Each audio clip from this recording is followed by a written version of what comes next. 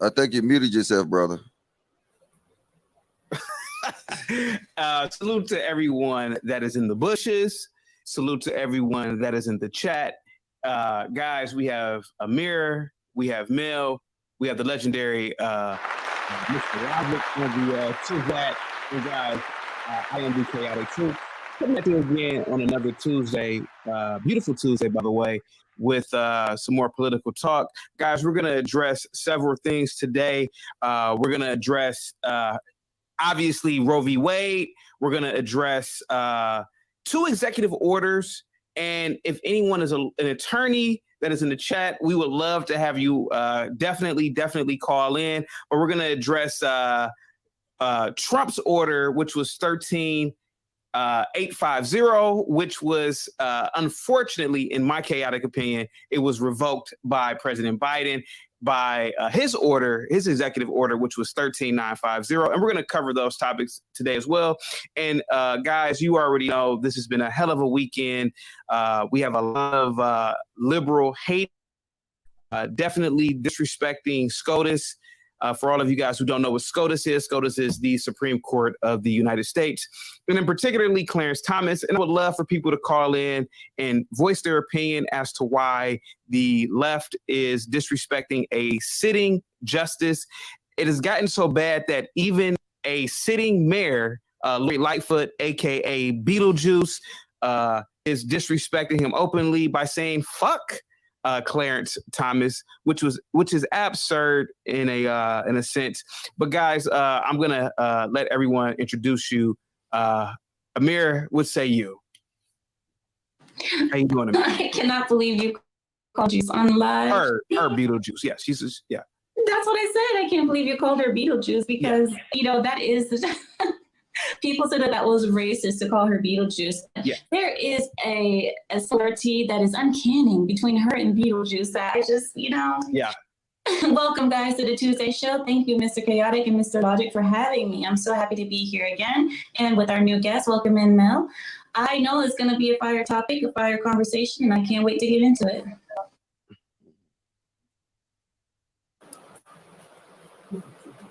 It's my time. Okay. So thank you for having me.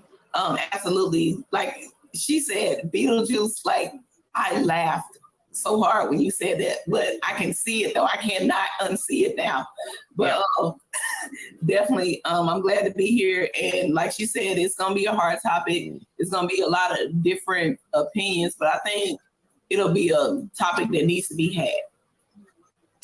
Absolutely. And Logic, what say you, sir? Oh, my brother. I think you hit the nail on the head, but you let one terrorist get away.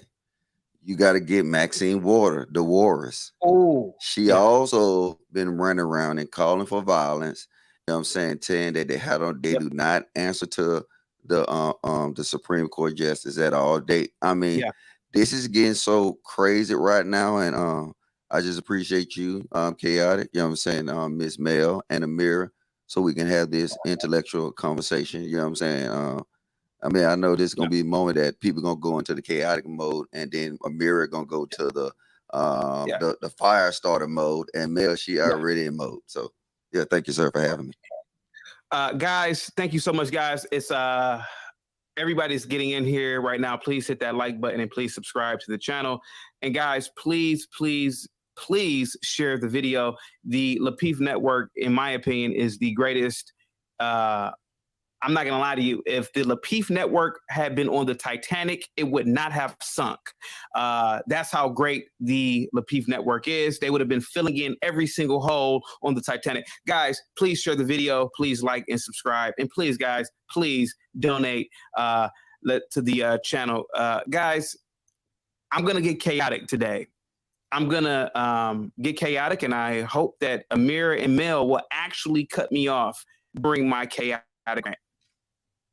Abortion is wrong, period, point blank. I am so glad that Roe v. Wade was overturned. I've done 2 live streams already about this overturning.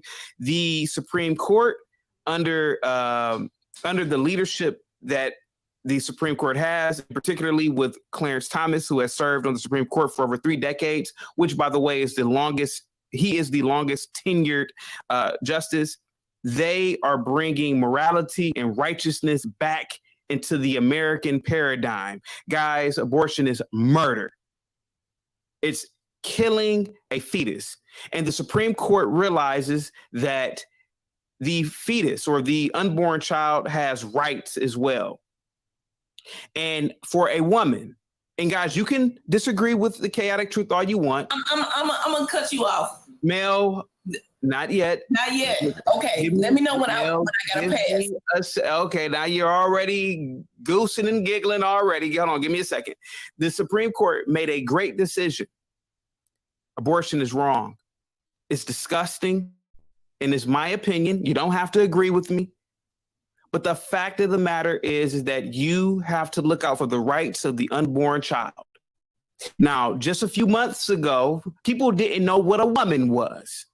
People didn't, mind you, a woman who is about to be on the Supreme Court, Ketanji Brown, Jackson Brown, whatever her name is, she couldn't identify what a woman is. But all of a sudden, people can tell you that a human being is a human being after it comes out of the coochie. See, we live in hear me out for a minute. We live in a world that is just ass backwards. If the fetus has a heartbeat, if it has a consciousness, it is a living, breathing being. And upon, I believe it's 4 weeks, the brain develops. SCOTUS understands that, and they made a right decision, and they did. And now we have all these liberals, and we have politicians now that are openly disrespecting the Supreme Court, which is absurd. Disrespecting Clarence Thomas.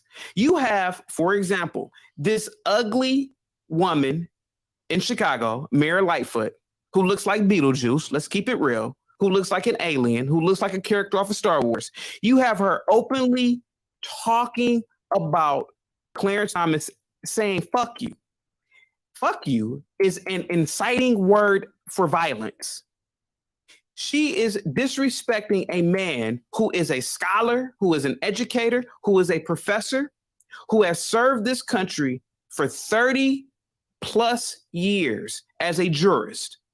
She's not saying fuck you to the degenerates that are running around killing little innocent black babies in Chicago every weekend. She's not saying fuck you to the other degenerates that are shooting and killing each other every day in Chicago. She's saying fuck you to a black man who is upright and moral. And that is my problem with a lot of these liberals. If you don't like what SCOTUS has done, oh, that's a horrifically ugly woman. If you don't like what SCOTUS is doing, fine. But to openly call for violence against sitting judges who are making correct decisions is absurd. Abortion is wrong. And I am so glad that Roe v. Wade was overturned. Be responsible in your sexual activity. Start marrying. Start being responsible with who you are having sex with. Guys, I'm almost done here with my rant. People have been saying that I have not been chaotic for the past couple of weeks, but I'm going to be chaotic as possible today. People have been saying I've been mellow. I've been holding back, but I'm not holding back today. Stop killing your kids. And to the other states that are going to keep their rights or their abortion rights, shame on you. Shame on you. You should follow suit with the other states that have trigger laws that are banning abortion. California, New York, etc. You should ban abortion. Period, point blank. It is wrong. It is absolutely wrong, and it is disgusting, and it is an abomination. Go ahead, Mill. You keep cutting me off, but you're new to the panel. You're new to how it works, but go ahead. You got the floor, and you're a D9, so it doesn't matter. You're right. You're all right with me. Go ahead. I only cut you off one time because you did say that one time is too many. Go ahead. You got the floor. Okay, but no, what I'm gonna say is it's not banning it. So this is my thing. Let me say this first off, I definitely agree with you about abortion. There's something I would never do because I know when I lay down, I made a decision. So I think more people do need their accountability for their decision. What I'm saying is it's completely like what they were past the states is they're making it wrong for if it's incest, if it's assault, or anything like that. Like, that's what we have to think about. Like, I'm not saying abortion is wrong overall. I'm not even giving them that platform. I'm not saying it's wrong, but honestly, Roe v. Wade should have never been in federal court if you want to look at it like you want to look at it. So if you want to talk about lawyers and all this other stuff, it should have never been in federal court. That should have been a federal decision. It should have always been a state decision. Mm-hmm. I want to add something to it though. And I'm glad Mel brought this to attention. Is that this has always been people being mad about. Like, nobody is really, abortion is the same thing still going to occur. If you in your favorite town in your favorite state, nothing's changed. All that just happened is that now people have the ability to vote for this. See, if it's at the Supreme Court and it's had no constitutional merit to even be seen before the Supreme Court. So now when you're dealing with it, what we're looking at now, all the people that's going through here acting crazy, acting a fool, their laws are still intact. Their laws are still intact. Whether you're in New York, whether you're in DC, and you're running around there, you're riding, you're doing everything you want to do, guess what? Your laws is still intact. To me, why it really don't make sense? Is that my beard out? I'm woofing people. I'm sorry. Look, it don't make sense to me. Only because nothing changed for these individuals within their states. If you don't like it, then go. If you don't like your mayor, you can't go. This is a free country. If you want to just have a abortion after abortion after abortion after abortion, hell, you know what? Why don't you do us a favor? Why don't you go to California? Why don't you go to Colorado? Why don't you go to a lot of these these blue cities and blue states, and then hopefully, guess what? You can get what you want. But you cannot tell people that actually this is a United States. You know what I'm saying? We hope that we based our society on democratic principles. And with these democratic principles, the Supreme Court should not show us or tell us what we should do. It should be like everything else, it's put up to a vote.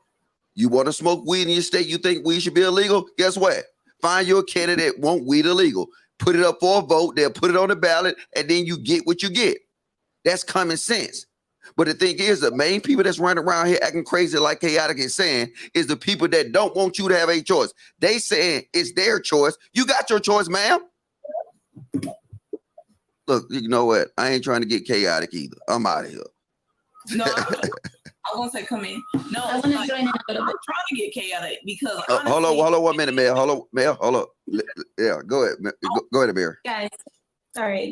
Thank you, guys. I want to say thank you guys for being here and thank you guys for what you're saying. What is happening right now is beautiful. Finally, good wins a little bit. And when good wins, evil gets mad. They get angry. They are destructive. As you guys have seen, there have been protests around the country.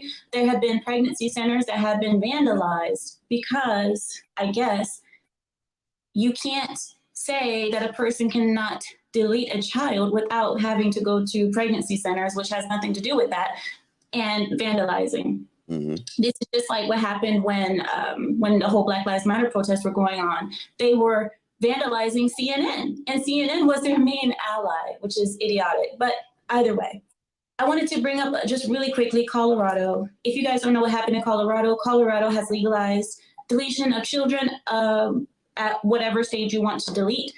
It's legal now in Colorado. You can delete at any time. This bill started with this quote. It says, and I quote, "A fertilized egg, embryo, or fetus does not have the independent or derivative rights under the laws of the state." If that is the case that an embryo, an egg, or a fertilized what have you has no rights under the state, then why is it that when a person, a drunk driver, let's say accidentally kills, that the person will be charged with double murder? Why is it that, so are you telling me that now if a person is pregnant, not a person, pardon me, if a woman, because only women get pregnant, if a woman is pregnant, now are you telling me that she loses her child, that her child's life will not be counted now because an egg, an embryo, or a fetus does not have independent or derivative rights under the laws of the state? It's absurdity. No, it is, Amir. It definitely is absurd. And I talked about this the other night on my own live stream. You are correct. These Whoopi Goldberg, Lori Lightfoot, hell, our own vice president, Kamala Harris. These are women. Let's be completely honest. Lori Lightfoot is a lesbian. Not to knock the LGBT community, but she has no really interest in the overturning of Roe v. Wade. She's not going to naturally have a child.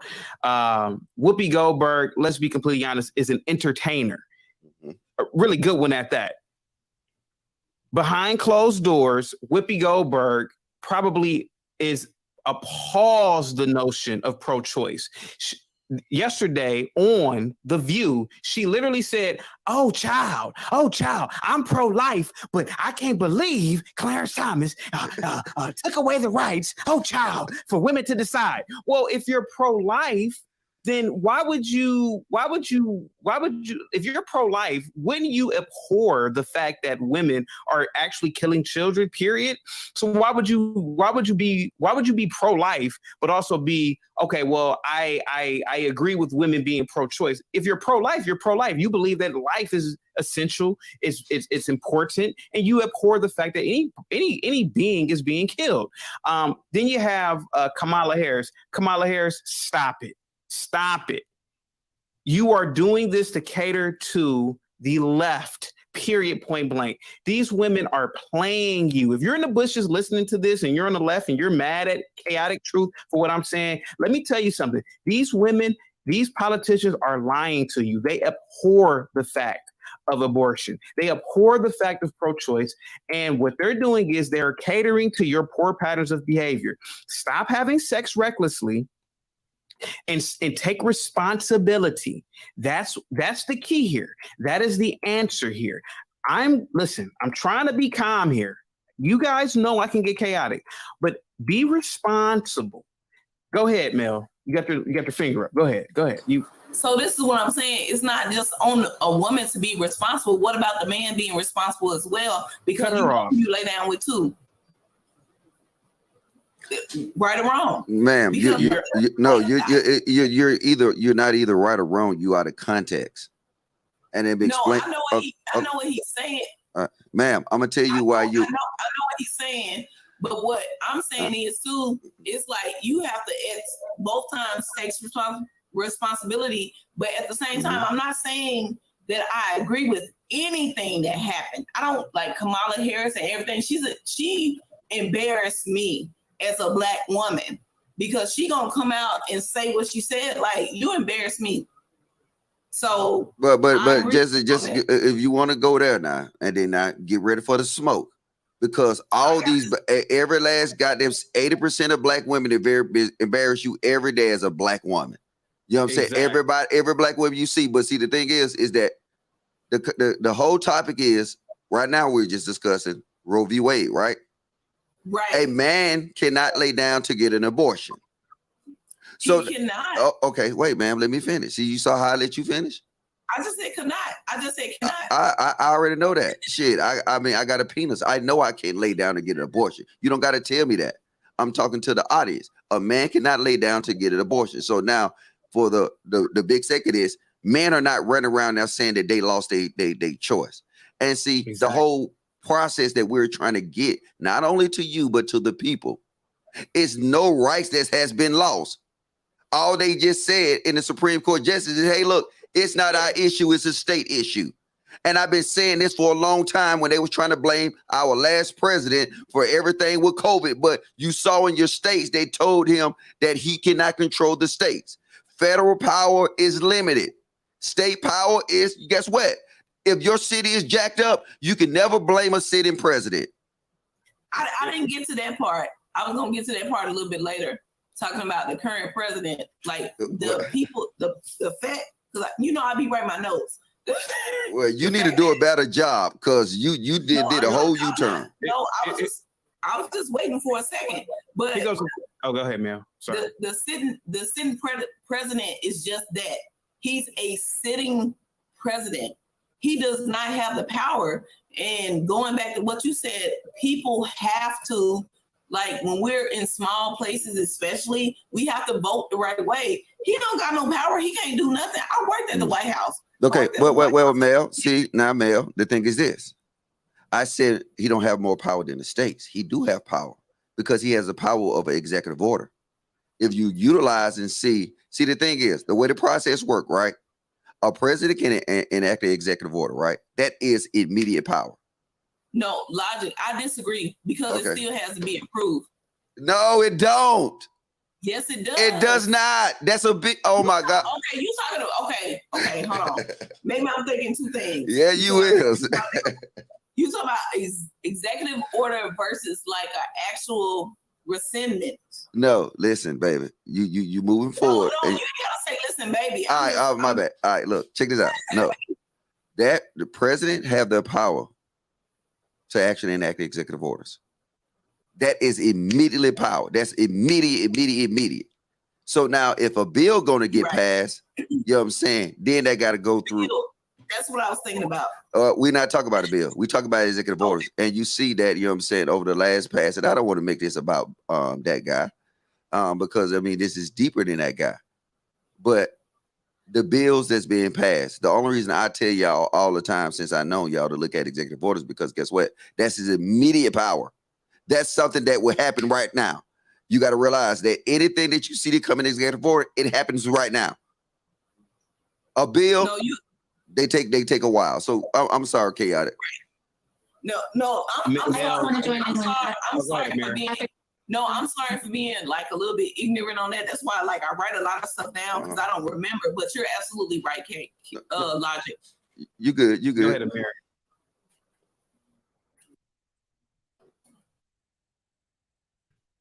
Amir? Okay, I was going to wait for you, but okay, I'll go first really quickly. I wanted to address her statement about, having responsibility of the men. The men can only do what the woman allows them to do. A woman gets pregnant by her own. She doesn't, not by her own, of course, there's a seed there. But if a woman is properly caring for herself, having birth control, if you're a woman and you're sexually active, you need to be on birth control, sweetie. The man is not responsible for you getting pregnant. You are responsible for your own eggs. If your egg gets fertilized, it's because you let it happen or you wanted it to happen. So I don't want to hear nonsense about when, like I said, there's 33 forms of birth control. Use one. Mel, can I ask you a question? Oh, go ahead. Go ahead, Mel. No. Ask me the question first. Amir. Pardon?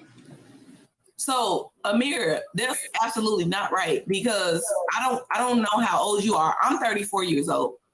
I didn't have kids till I was 27. And I agree with you with what you're saying as far as like women get pregnant when they want to get pregnant, because that's what my granny told me when I was, I think 16. She said you get pregnant when you want to get pregnant, but at the same time, you don't think that they have some responsibility for impregnating somebody? No, because you can only get pregnant if you allow it to happen. No, ma'am.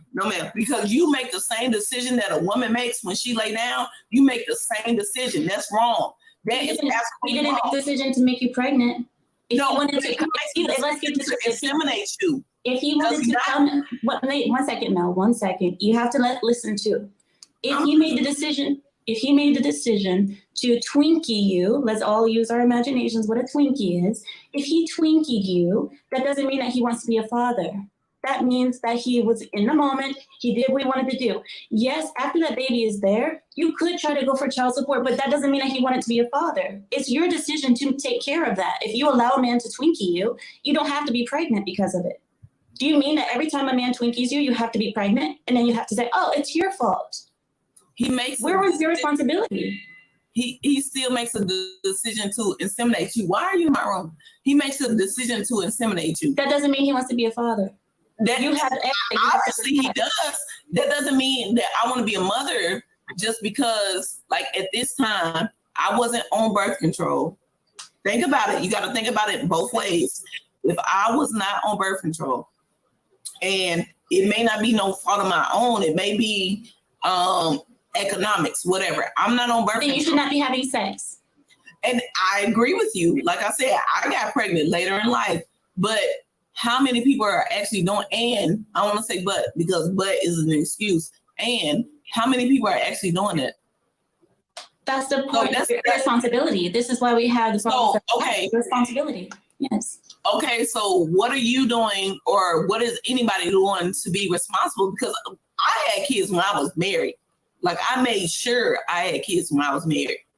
Not when I was married, after I was married. So what are we doing to make sure that that's that? Because what you putting out is really strong without any action. Mel, can I say something to you real quick? No, I'm gonna leave it at that, y'all. So, guys, I want to point this out. Now, I don't have any children, right? So I'm not an expert on children, being a father. But what I am an expert on is reading English. Hear me out. Currently, in the U.S., fathers have no legal rights to hinder the abortion of a pregnancy for which they are responsible. State laws requiring that a father be given a say in or notified of an abortion have been struck down by the U.S. Supreme Court. So the question to you, Mel, is, if you're saying that, you're saying that the onus should be on men, how come the onus isn't on men to say, you know what, baby, I don't want you to get an abortion? I don't think the man doesn't have rights. Go ahead. No, I don't think the onus is on men. I think it's onus on both people that do it. But my thing is, men should have rights. Like, okay. I think it's an abomination that men don't have rights. That's why now, like, right now, my kids are spending daddy time. They spend mommy time, whatever. Like, you should have your rights. You should be able to be a dad if you want to be a dad.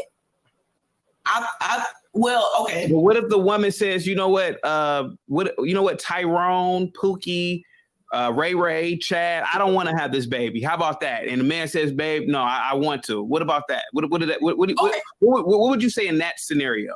In that scenario, I think it should be a better conversation. I think we're not having a lot of conversations about it, because when you look at it in a whole totality, women carry that kid for, like, I carried my son for 41 weeks. I carried my daughter for 42.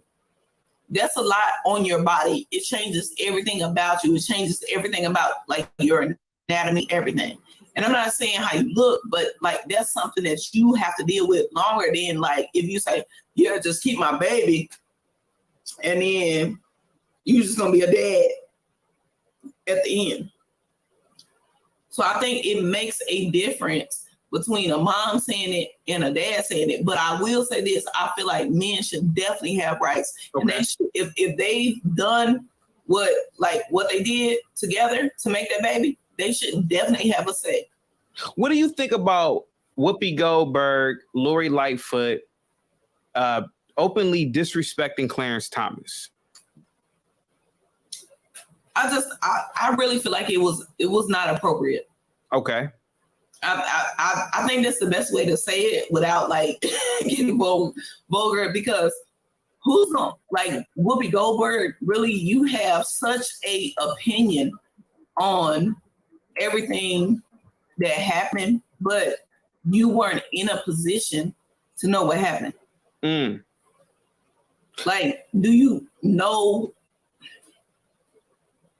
Hold on, like, give me a moment. No, you're good. Amir, what do you think of? I'm sorry, Amir, what do you think about that? What do you think about Whoopi Goldberg and Lori Lightfoot openly disrespecting Clarence Thomas and SCOTUS as an institution? Well, you know, these women always hate a man that has morals, who is, I mean, Mr. Clarence Thomas, I wish I could meet him in real life. He is an idol. Like, this man deserves a statue.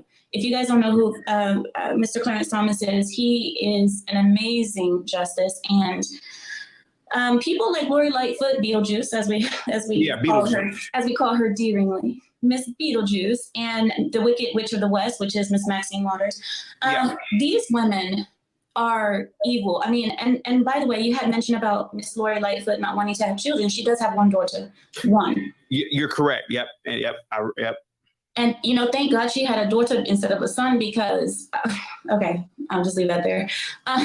But yeah, so this is very typical of these type of bitter women. We see it all the time, how they treated Mr. Kevin Samuels. Any man that is proper, any man who uses his mind and logic, who's educated, who is successful, of course, women like these ones, they will try to bring him down in any form that they can and just run his name through the mud, which is impossible. Because Mr. Clarence Thomas is untouchable.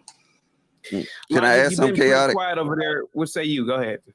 All right. This is what happened when you actually go for equity versus equality. Ooh, let's get into it. Let's get into these executive orders. No. On these individuals, this would happen when you go there, because it's no merits. What is the merits that put these individuals here? And then when you deal with equality, when you deal with equity, anybody can get in.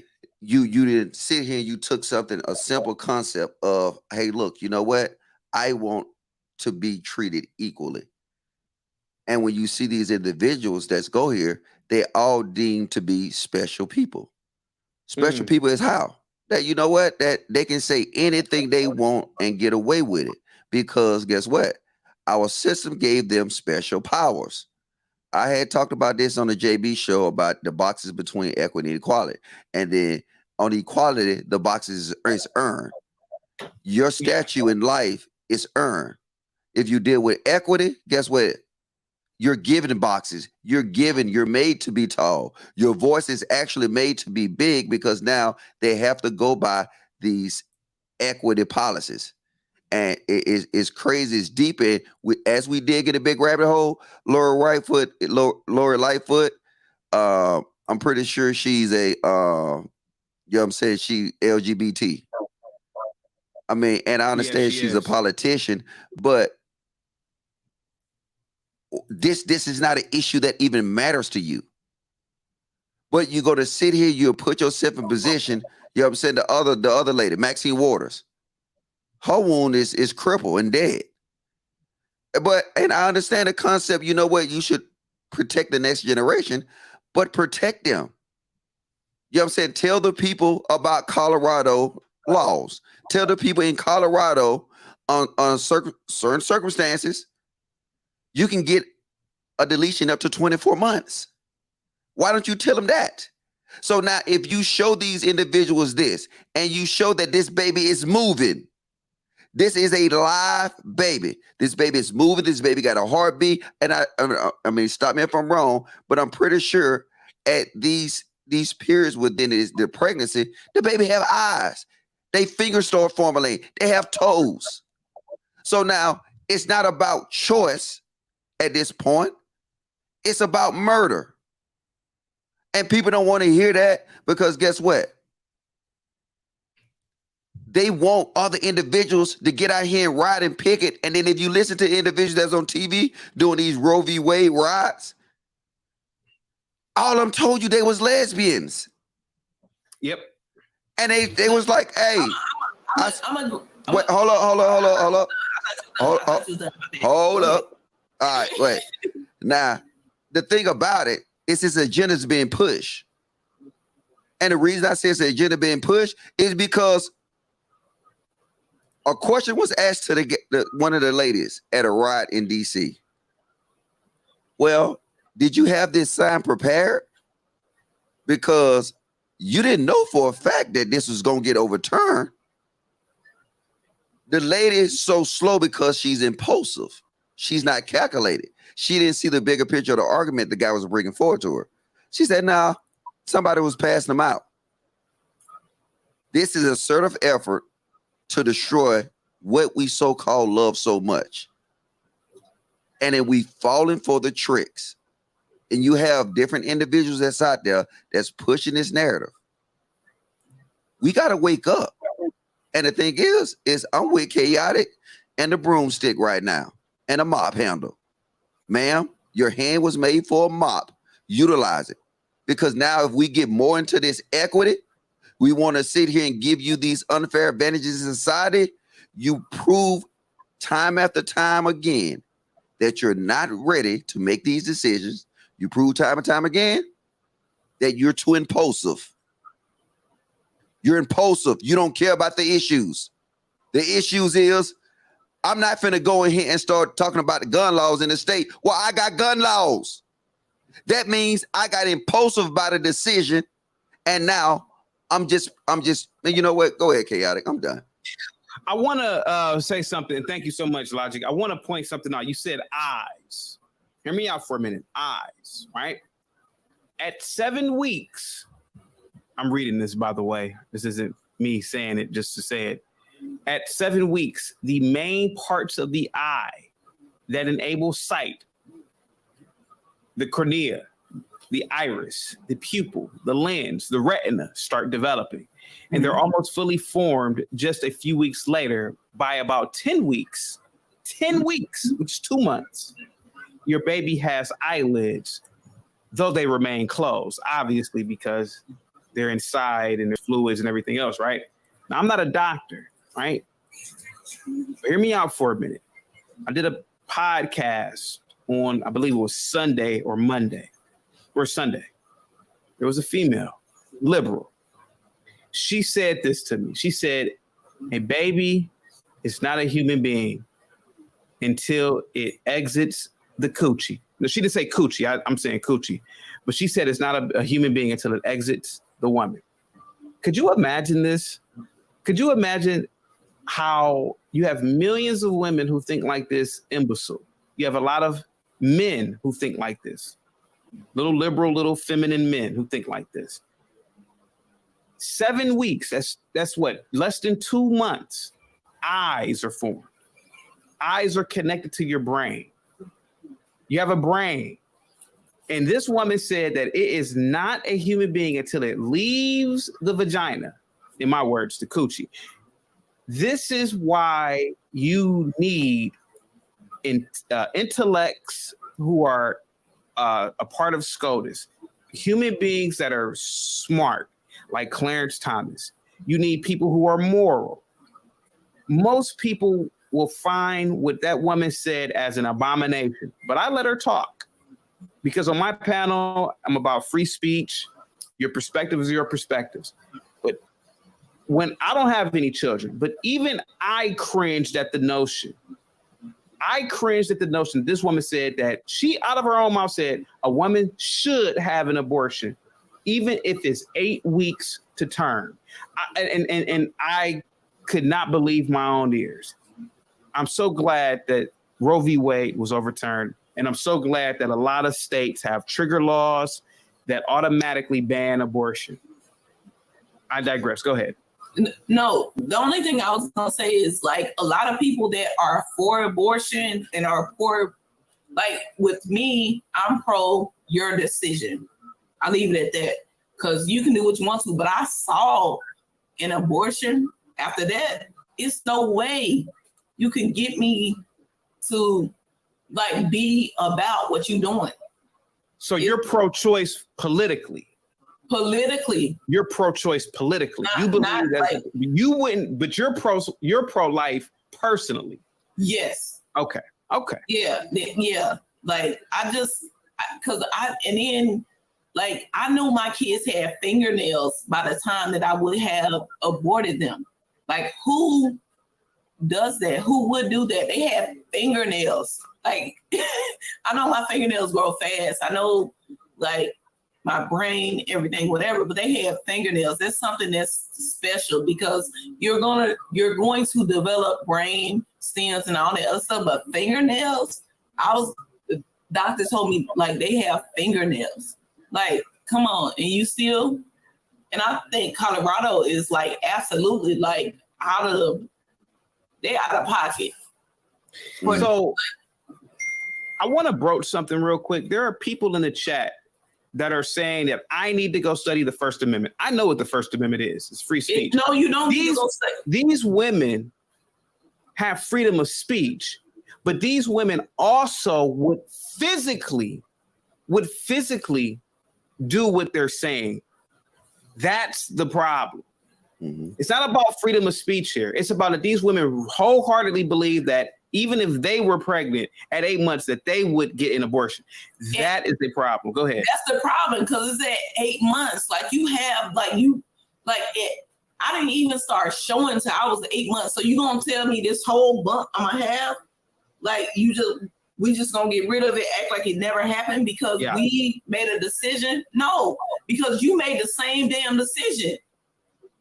Like when I laid down, I made the same decision. He did not. He did not make that decision with you. No. The majority of men do not want to be fathers when the woman gets pregnant in these single situations. Yeah, they just want some coochie. Yeah. They just want to feel good. They just want some coochie. No, I disagree. You can't disagree with that, ma'am. That's one thing. That's why we have, especially in the Black culture, we have a culture of oops babies. That's something that it's no agree to disagree. It's a fact. Ask most of your men friends, did they want kids? And a majority of them would tell you, no, they did not. They had no choice. But now women is getting triggered. And I'm going to just do this. Wait, because I don't want to run down this male rabbit hole, but I still love you, though. But the thing is, let's do this, right? Mel, is you familiar with the geographic locations of the United States? Well, yes. Okay. Oh, that's it. I asked a question. You answered it. Hold up. Wait. Now, if you want sunshine and palm trees, where would you go, Mel? Florida, right? If you wanted snow, wait. If you wanted snow and beautiful mountains, where would you go, Miss Mel? Probably Colorado, Colorado, or okay. Chicago, Colorado, yeah. If you wanted, like, really free gun laws, where would you go? If I wanted free gun laws, I'm just saying, like, open gun laws, like that give you the ability to carry. Dakotas. The who? Dakotas, the South and North. Well, you can go to Texas, you can go to Virginia, you can go. Oh yeah, well. Okay, but do you understand my point, right? Do you understand my point that I'm making? In America, we have choice. So now for you to be in a state that say we do not want this in our state, and it's done in a democratic way, not by the majority of the individuals. It's put on the ballot. They said, this is what we want. Why should anybody have an issue with that? The United States of America is ran by the states. But they can't have an issue with it.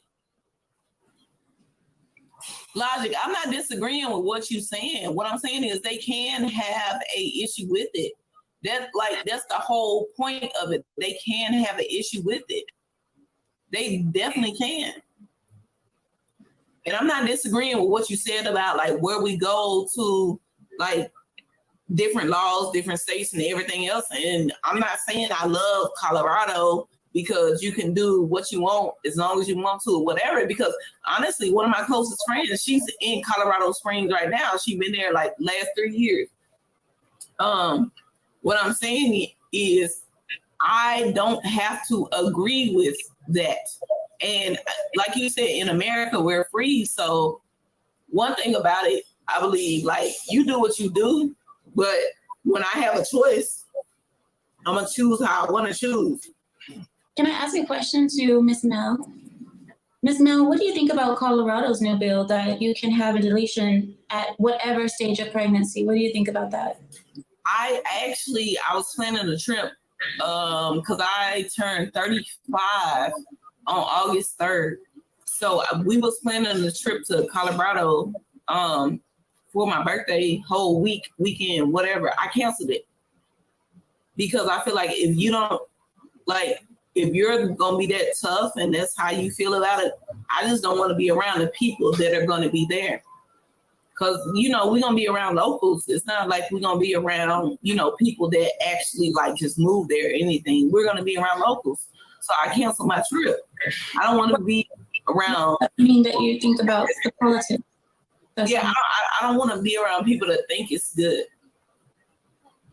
Okay, so I want to ask you this. With that new bill that they proposed, that they enacted, what do you think about the like if a drunk driver, let's say a drunk driver kills a pregnant woman, before it was counted as a double murder, do you think that it should be counted as a double murder? Now that they said that the embryo has no rights and a fetus has no rights, then why would it be considered a double murder if a person kills a pregnant woman? I don't agree with it. Like, have you ever been pregnant before? No. Not yet. Okay. Look, don't say no, say not yet. When I was pregnant, like when I knew I was pregnant and I felt my child, you can't tell me that you're not killing a part of me or my son or anything like that because, they wasn't old enough or something like that. Like you, like really, it was a part of me. Like when I was told it was part of me, like I found out I was late pregnant in both of my pregnancies. So I was beyond the first trimester with both of them. But you can't tell me that the part of me didn't matter. Because this, and I think, like, you gonna tell me Cadence? I can show you a video of her right now, or Kingston. No, don't use names. Don't use names. We got it. Oh well, they'll know that. They'll know the names when they follow me anyway. But you guys tell me, baby girl or baby boy really didn't matter because they was in my stomach. They was still a part of me. They was. Okay. Let me say this. So. I think about this part. If you're pregnant, you lose teeth. Sometimes people do. I didn't. You lose teeth.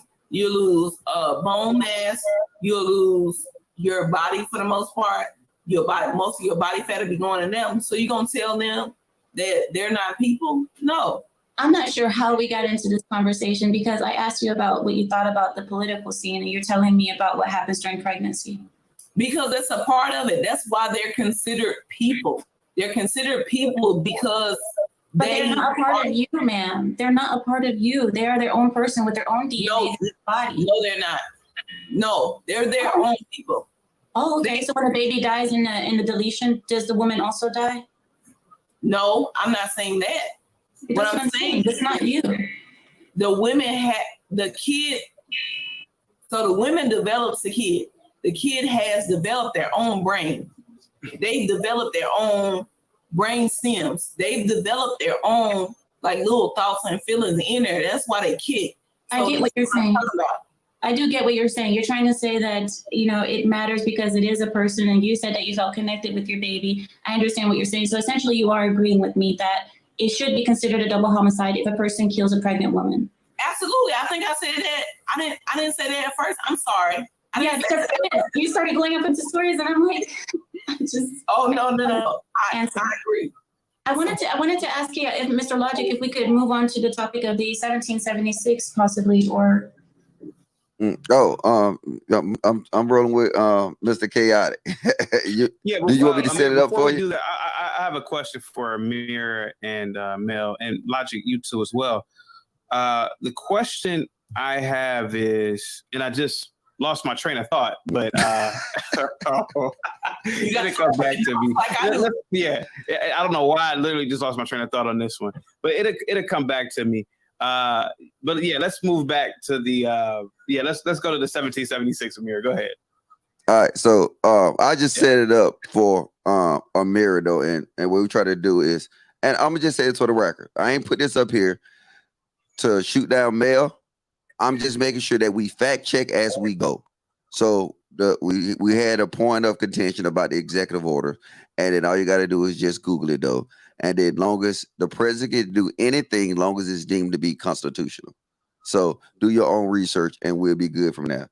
All right. So the whole conversation that we push into now is go ahead. Yeah, it just came back to me. Yeah, and actually somebody in the chat I just said it. Amir and Mel. Especially Amir. Why is it that a lot of, particularly women, are using the sexual assault argument for Roe v. Wade in terms of the overturning of it? Amir, please go ahead. I love this. I lost my train of thought. I do love it. Thank you for bringing that up, because I think it's sickening that women try to, if we look at the percentages of all deletions, of all baby deletions, the majority of those are just from people who either don't want kids at the moment, who made a wrong decision, who had a Twinkie moment, as I call it, who had a little Twinkie moment and oops. The majority of them are from women who are irresponsible, who don't know how to take birth control, who don't care, who are sleeping with people that they don't want to procreate with, who are just using that system as a form of contraception, using deletion as a form of contraception. Now, an argument that, hey, we should not have this. It should be safe and rare, right? Safe and rare. Rare being the most important word there. The fact that we have women, the majority of them, I would say 98%, possibly 99%, are because of bad decision. Mel, wait. I'm telling you, this is bad decisions at oops moments. So when you have those 2% who are violated, who are incestual things, those things are crimes, first of all. The two things that I just mentioned are crimes. These are legal situations that can, and in those cases, every state is in accordance that, yes, in those cases, the deletion of a child is okay. Everybody says that is okay in those situations. So I think what we're going to face now is a lot of women claiming that they have been assaulted or incestual, blah, blah, blah, to use the system in that way to have their deletions. Thank you so much, Amir. Mel, are you doing sign? Is that a? Yes, I signed too. I'm in St. Augustine. The school for the deaf is here. Okay. I have no. Okay, that's what it looked like. Okay. Go ahead, Mel. So it's my turn. So I think Amir, I'm sure I'm saying it right. Your comments are out of order. Because one thing about it, have you ever been assaulted? That is my personal business. I keep it to myself. Okay, you can keep it to yourself, but let me tell you this. I have been. I am from Mississippi. I was assaulted when I was younger, but I was assaulted as an adult. And you have 3 modes. Freeze. Freeze the last one, but you have flight, fight, and freeze. I froze. So if that would have happened to me, do you think that at that point, like that would have even been a conversation? Because you're talking about it now like it's a conversation. It's not a conversation, and it's not 98% of women. It's definitely different women that it happens to. So you using it like, oh, that's an excuse because you're excusing it. It's well, Mel. So we're more or less talking about the percentages when it relates to abortions or deletions? Well, she said she thinks. So if you think something, if you don't know it, don't say it. So man, let me ask you. So man, let me ask you a more definitive question. What percentage of abortions do you believe are from sexual assaults? I don't believe it's that big that it should be a big deal. Okay, so with you saying that, there are a lot of women, especially on the left, that are using this argument. What about if a woman is sexually assaulted, then I should have a right to abortion? I should have a moral right. What do you think about that? You definitely should. Okay. The person that I was assaulted by, I definitely would want a kid by. Like, even when he contacted me, like by the time we went through, and you talking about it's a crime. Yeah, it's a crime, but it's not a crime that's easy to go through. But do you think that a lot of women will start using this argument more? Women who were not sexually assaulted, who want an abortion. That's what Amira was getting at, and that's what I was trying to get at. Particularly, a lot of women are using this, or will use this argument, like, "Oh, I need an abortion because I was sexually assaulted," when in fact they were not. Okay, so no, okay, Amira, I'm sorry. I understand what you're saying now. What I'm saying, like, women that have actually been sexually assaulted, they have actually been, if we can't use the R word, but have actually been through the R word, I think it's going to become a fallback. And that's why, like, the whole thing being repealed and all that other stuff, I think that's going to be like a task for states. And I think it's one thing that, another thing is, like, from the topic overall, one thing about it is people, we don't understand how ignorant we are, because they're ignorant on the fact, like, federal don't do it. It's not covering it. Like, it's not a federal law. It needs to be a state law. And they don't even know who their senators are. They don't even know who their commissioners are. They don't know any of that. So I think it's really, when it falls back, I think it just needs to be I'm trying to think of the right way to say it, a better governance on it. But Amira, I did not. I'm sorry. Like, I know they got real aggressive real fast. Guys, please get the likes up. Please subscribe to the channel. Please share the video. And guys, please, guys, hit the super chats as well. Amir, do you want to get to the 1776 topic? And also, yes. Thank you. Yes, I will.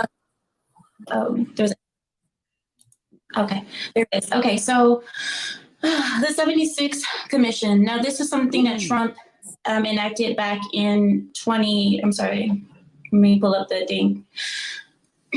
Back in 2020, in September 2020, Donald Trump had created the commission, which is the 1776 Commission. It was speaking about how in education, how the schools were teaching the children improper history by teaching them a racist, racially charged version of history, which was improper.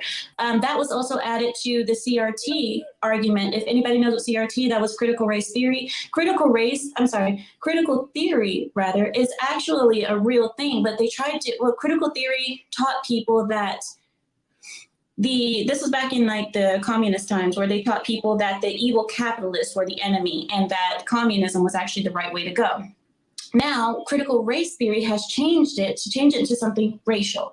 Now what they're saying is the evil white man is the evil one and all the colored people are good.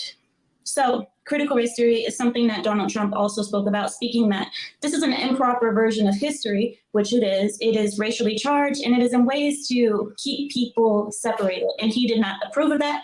He wanted an education system to promote more positivity towards being, I don't want to say pro-American, but being proud of your country and your history, not seeing it in this type of way, because that's not true. Amir, I'm sorry, were you? I'm done. No. Okay, so Amir, you are a kindred intellect in my eye. Thank you so much for saying that, because you broke it down very, very easy for people to understand. The the executive order from President Trump was Order 13950, which states the following. It combats race and sex stereotyping, which, among other things, prohibited federal contractors and subcontractors from providing certain workplace diversity training and programs. So basically, in these programs, before the executive order, you are correct. It taught that the scary white man was out to get you. The scary white man was out to subterfuge or undermine you in the workplace. And what Trump did was say, no, why are you showing these videos for workplace trainings? Now, President Biden, with his executive order, he overturned it when he got his old senile ass in office. It says President Biden repeals the executive order 1395 upon taking office, which became, executive order 13835. And pretty much his order is almost like an affirmative action order. It's basically you don't earn a position. Just because you exist, you should get a position, in a nutshell. And that is my interpretation of it in my talking to a few attorneys today before I came or camped up. Mel or Amir, do you want to interject, or you want to go ahead? Mel, is that Chick-fil-A? I've been jumping in. No, I'm drinking out of the Chick-fil-A cup, but I'm eating sushi. Okay. All right, cool. Okay. So, okay. Oh, go ahead, Amir. Amir, was that on point, Amir? Because you seem to be more of an expert at it than me. No. I thought that the comparison is crucial for people to know that critical race theory is the new form of critical theory. Like I said, critical theory was a communist way of teaching that the capitalists were bad and the communists were good. We also have a lot of that going on right now in the education system, where they're teaching students that socialism is the way to go. Socialism is the best thing for us. Look at Denmark, look at Sweden, look at what have you, which they're not socialist countries, but that's okay. Well, that's a different argument. And critical race theory is just a new form of critical theory, but instead of having the capitalists being the bad guys, now it is the evil white man. Yeah, and that's exactly what it is. And Amir, the funny thing is that I've said this before. I used to be a school teacher. I was a teacher for many years, and I got the hell out of Dodge when I saw the writing on the wall with parental rights being taken away, the implementation of the rainbow community, and the whole notion that the white man is just evil, that black kids, you can get an F, but really get an A because of slavery. You can give any excuse you want. And this is what is permeating in the public school system. And again, these two executive orders are examples. Trump's order was more conservative, obviously. Pick yourself up from your bootstrap, work hard. Exactly. But Biden basically is pretty much saying that, oh, well, you can blame slavery, you can blame this, you can blame that, welfare state, etc. But yeah, CRT is really bad because now a lot of white kids who had nothing to do with slavery, their ancestors had nothing to do with slavery, are now under the notion that they are the superior class and that they are oppressing blacks. And now blacks who come from relatively good households, who come from generations of success, they now believe that they are the oppressed ones. And it's just a hodgepodge of ignorance within, especially the public school system. Go ahead, Mel. You were shaking your head. Your braids were all over the place. Go ahead. Yeah. Let me say this. I was born and raised in Mississippi. So Jackson, Mississippi? No, I'm from Vicksburg, actually. Are you related to Snoop Dogg? He's from Mississippi. Yes, but he's not from my part. Okay. He's a little bit, he's north. Okay, just ask the question. Just wanted to know. Go ahead. You get the floor. Go ahead. But no, like I'm from Vicksburg, Mississippi. Like, okay. And I probably sound like it most of the time. Let me say this before we start off anything. When we talk about racism and blackism or whatever, my granny is only 83 years old. She went through it. I'm only 34 years old. I got spit on when I was growing up. It's like, don't talk about something that you don't know about. So it's still very relevant. It's just not relevant where you are and where you're making money. Can I ask you a question? Who spit on you? It was my. How old were you? How old were you, by the way?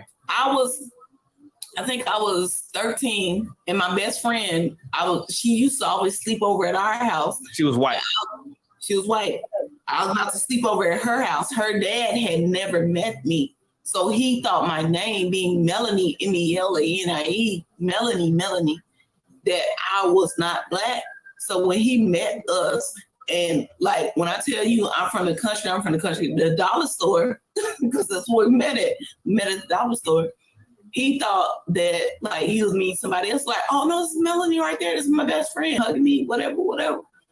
And then he was like, no, she's not going with us.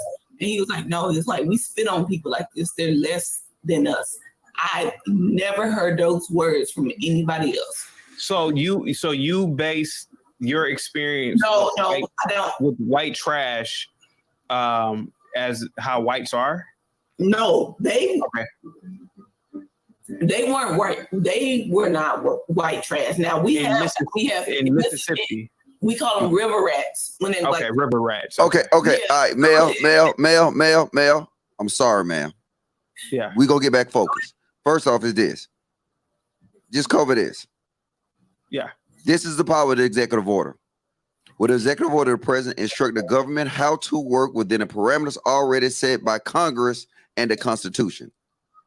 In effect, this allows the president to push through policy change without going through Congress. All right. I was getting there. No, you wasn't. Stop. Wait. Let me build the ship and you ride it. Hold on. Now, we'll go back to the executive order we was talking about. Thank you, Amira, for breaking it down. Where she just stated the 1976 commission. It's a whole document out there. You can read it. It was a true commission that was done on good faith. Not no January 6th commission, not no Ukraine commission, not no Russia hoax commission. It was a commission that was done on good faith. I'm not finna do this for you.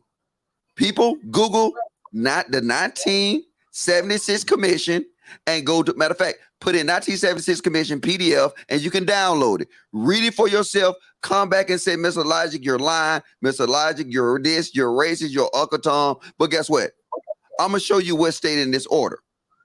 And then this is going to be the balance between equity and equality. Within this order, it highlights basic principles that was produced through not only people that we understand that did good things. Black people love two people.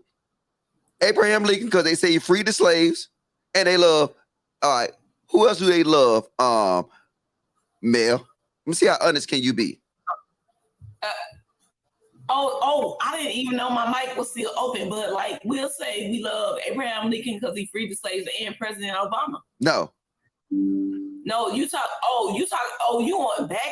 Now, in history, who do Black people in history give the most credit to for actually establishing equality within the United States? You talking Dr. about Martin Luther King. Dr. Martin Luther King. How do she know more Black about you and you're Black? You were gonna say Malcolm X? No. They do not give Malcolm X credit for nothing that as far, you know what? All right, so I'm gonna go to this executive order, right? And then now what you read is that in his executive order, these two individuals that we just discussed, this is the foundation of Black freedom. No matter what you say, you got one man that freed the slaves and that one man that established equality. Am I correct or am I lying? No, you're correct. Okay. That's what they say. That's what's in writing. What? I said that's correct. That's what's in writing. What does that mean?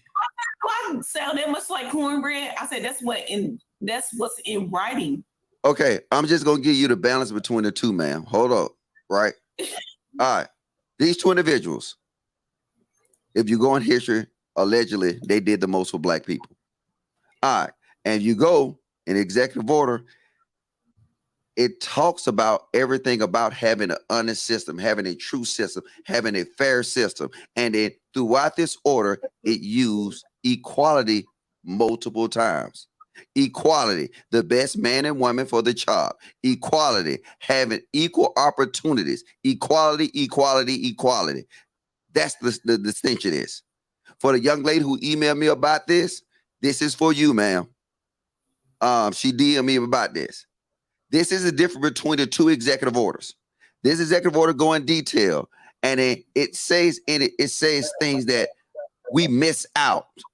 Like it said terms, and it discussed terms, and it said giving the power back to the people where it belongs, establishing a true democracy, not establishing equity that says that it does not give power back to the people. It determines who to give the power to. That's a big difference.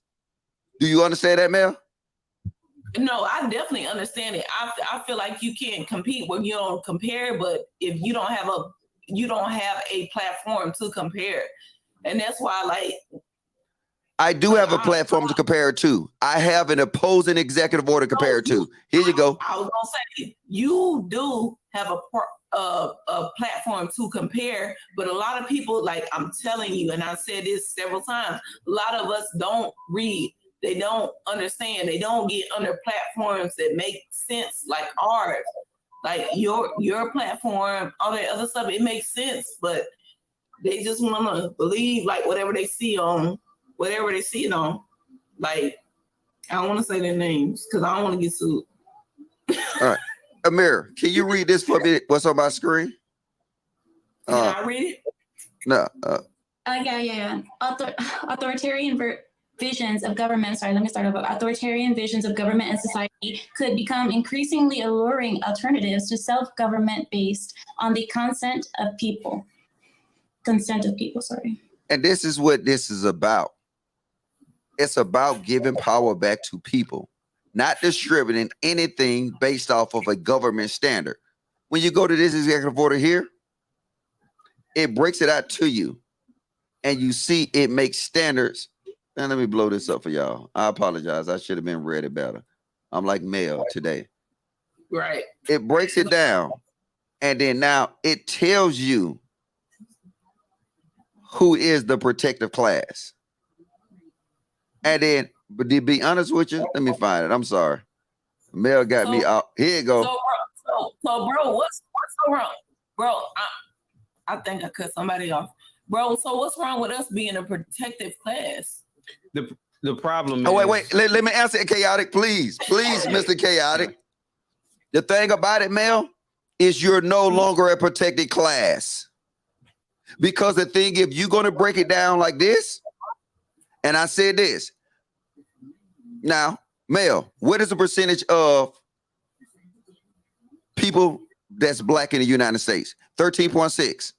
But now, I would say it's right at 14%. Okay, go ahead. Okay, so now use that against the Latinos. Use that against the Native American. Use that against African Americans. Use that against Pacific Islanders. You went from the minority now to the majority. Do you understand that, ma'am? Yeah, I do. All right, now let me add some more detail in it, right? Now, religious minority. Most black people in America is under what religion? They Christian. They're Christians, right? Right. So guess what? Now, equity throwing you at the bottom. Based on equity, see, religious minority. You was born in America. You practice American religious beliefs. You're no longer a minority. Right here. I'm just laying out to you. I'm laying it out to you, ma'am, step by step, who is the new minority, who is the new protected class in America. And because black people is so simple and don't read, they just really gave over all their little platinum plan. Because what? It is a platinum plan. Their platinum plan is now distributed out through everybody based off of sexual preferences, religious, all that kind of stuff. This is the platinum plan. Here you go. You ready? Keep on going. Lesbian and gay. So when you finish, I want to say this. The new minorities. I want to say this though. I don't wait, but you don't say nothing yet. Just wait, ma'am, please. I'm trying to be. I said I can wait. I know. If you just wait, then you ain't got to tell me you're gonna wait. Just wait. Look, I'm telling you what's happening. Because now, even in this group right here, this is based on sexual preference. Do you know how many sexual preferences do they have now in the government system they identify with? Don't worry about it. 63. 63 different sexual preferences. So now, by you being able, guess what? You got a husband, right? Me? Yes. Yeah. So I'm assuming you're straight. You know what you right now? You know what you are now right now? You was part of the majority. I was part, yeah. And I just showed you in so much in just a piece of this executive order how you went from being a protected class, how you went from being a minority, how you went in a matter of months to the majority, and then he did it at a strike of a pen. Because what people don't think, it is policy. This is policy. I'm sorry. Go ahead, Chaotic.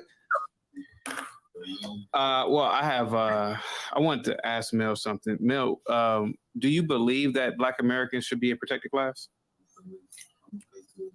I definitely do. Okay. I'm from Mississippi, and that what I was gonna throw back on, you is that my family, they still have their land, and maybe it made me. It's no lie, it is protected. It is not, when I say protected, like they still have it, but they still have it. And I was talking to my mom. I talked to her like 6 times a day. She be getting on my nerves. But the land in Mississippi that we have, she was like, yeah, we got to keep it. We got to do something with it, whatever. It's only 2 little houses on it. And she was like, nobody else is doing anything for it except for you. So it bothers me a little bit because I feel like they should do something, like my mom, my uncle, like my granny, she's older, but why is that on me to do something about it? Well, I'm sorry, go ahead. No, you can answer that question, but I already wrote the other question down. Okay, what was the question you had for me? Oh, you were talking about should Black people be supported? Black lives or Black...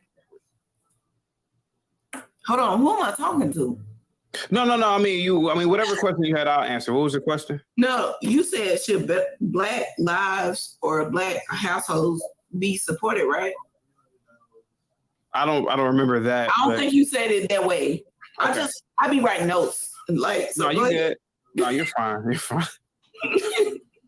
Well, what if I told you, and like I said, you're free to your opinion and perspective, obviously. But what if I told you, and this may be in total opposition of what everybody's thinking. What if I told you that Black people should not be a protected class, that Black people in this country have more freedoms here than anywhere else on the globe? Black people here have a higher standard of living out of most, especially Africans in the diaspora, including Brazil, any other places in South America, the islands, Africa. And what if I told you that the idea of federal protections and welfare, these things really undermine the Black community, and it makes us a docile people, et cetera. Now, that's what I believe. I don't know if you would want to use a better word than I would, because I feel like so many Black people are ignorant. And that's the thing. Ignorant is not a bad thing. It's just you don't know. And you don't know when you don't know. So it's like I had to learn, but it's a lot of people that, like, I don't know if they refuse to learn or they're just using the government or whatever. But like, ignorant is not a bad thing, because you have to learn something. So I don't disagree with you with that at all. Like, definitely. Yeah, I mean, that's just my opinion. But Amir, it sounded like you want to say something. Go ahead. No. I made the mistake of looking at the chat and. What did you see in the chat that got you kind of like heated? What was in the chat? What was one particular comment? I don't want to. No, say it. Just go ahead and say it. No, because the chat, you guys are animals. I'm sorry, you guys are animals. And what was said, Amir? Say the chat and say something about Mel, because I know I've been getting my ass wiped today. No, you're good. You're good, Mel. Go ahead. Yeah. I'm just telling her, it's like, I know they've been in for me. And what was in the chat, Amir? Go ahead. They have no like wiggle room in the chat. Like the moment someone does something off on the panel, they just hone in on it, and it's like wolves. It's like wolves. Oh my God. And what was it? People were saying that, and I'm not saying I agree. I'm just saying that people were saying that Mel was, that she wasn't following as good with the conversation, but she admitted that she just admitted that she wanted to know some more things, and that's fine. So that's why I say give people wiggle room a little bit to just. No, that's fine. Listen, I'm a big girl. Well, that don't bother me. The honest thing, they don't follow me anyway. I don't care. Yeah, the honest thing. Well, to answer that question, I mean, to be completely honest with you, nobody on the panel is a senator. Nobody on the panel is in the House of Representatives. Nobody on the panel is I would say he has a doctorate degree in political science.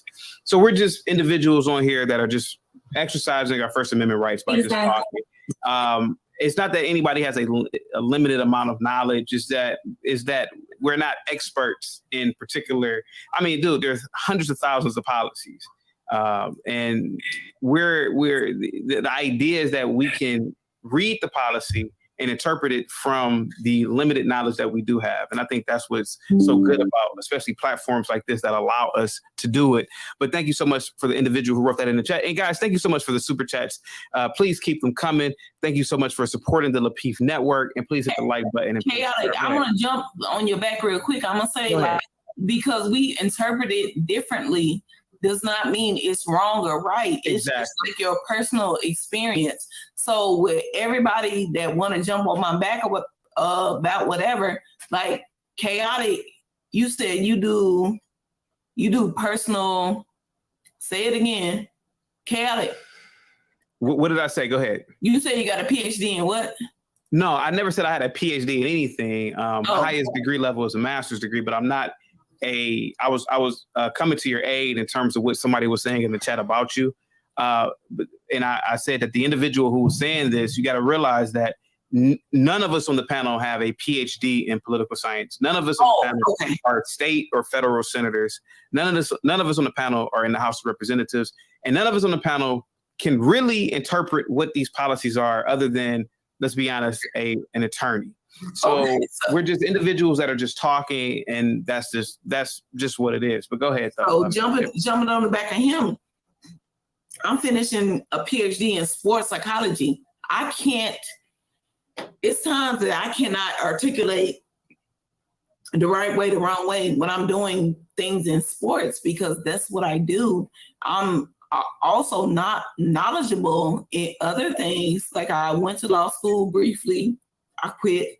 But I'm finishing what I'm finishing. So if you have something to say, like I said, I'm a big girl. Like I've been doing this a minute, so it don't bother me.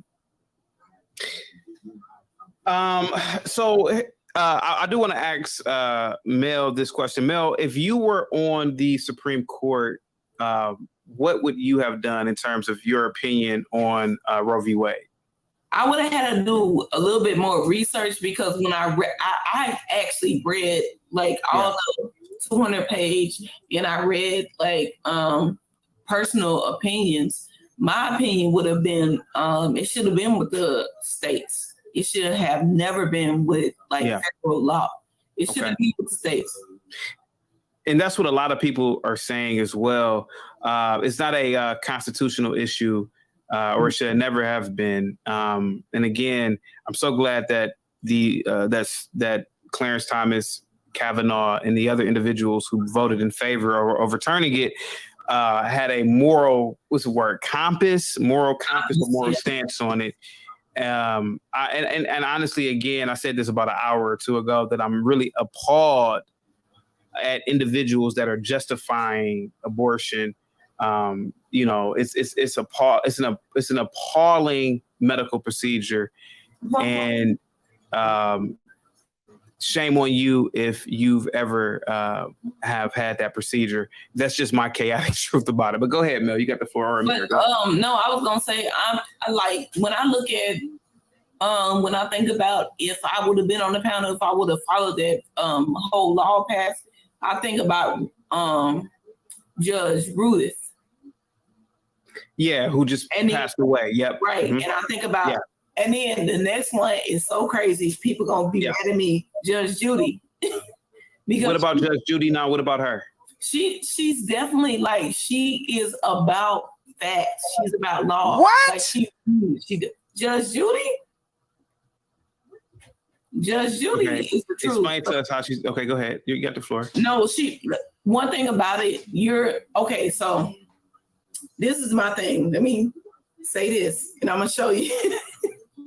when I was in the Army, when I had my first job, I was enlisted. I only had to know this to this.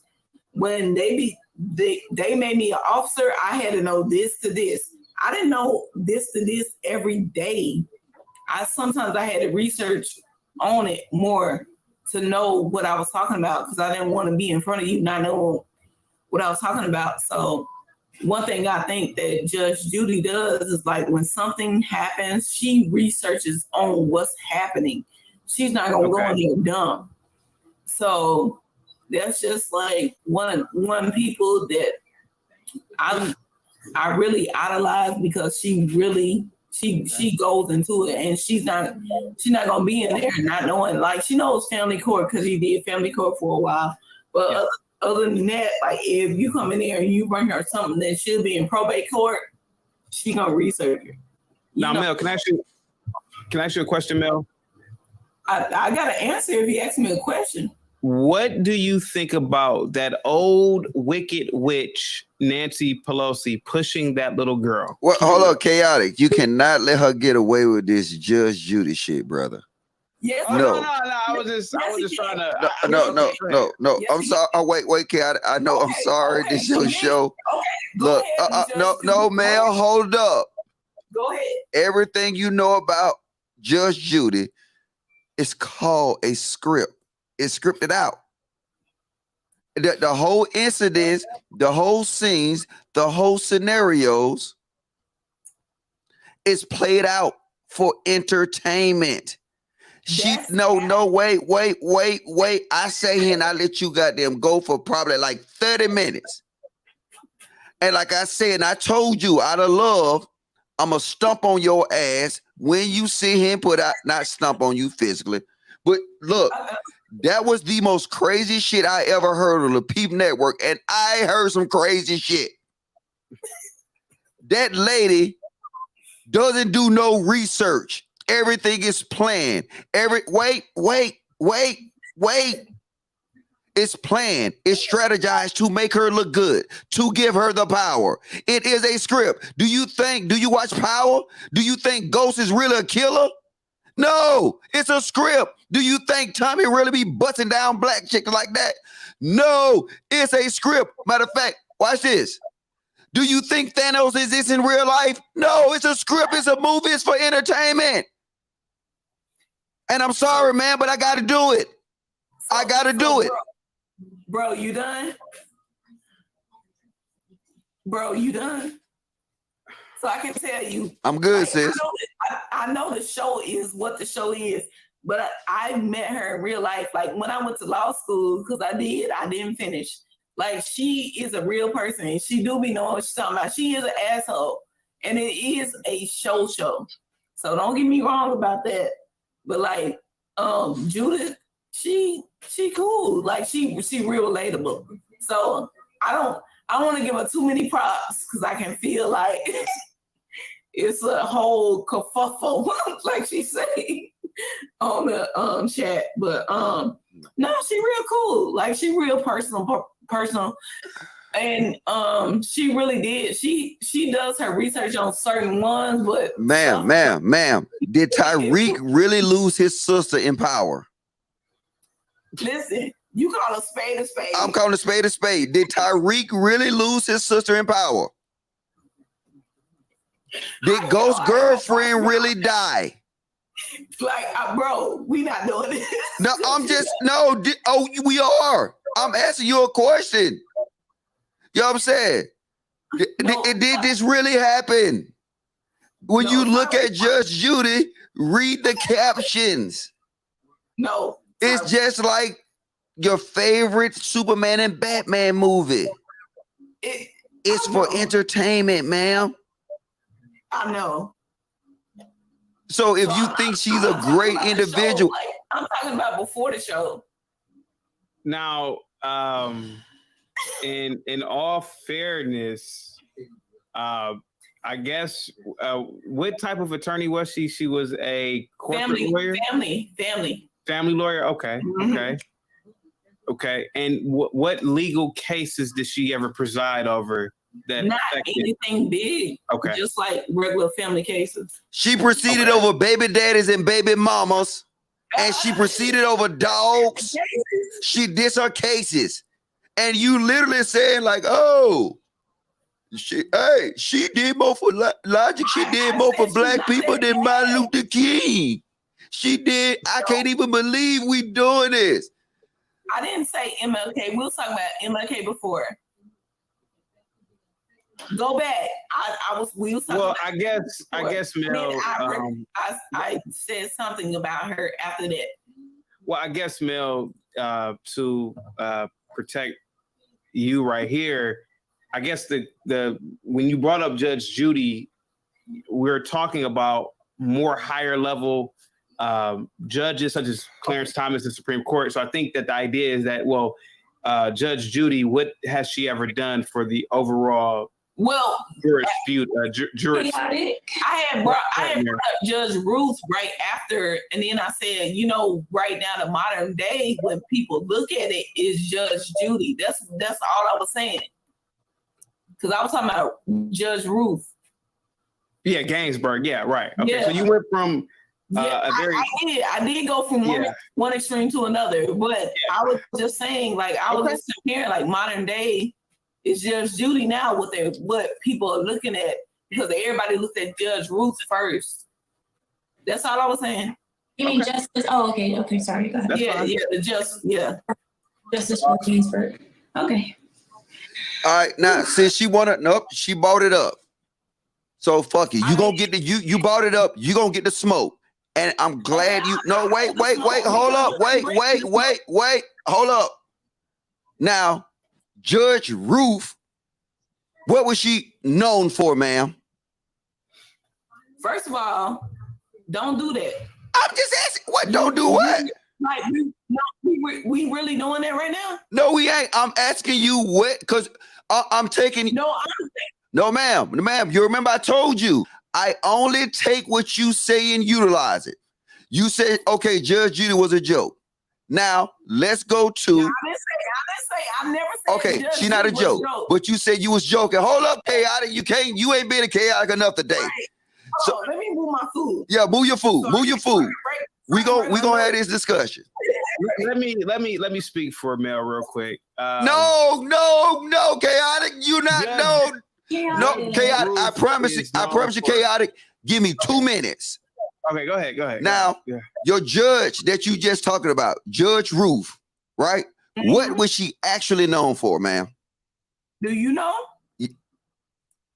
Just everybody know what she was known for. Matter of fact, to be honest with you, I'm glad you brought this up, because this is the topic of the show, what she was known for. Okay, I know that. Do you know it? Because, like, don't. All right, chaotic, you got it. I'm done. You know what? I ain't talking to you right now. I'm gonna tell you what she was known for. Everything that we talking about that's destroying us today, she was known for all this racial equality, equity. She was the forefather of this equity bullshit. This is what she was known for. Women interests. She was known for this. This is the woman that you use as an example. And if you look at, she the one who actually started using equity first. Exactly. So you ain't letting me get that out of my mouth. You said you did. All right, I'm done. I'm done. You got it. I apologize. No. Well, but she's not one other thing. A lot of men don't know. There is one other thing. Men don't know because it's important for us to know. And a lot of men don't know. They just feel like she was just a person on Congress that wore like that little pretty thing around her neck. No, like she was known for a lot of that. And she was also known, she was one of the endorsers of President Clinton. She was known for being a feminist, ma'am. She is she wasn't. There is one other thing. Never was a feminist. She was for equality, female equality. She was never a feminist. It's nothing that you can read me that say she was a feminist. She was never a feminist. She was for female equality. Tell me I'm wrong. There is another thing that she's known for, Mel, if you want to add on to it. Go ahead. Yeah, go ahead. No, I was asking you to tell him, because if she's your model, you should tell him. Oh yeah. What else was she known for, sir? No, I was asking you to tell him. I'm asking him because he's gonna ask me the question like I don't know. I asked you the first time, you didn't know, and I told you, but go ahead. No, I didn't. I never said I didn't know. I said I want you to answer my question. But I asked you, do you know what she was known for? And you saying you gonna ask me the same question I asked you back, ma'am. Like no. Let's not do equity. Let's do equality. I literally asked you. I said, and I sat and waited. Right. I had my rent on Judge Judy, and then when you brought up your second judge, I said, okay, let's get into it. And then now when we got into it, I asked you, do you know what your favorite judge is known for? And you tried to ask me that back. And then I told you what she was known for. Gender equality. You got it. Y'all got it. And see, and look, and I'm gonna show this, right? This is why I said this executive order is so important. Amir, well, hold up, ma'am, because we still doing a live show. So this is why I said that. That was the wrong answer last month. Gender equality. Well, no, I wanted you to bring up the point that Judge RBJ, as we call her, RBG, she was known also for being one of the few justices to go against Roe v. Wade. Yes. She is on the left, but she was known as one of the few to went against it, which is really important. This is what a lot of people bring up during the Roe v. Wade arguments. Okay. Well, I didn't know it was that point. It's like a lot of points. So no, I got it. So, bro, where you at? You is there anyone in the back? Guys, thank you so much. Is there anyone in the back that wants to cam up, ask questions, that have concerns? Guys, let's get very political tonight. What say you? JR, is there anyone that is in the back, sir, that would love to cam up and ask a question? Yeah, they're in the back. Tooth. Okay. Tooth, can we you do got one at a time? Is that possible? Logic, just one at a time? Say it again, sir. Is it possible to just do one at a time? Not a big panel. Amira, do you mind if we just do one at a time? I don't want to leave out early, but I got basketball tonight at like in 13 minutes. So okay. Just so y'all know. If like I leave, it'll be like for that. Can I ask you a question, Milk? I got an answer. On a scale of 1 to 10, what would you give Whoopi Goldberg in terms of looks? I asked this question on my live stream last night. In terms of looks? Yeah, I asked this question to everybody on my live stream on my channel last night. I mean, from the color purple Whoopi Goldberg. Color purple? Yeah. She a 4. She regular. Okay. A 4 is regular. Okay. But no, I'm gonna get y'all on my phone, so I'm gonna probably drop off the live stream for a minute, and then I put you on my phone so I can go to basketball. Oh, absolutely. Thank you so much. Guys, thank you so much for joining in to the Equity versus Equality Roe v. Wade and Freedom of Choice for the Lapeef Politics on Tuesday. We have Amir, we have Mel, we have the legendary Logic, and we have myself, the Chaotic Truth. Guys, please get the likes up. It's 800 people here, but it's only 367 likes. Guys, please get the donations up. We don't entertain you guys for nothing. Guys, you're at work. I don't know what you could be on the line. Please get the donations up, guys. Salute to you guys. Happy Tuesday. Please, guys, if you have not, go out for a quick run. If you can't run, go out for a quick walk. Enjoy nature. Bask in the glory of the universe. And positivity to you all. Positivity is a wave of good energy within the universe. And if you pick it up, please send it back out to anybody that you know. It just takes you holding your hand out and just pushing it out to people. But guys, salute to you. Guys, Mel is new to the panel. She offered or has offered great insight tonight. I don't believe that anybody on the panel is against the overturning of Roe v. Wade. I don't believe anybody on the panel is really for pro-choice in terms of from a political aspect. But guys, let me say this. I am 37 years old, and I'm not going to pretend like I've been an angel all my life. But the older I've gotten, the more conservative I've gotten. And I can tell you this, abortion is an abomination. Have sex responsibly. Pick a better mate. And I believe that the overturning of Roe versus Wade will bring back more conservative values. It will bring back a certain level of responsibility. I don't believe that there's going to be a lot of children being born because I believe that a lot of people are going to start thinking now before they have sex. They're going to start thinking, damn, I know raw dogging is good, but do I really want to spend 18 years of my life in misery with a woman that I did not intend on having sex with? What say you, Amir and Mel, about the whole idea of future coochie gathering for men? Do you think men are going to be more responsible, Mel? No. Go ahead. I don't. Absolutely. Because, like you said, but like you just said, like it should be more responsible, everything, but it takes two to tango. And I don't think they're going to be responsible. I really think Okay. I was gonna say I think they're gonna do what they want to do, and the only thing is they're gonna feel it on the back end. Like literally, I had players and everything. It was like, yeah, I'm at the child support office now. I don't think it's ready to change, even though they know that got changed because they don't understand the whole totality of having a kid. Because before Roe versus Wade, you should have already understood that. And I think that goes on the shoulders of men and women. Like we already knew what it was, and we're the first ones to run down there. And I know women gonna hate me for this. We're the first ones to run down there. Oh, I'm putting them on child support or whatever. But we made a decision too. So I don't think it's gonna be an immediate change. I think it's gonna take a little time, like for everybody to digest the change. Okay.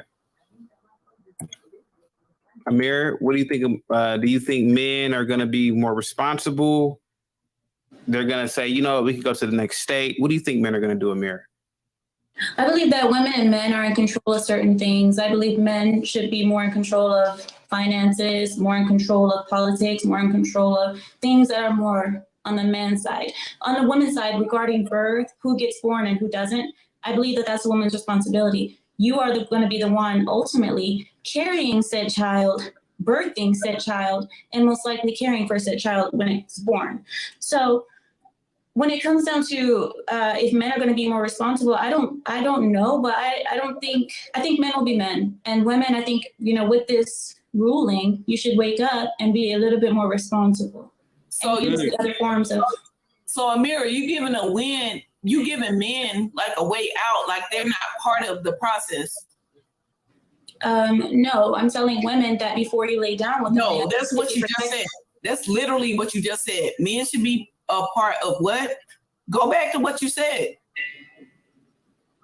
Men should be in charge of what? Like the household finances, stuff like that. Not in charge of like what you made as well. That's what you just. Tell me if I'm wrong. Yes, so women have. Women have the responsibility of who gets born into this world. Yes. No. How they just get born? They can't just get born without sperm, right? Before you lay down as a woman, you should be protected. Yes. So you putting all the responsibility on women and not women. Do the men give birth? Are the men giving birth? Are the men are the reason we can give birth, ma'am. Were you gonna call me stupid? Were you just gonna call me stupid? No, I wasn't gonna call you stupid. I was just changing. I was just changing my arm. I broke my wrist, so I don't have my thing on. So Mel, can I interject? Mel, can I interject real quick? Mel, can I interject? I said this on my live stream last night, and I said it the night before. Men don't have a say-so when it comes to abortion. So all of a sudden, if hear me out for a minute. So what I'm saying is that if you as the woman, you have rights to your womb, right, in certain states, then it should just be all out. Then the man should have no say-so, right? And what I'm saying is this. If you are a woman and you lay down, if you're saying that a man doesn't have rights to abortion, then he necessarily shouldn't be responsible afterwards, right? Does that make any sense? Or that makes perfect sense. Okay. But because but is an excuse. And I'm gonna say this. Because what about a man who says, you know what, I don't want to take care of the child afterwards? What about that? That's a great question. Okay. Let me get my thoughts together. What would Judge Judy say? I mean, but then too, okay, now I gotta agree with both of y'all. What would Judge Joe Brown say? That's a good question. You mean to tell me you got her pregnant and you don't want to take care of the baby? Sound like a crackhead move to me, ma'am. Go ahead. You gotta so at least my eyebrows are good because I know ain't nothing else good. So I agree with you in a certain text. But this is what I'm saying. It's a decision between two people. But why isn't it a decision when the woman says I want an abortion and the man says I don't want that? You listen to me say that a man should have a decision in the abortion. Because you need to decide if you want that man or not. You listen to that. Come on now. Okay. So my thing is, it should be a decision the whole time. Like the first time you lay down with me, I lost my virginity. Like I was over 20. I was in my 20s. So I made a conscious decision to, if we gonna do whatever we gonna do, and of course they use condoms because I didn't get pregnant that early. But I made a conscious decision to if something happened, I'm gonna procreate with you. So at that point, that's a decision between both of us because we had a conversation. I think more so we're talking about women that are reckless, not more so women that are actually sitting down thinking about it. I think that needs to be the bigger conversation. It's not people that because with me, I was older, but with a lot of women and a lot of women that I know have abortions, a lot of women that I went to 2 of them, abortions to be moral support. I was younger. They needed somebody there. They made conscious decisions younger. They were reckless. I have a question for you, Mel. I got an answer for you too, right after I finish this. Go ahead.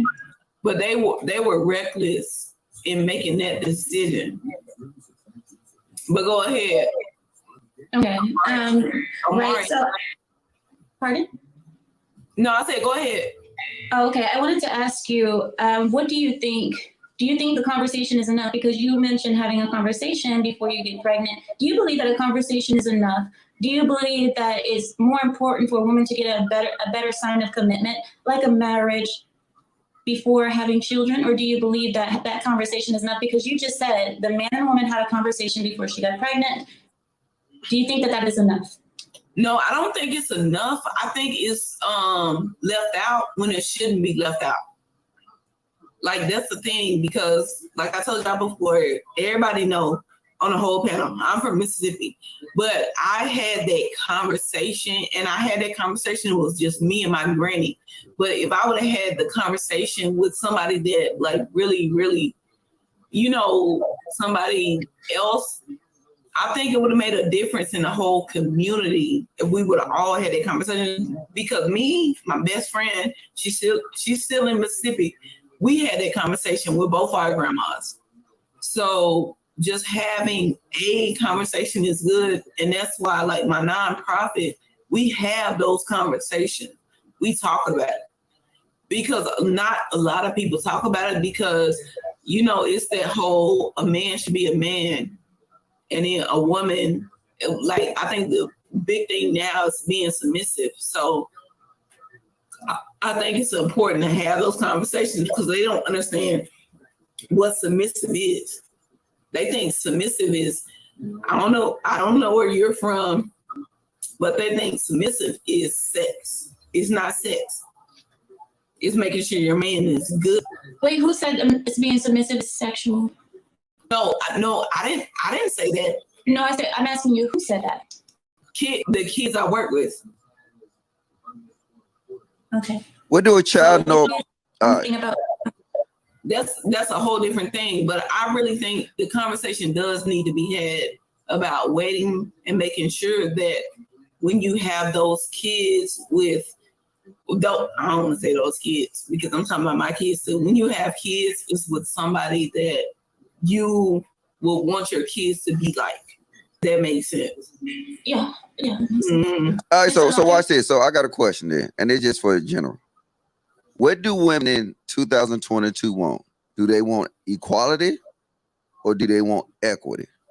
I see this being thrown around that they say they want equity, but in the same time, they're asking for equal pay. They're asking for this. What is it do they want?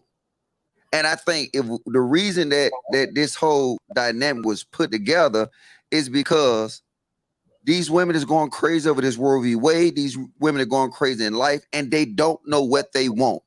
They ramble. I'm like, hey, look, what do you want?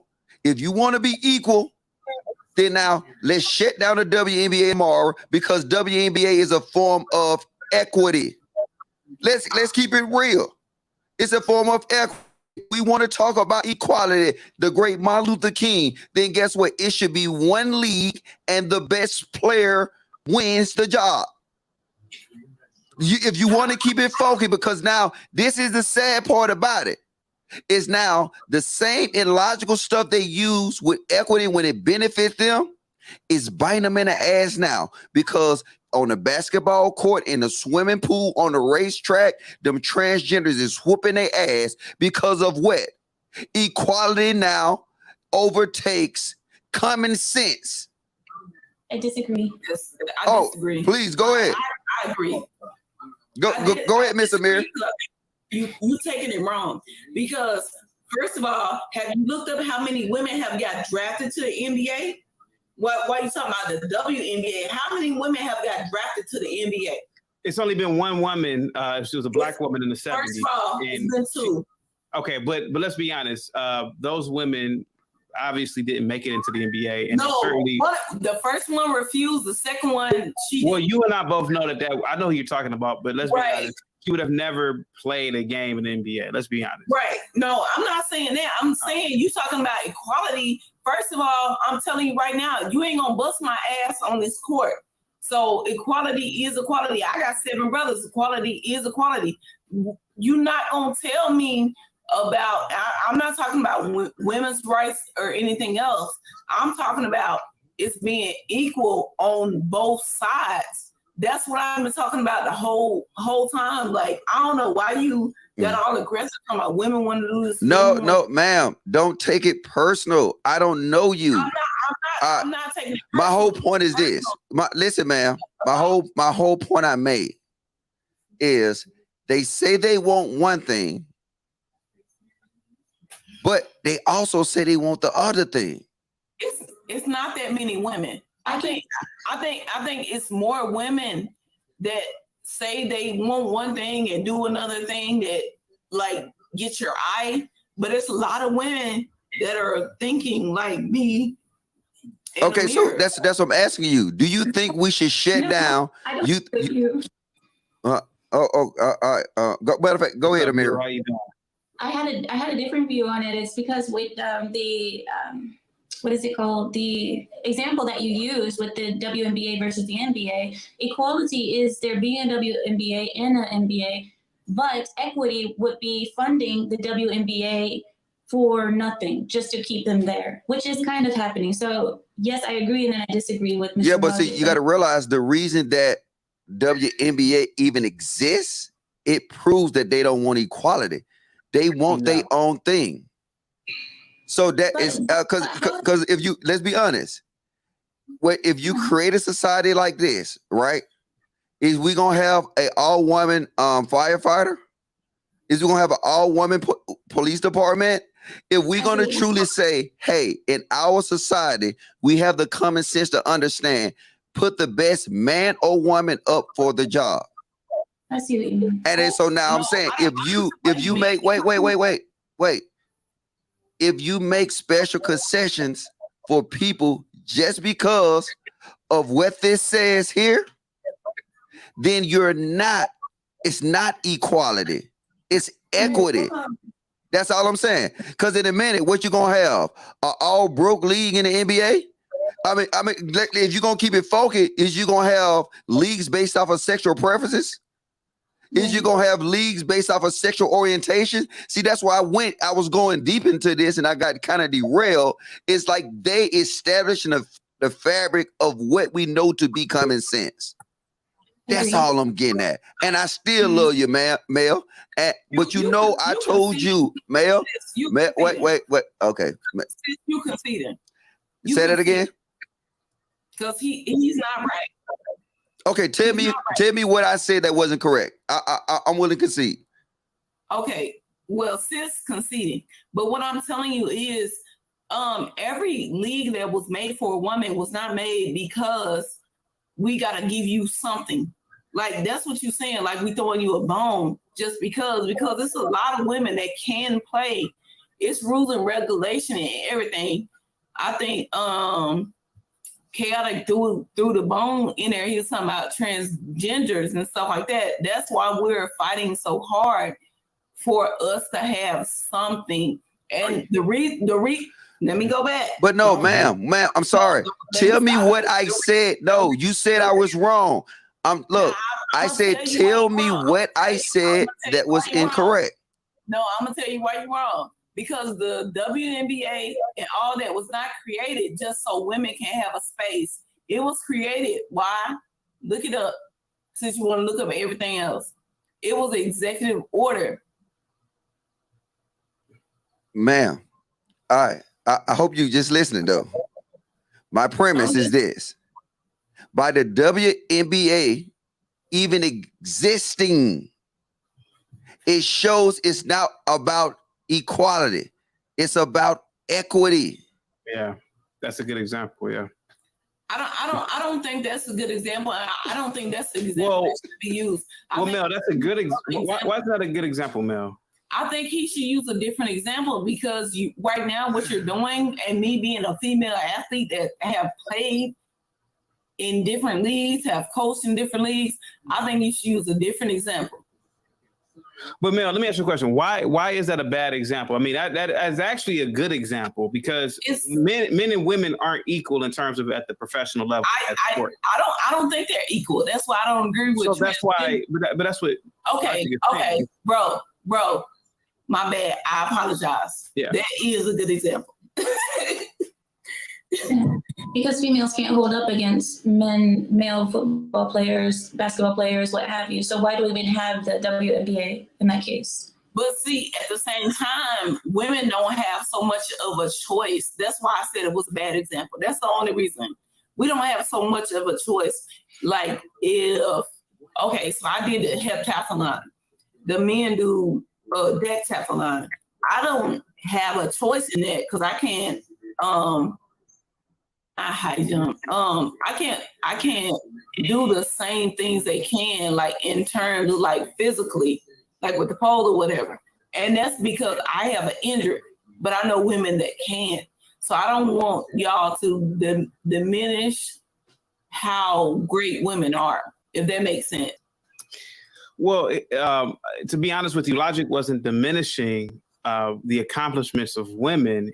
He basically was saying, he was trying to relate it back to the whole, both the executive orders and how they are symbolized, or they symbolize society. Whereas liberals believe everyone is equal. Whereas a conservative believes that, listen, you earn your way, and nobody's just equal just because you exist. If that were the case, men and women would be in the NBA together, and it would be an inferior product because women really can't compete on that level. It was just an example. It wasn't undermining, no. But they shouldn't be allowed to as well. Like, if we want to get into that, they shouldn't be allowed to because it's transgender boys and stuff that are allowed to run in women's races and, well, not women's, girls, because they're younger now. So how does that fit in the whole? You're making the point for him. You're making the point for him that is, the best person should be the one playing in the professional sports. Why do we have all these other sects if they're not the best? Right. Let the best people play. Let the best play, and women can't compare. But it should not be boys running with girls. Period. Okay, hold on. We got people in. Miss Maya. Hey everybody. All right, what do you have to add to the topic, ma'am? Well, I had a question for Amira. Amira, how you doing? Hey, girl. I guess you said you were good, but I'm okay. But I had a question. I had a question for you. So, what you made a point early on that it was very important for a man to create his legacy, right? Hey, wait, Maya, can you do me a favor? Can you cam up, please? Because you're gonna get me fired. All right, there you go. Did you hear me, Amira? Right. You said it was very important for a man to make his legacy. I don't think I said that here. You said it. You did say that here. You said that it was very important for a man to create his legacy. So in the same breath, you're saying that it's a woman's sole responsibility on whether she wants to create a family or not. Can you tell me, elaborate to me how that makes sense? No, I didn't say it in this. You can rewind it. In this show, I did not say it's very important for I didn't say this show. I just said previously. There are certain things that men are responsible for that should be controlling over, and there are certain things that women should be controlling over. Who gets born and who gets brought into the world is a woman's responsibility. She should have control over who's born and who's get brought into the world. Can a woman make a baby by herself? Well, clearly biology says that you can't make it by yourself, but can you prevent it? So why is it the sole responsibility of a woman from preventing it from happening? So that's all I'm asking you. No, I understand. So when you lay down to have sexual relations with a man, as a woman, because we control who's born and who isn't, we should be protecting ourselves before we have sex. But do we really control who's born? I mean, let's just take out a choice of abortion or not. But could we have a choice in who's born or not if the semen is not in our body? Do we agree on that? Do we have no choice to make whether we want to bring a baby into this world or not until semen has entered our body? Well, semen doesn't just come out of nowhere and fall into your body that I know of. I've never had that happen. I mean, typically it's a decision when semen gets into your body. So before, but it takes two people, right? I mean, because this is common sense. So it takes two people, right, to have sex, right? Can we agree on that? Does it take two people to have sex? People do have sex alone, actually. I mean, I know a lot of people who have sex alone. But see, this is the deflection for me. You know, it takes more. It takes two people to have sex. So I think that it should just be equal responsibility. And this is the problem. You know, as a woman, I just want you to, and I understand we advocate here that women should be more accountable, and it's all about the women here.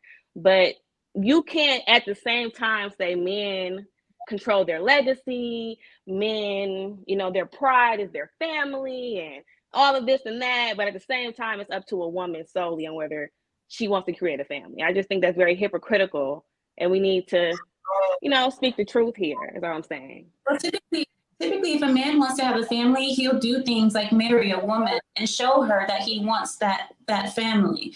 And if the woman doesn't require that commitment before she decides to pop out babies for him or have semen drop in her from nowhere, that's a bad decision on her part. You said typically a man would marry a woman if he wants to have a family with her? No, that's not what she's saying. What she's saying. I mean, wait, hold on, wait. Is that what you said? Hold on, baby. Wait, I'm sorry. I can't call you baby because I don't want to get canceled. Sweetie, hold on. Hey, I'm sorry. We did this boxed out time. She called out a mirror, so we box it out. So let them do it. You see the man chilling. All right, go ahead, man. Go ahead. I think I was confused at what you said, Amir. I think you were saying something I kind of didn't hear you say. I was incorrect in what you said. So what did you say? I said typically a man will give a woman signs that he wants a family by committing to her. Marrying. You said by marrying her, but that's also contradicting because no one's getting married, but yet people are still having babies. So where did you get that from? Is that like in your culture that people just marry people, then they have babies? Because I don't see it. I don't see people getting married and then having babies. I just see people having babies. Well, that's a shame, isn't it? I mean, that's what you see too, right? Do you agree that we see a lot of people not getting married and having babies still? Well, you know, the reason why a lot of people aren't getting married is because the system is really messed up in this country, but that's a whole nother topic for a whole different day. But when we're talking about who gets born in the world, it is the woman's choice who gets born. All right, real quick, ma'am. So I'll give you some grace though, but can you please stick to the topic of the show? I know you said something about the Sunday show or whatever. Can you stick to the topic of the show and we just open it back up? If not. Well, she shouldn't have said what she said. Ah, shit. All right, look. All right. It needs to be a conversation had. Like, we women bashing about talking about getting married and stuff like that. It's not always about that. Yeah, I had my kids when I was married, but at the end of the day, you can't expect a man to just marry you just because he wants to have. But ma'am, let me tell you this. Mel, I just want to address Mel. Listen, I wanted to address only why I did what I did is because I understand we might have similar views, but out of respect for the panel and the guests, what I deem necessary is impactful that if she called out a mirror, right? Just like somebody called out chaotic truth. No, I left it at that. Okay, all right. I don't even know what. Can I interject real quick? Is that all right? No, there my camera. Go ahead, man. I was just trying to box it out for you. So the thing is that again, Mel, you're entitled to your opinion. So is Amir. So is everyone else. But the fact of the matter is that stats don't lie. The predominant individuals that are in the penitentiary are from single parent households. So why are you the individuals that are committing most of the crimes, statistically speaking, you can check out the FBI, BCI stats. They're from single parent households, particularly where a mom is involved. I worked in the courts. Why are you fucking? Because one thing about it, I know I can't be a dad. That's why I make sure that my kid's dad is involved. Mel, I'm just letting you know. Give me a second. Why are you fucking in? Mel. Okay, I'll be quiet. I'm quiet. No problem. Mel, not just Mel, but everybody that's listening. The fact of the matter is that you should consider marrying the individual that you are raw dogging.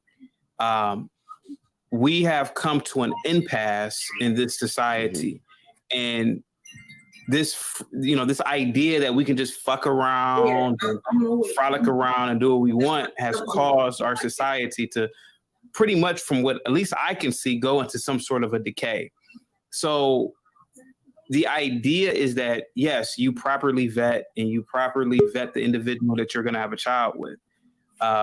And I believe that there's so much argument about this overturning of Roe v. Wade is because a lot of women don't want to be responsible. I've said this about 10 times tonight already. And yes, maybe those biblical teachings or those Islamic teachings were correct. Maybe you should wait until marriage. Maybe you should marry a virgin if you're a young man, and this, that, and the other. Society needs to be fixed. I mean, like I said, the problem is that people will say, well, I have freedom to do what I want to do. Well, your freedoms are your freedoms until they impact society at large. Me being a male teacher, let me tell you something. The kids that you're having affect the men teachers. It affects give me a second. It affects the legal system. It affects it affects the social services. So yes, you should probably listen. We don't live in ancient Africa, ancient Asia, in a little village with about 20 people. You can live off the land. Your problems, your irresponsibility affects everyone. So yes, you should be married. And again, guys, I'm not an angel.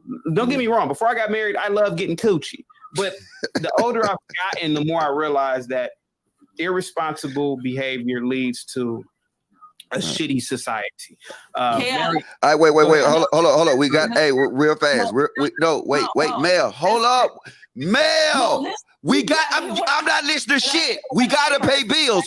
Wait 1 fucking minute. Logic, give me a second. No. Listen, it's 2 hours. Wait, no, listen. I don't give. Wait, Mel. Mel, listen. I'm telling you. Listen. I'm running out the door, but I want to join. Like, still had a link. So can you send it to me? Yeah. Mel, we gonna send it. We'll send it. We'll text it to you. We got to do it different. You got to get on StreamYard. No. Ma'am, wait. Hold up. Wait. God damn it. Just listen. I got you, ma'am. All right. We finna go and pay some bills. Hold up. Now, if you don't know, you know. Goddamn August the 5th through the 6th, we will be in Atlanta doing the Atlanta live show. Please come in. We're gonna have fun. It's a ball. The tickets on sale now. VIP is sold out. We got general admission tickets. Make sure y'all come. It will be. Oh my fucking God. Oh my God, man. It's the time I need to go to church. All right. I do. Oh, shit. Oh, wait. What the? Let me do something. Get my son. What the fuck is? All right. There you go. All right. I apologize for that. Let's take a breath. All right. What I was saying. Atlanta. Atlanta. We're going to be in Atlanta August the 5th through August the 6th. People, make sure you get your tickets. We're going to have fun. It's going to be a good experience. We're going to have Chic Critique. We're going to have Miss Elijah Keep It Funky. We're going to have the Thursday cast. We're going to have Keen Talk. Make sure you come join us and support the network in Atlanta. We're giving you real content. And the way this damn politics show is coming, I don't know.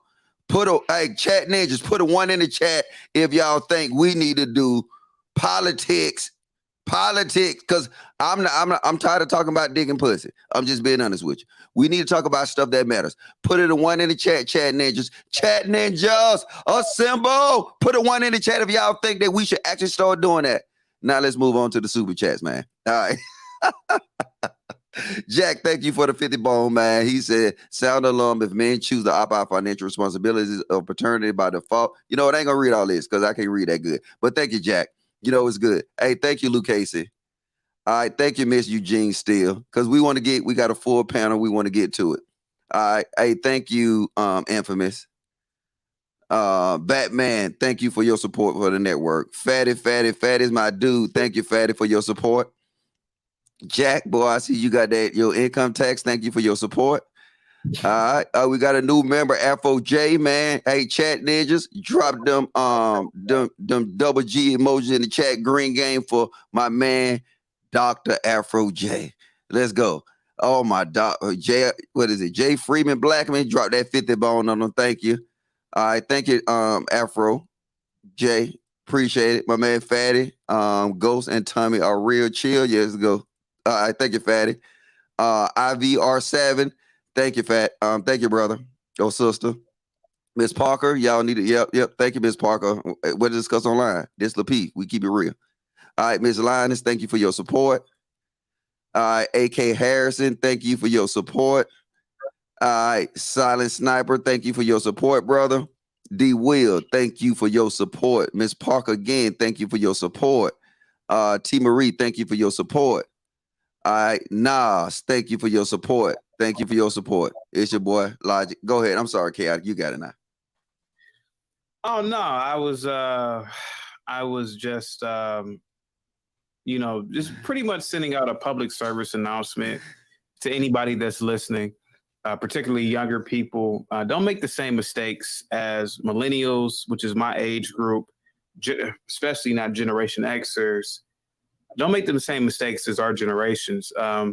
You have the opportunity now with research through Google, the internet, these other electronic mediums to see stats that we really didn't have when we were younger, to see one of the best, let me say this real quick, Logic.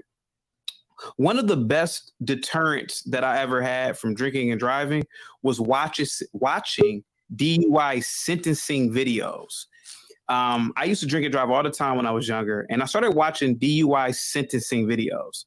Normal people who are just out and about having a good night, they woke up one day and somebody told them, hey, you just killed somebody, and they're doing 20, 30 years in the penitentiary.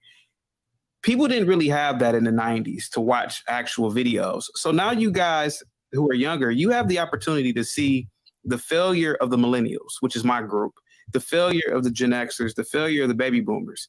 You have the opportunity to see all these broken homes, all of these divorces, and you have the opportunity to actually correct society.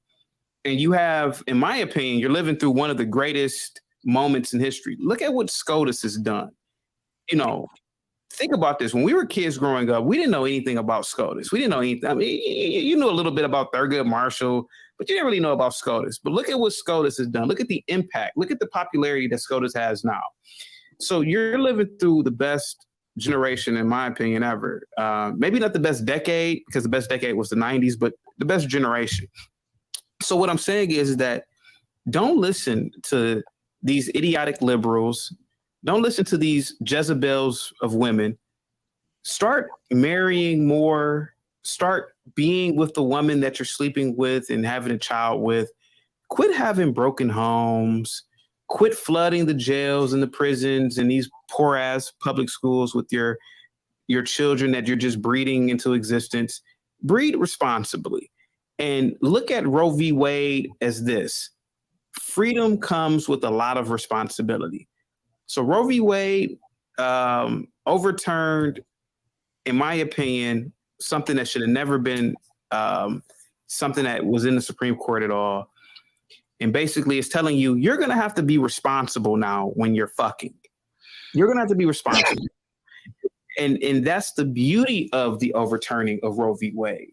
But what say you guys that are on the panel that just cammed up? I see Lou is in the building. What's up, Lou? And I see some other individuals are here. What say you? Go ahead. I just wanted to say two things real quick to let everybody else go. Number one, on abortion.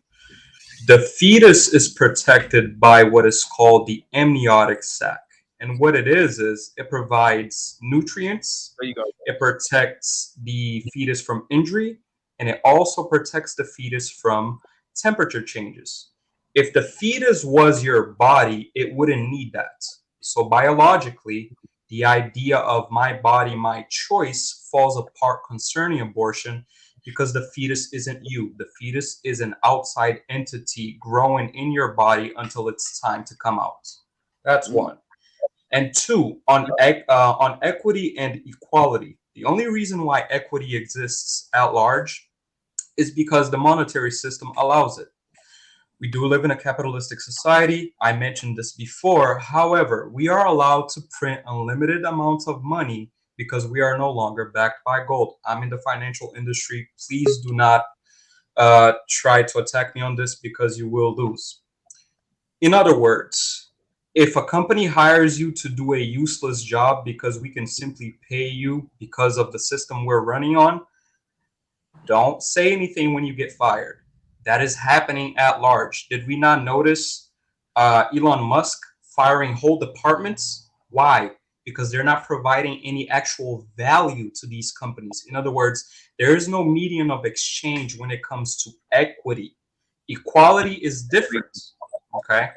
So if we really want to get deep, we can, but I just wanted to say those two things real quick. Thank you guys for having me up.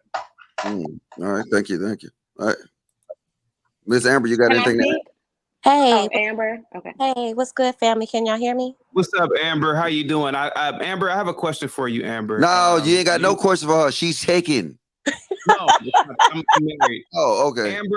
Amber, I don't want to put you on Front Street, but you are a very professional woman, and I gotta give you a salute for taking a photograph of Beetlejuice. Oh, come on. I'm just saying. Professionalism. Salute to you. Thank you. I've been hearing you guys have been coming from my mayor. I don't agree with everything that she has done, but because I have worked with her personally, we good. We Gucci over here. Me and Miss Lightfoot, Wow. You know what? My proposal now has been rescinded, just like that executive order. I'm sorry, ma'am. I cannot marry no terrorist. Listen, horrible, man. I said personally, not politically. I disagree with a lot of stuff that has been done in Chicago. Ma'am. But don't man me. Don't man me. If you come in my household, you call me sweetie. Don't man me. No, it changed now. The game ain't changed. If you come in my household, you will have to go ahead and publicly announce that terrorist and you are not together, and you no longer negotiate with terrorists. You're now under my shelter of the Mr. Logic US of A, and then now you would not negotiate with terrorists, listen to them, and damn sure won't take pictures of no terrorists. All right, but I'm sorry. You can continue, Amber. I just had to come up here because I don't understand how a lot of my fellow sisters, women, are not understanding what Amira is saying. When a child is conceived, the woman is going to then decide whether she's going to keep the baby or delete it. She has to make the doctor's appointments. She has to go to the doctor's appointments. She has to get the prenatal care. Her life is at risk. Her body is changing. So I don't understand, if we have all this autonomy through the pregnancy up to the birth of the child, we don't have the same autonomy of the man we lay with and the protection we use or don't use. We women, our bodies are more at risk, is more sacred. Our womb is the most sacred organ of our body. It's not only where we store and birth life, that's where we store trauma and stress, healing and life. And why are we not protecting it and covering it from day one? Who we allow in our space, who we allow in our bodies. So yes, it takes two people to conceive a child. But at the end of the day, the woman is the decision maker of who or how that child is going to come into the world. So I just don't understand why us women are not understanding the power we have is actually power that we can utilize, the gift of making a choice of who we allow in our body and our space. Thank you so much, Amber. The chat general approved that message. Now, hopefully, you can tell that to Beetlejuice. Clarence Thomas. And you are on point, Amber. But yeah, but you gotta do your job, though. I understand. Well, thank you. That's all I want to say. I'll drop down unless anybody have any pushback, but if not, I will get out of here. Yeah, send me your ring size, Amber. Also, now we cool again. You literally just dumped me like a couple minutes ago. Cause you see, I am. It's either my plan or no plan. Yeah. All right, people. Ashay, take it easy. Bye. Well, I have pushback though. Oh, what's up, Maya? So, okay. So I feel that women, and no one's taking women out of the equation. I just think that we are absorbing a man. Like, no one's saying men should be accountable. Like, no one person is just like, well, men should be accountable. Everybody's just like, well, the women, but everybody's acknowledging it takes two people to have sex. But just because a woman can can carry a child, it's like, well, we just need to focus on the women. I just don't see how this makes sense zoning in on one gender. The women have the ultimate decision. Hold on, dude. Watch this. But before a decision, no. You asked a question now, ma'am. Get the answer. Don't go terrorist on me, because I will make you out a terrorist. Hold on. Actually, Logic, box me and Maya out, please, if you don't mind. Okay. Ask and you should receive. Sorry, guys. I'll have y'all right back up. You boxed out, man. Okay, Maya. It doesn't look like it. Okay. It is, ma'am. I can't box that out. See, mind your business. See, that's the problem with terrorists. You can't negotiate with them. You see how she asked nicer than I did it, and you see a terrorist still would not concede. This is some shit, y'all.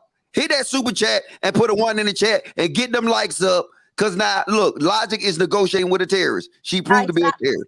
I'm sorry. All right, I'm sorry. It's important for them to see two Black women having this conversation that have different point of views. Yes, I agree. So, Maya, have you ever heard of this Ghanaian proverb that when you teach a man, you teach that man, but when you teach a woman, you teach a nation? Do you know what that proverb means? I believe that women are the greatest teachers. So I believe that when you do teach a woman, I can see that message getting out to a larger population of people. Yeah. Because naturally, us women are not only the givers of life, but we're the teachers of life. Everything when it comes to the child starts with us because we're their first love. If we have this power. I'm sorry, did somebody say Amber talking? I can't see it. Yeah, that's Amber talking. You don't know her voice? Oh, Amber, can I ask you a question real quick? I hate to cut you off and I hate doing this. Can I ask you a question, Amber? Yes, sir. If women are the teachers, how come women don't build skyscrapers? Oh, when they teacher of the child at an adolescence age. Oh, okay. That's what I hear you say that part. I'm sorry. That's what I mean. No, I'm sorry if I wasn't clear. Meaning, when it comes to that child at adolescence, we are the teachers and the nurturers. Am I correct, or do you disagree? I agree with you on that. Okay. No, because I'm gonna be very clear. I don't buy into the battle of the sexes, but I do understand pattern in history. Mm-hmm. So I think that women can be teachers, and we should be teaching the right message, and that's why I think that we should just teach the facts. I think that both men and women should be accountable. I never said that women shouldn't be accountable. I never said this. In fact, I will tell you right now, Amber, please do not open your legs, ladies, to men. Don't even have sex until you get married. That's the right message, right? Don't even have sex until you get married. Okay. Yes. What I want to fine, but what I want to say is we can't just. Can we at least say men? Don't get drunk. Men are animals, right? We've said it on this panel before. Men are animals, right? We are programmed to want to have sex, right? So all I'm saying is, men, at the same time, don't get drunk one night and want to have sex raw. You can't do that. No. That's all I'm saying. We need to take accountability on both sides. That's but you see what you just did. I am focusing on the beauty and power of the autonomy of the woman, and you went back to focus on the men. If we focus solely on us at this moment, solely on women, and if we all just focus on closing our legs, being responsible with our bodies, the men naturally fall in line. Men are not going to do what they're not allowed to do. So I don't think speaking a message to one gender is effective. That's my personal opinion. I do not think that speaking to one group of people is going to get the message out to everybody. I think that everybody should be having adult conversations and taking accountability on both sides. That's what I think. I can give you another example. Typically, if you run in a business, right? And if the employees are coming in late, people are not on time, they don't have good customer service, who are you going to blame? Who are you going to say, let me talk to you? You know what? Who do you want to talk to? The manager. The manager. It starts with the lead. With the man, right? When it's our body. Right? Like we're talking about our bodies. But the man would be the man. Women, meaning our body. Amber, but in your scenario, the man, it starts with the lead, which is the man. But I'm not talking about a household. I'm talking about the woman's body. It starts with us. We are the housing of life. Okay, so I get what you're saying. The woman's body falls in line and be accountable. The men will follow suit. That's my point. Now it's time. Wait, hold on. I'm sorry. I've been patient. You know what I'm saying? I let my chakra energy for all the earthly motherfuckers build up. Look, my only point to you, ma'am, is based on the topic. Unless you can show me where men are going to these abortion clinics with women with a gun to their head and sitting there and forcing them to do this, this is not a man topic. So you can sit here and try to do all you're trying to do, but let's deal with the fact. Nobody is doing that. Women are making the choice either to go to these abortion clinics or not. So now I don't know how unless you can show me some stats that show that, Mr. Logic, you're wrong. They're actually going to, I got video proof, Mr. Logic, where a guy was walking in an abortion clinic with a shotgun to the back of the chick head. So now, can I ask you a question, Mr. Logic? Well, yes, you can after you let me. If you no, don't terrorize me. So now, all I'm saying, ma'am, based off of that. So now, before you ask me that question, answer my question. Is any man forcing these women with bodily harm to get abortions? No. Okay. Okay, so my question to you is, do you believe that husbands are willing to leave their wife today and drop them and leave them poor if their wife came up pregnant and they did not want a baby? Do you think that it's possible that a man today will leave his wife and leave her poor if he found out she was pregnant and he did not want a baby? Well, it's impossible because we have a child support system. We have so many incentives that what you just saying is virtually impossible. So let me take the poor word out of it. Let me take the poor word out. You use the poor word. No, you're right, because you're right. Because it is incentives and programs that doesn't leave a woman penniless. But what I'm saying to you is it possible that a man could strip a woman of her life, married, because is it possible that he can leave her because she's pregnant and he does not want a baby? Yes, it's possible. Okay. So if that's possible, is it also fair to say that most women are getting advised to get abortions in order to protect their family or to not lose their family? Ma'am, you know what? You bring that's true. I mean, most women are getting abortions to protect their career and their job because they're in the workforce. I didn't say most women. I said that's exactly what you said. I didn't say most women. I mean, the fact of the matter is that the women, the largest demographic of women who get abortions make about $40,000 to $50,000 a year. And the reason why they get abortions is because they don't want it to interrupt their career because they're going to have to take a maternal leave and whatnot. That goes into the gender pay gap argument because women say, oh, we get paid less. No, it's not that you get paid less. It's that you're taking vacation time, you have maternal leave, you have all these other factors that weigh into your pay. Plus, women just don't work as hard as men on average. Wait, hold on. You good? Hey, Brother Savage, can you do me a favor though? Just out of respect for the platform, can you please deliver us them stats that you just pronounced? So I'll continue, but can you just deliver? So I'm looking at the stats from the Pew Research Center, and in the back check. So our team, that's what we up here for. Okay, gotcha. But of course, there are single mothers. But I'm just going towards the logic's point of he's asked are men holding a gun to women's head and telling them to get an abortion? No, they're not doing that. But there are certain extreme situations where men or women are at risk to lose their family if they go ahead and have a child when a man is not ready. That's not true. That's not in that in is very cases. True. No, with the abortion, cases. I'm saying with the abortion argument, a lot of women like to use extreme cases in order to make their point when the rarity of the scenario that you're I know, but the rare and that shows that it's even less relevant. Like that's why you shouldn't get it even more, because for one, men rarely leave women leave relationships at a 78% rate. So men are not the ones who are leaving most of these women relationships. Initiate divorces, but men will just stay in an unhappy relationship because it doesn't benefit them to get a divorce. But they've been left the relationship. Women just initiate the divorce. No, I mean even in before marriage, women are still leaving the majority of those relationships. Okay, hold on, real fast. Hold on, wait, real fast. What the brother is saying is true. Never seen these stats before, but he delivered the stats in the back chat.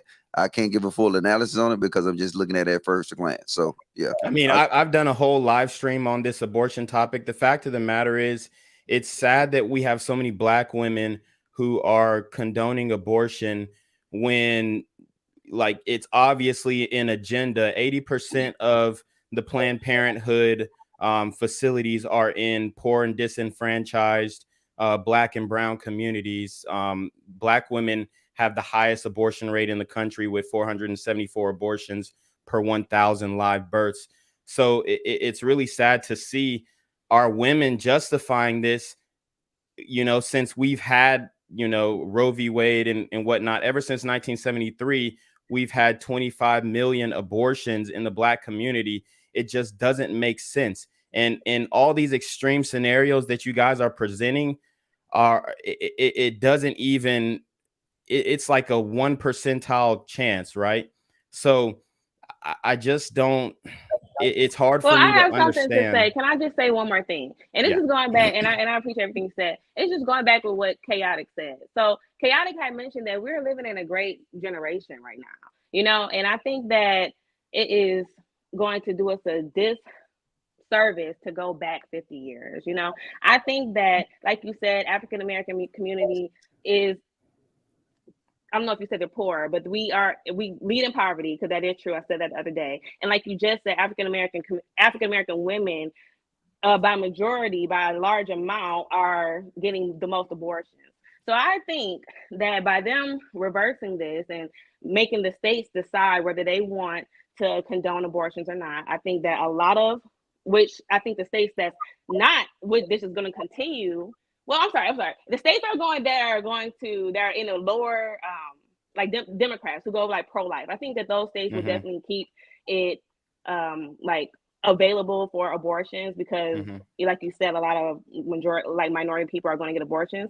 But I think that it should just be pro-choice. I think it should not be wavered at all. I think that everybody in every state should have a choice. I think it can't be pro-choice because it's not your choice. You're making a choice for another human being. The government contradicts themselves on when they want to consider a fetus a human being or not. Okay. No, ma'am. Have you ever seen an ultrasound of what an abortion looks like? That's not the point. I mean, everybody should be educated on this discussion. You should know what it looks like to perform an abortion. That's not the point. That's not the point. I just know about the end result. Man, I swear to God, if I can go Super Saiyan and hit y'all with some of this goddamn power. Look, listen to what the brother was saying, right? And we can try to move it on, but just break into it. Ma'am, it is a choice. The voters in the state made the choice. So for you to keep saying you're pro-choice, then guess what? They agree. That's why they put it to the states. Now, the people who vote in that state have the choice. So what you just said, your argument, I'm telling you, you need to do more research and less looking at the shade room, baby. Because the shade room gonna deliver you a point of view, a opinionated piece, and they have an agenda. This is what you consider you want your choice. This is a choice. And if you don't like that state choice or the majority of people in that state, guess what you also had a choice to do? Move your ass to Colorado. Hey, look, I know people who actually, when they changed the marijuana laws and all that stuff, you know what they said? They moved. The people who didn't like the laws in California, guess what they did? They moved. They had a choice. So now this is a choice. You just want to force what you think is right on somebody else. Lady, with all due respect, you cap. And look, wait, D Will say he had a real quick question for Maya. Maya is the star of the show. Hey, can y'all hear me? Hello? Will you, player? You hear me? Okay. All right. So Maya, if I heard correctly, you were saying that men and women are equally accountable for a child being brought into the world, correct? Okay. So would you be in agreement of automatic 50-50 joint custody and the abolishment of child support?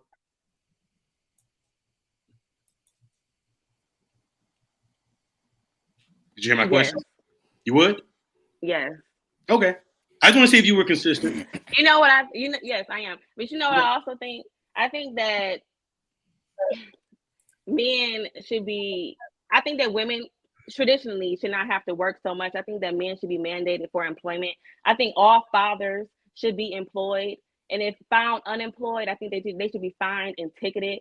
I think that with the rise of these babies that can't be afforded, okay, I think that to combat that in the poverty, I think that we should make all fathers, since Lord you want have all mercy. of these women to have babies, I think that these fathers should be mandated employment. If found unemployed, you should be putting a set amount of money into these account for these children.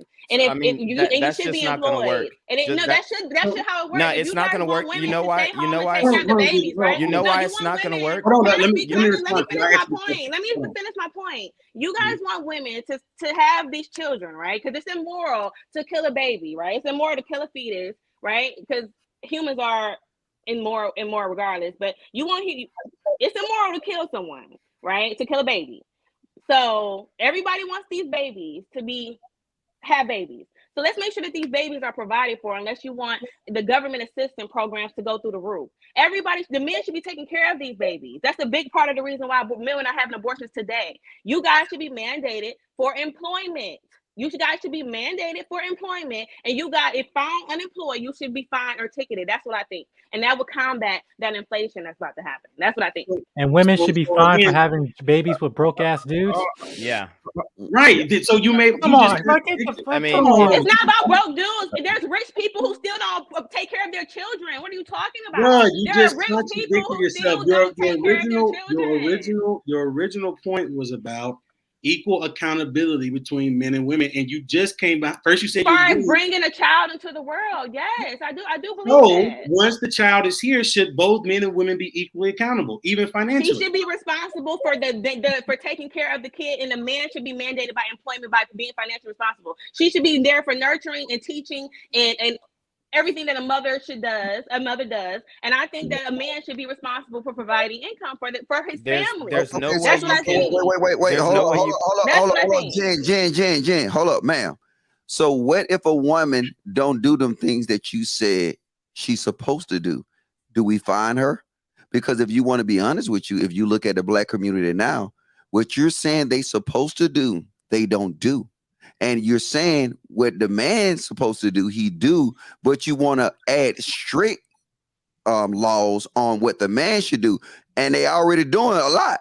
But now for the women who you said their job is to do the nurturing, to do all this, to do this.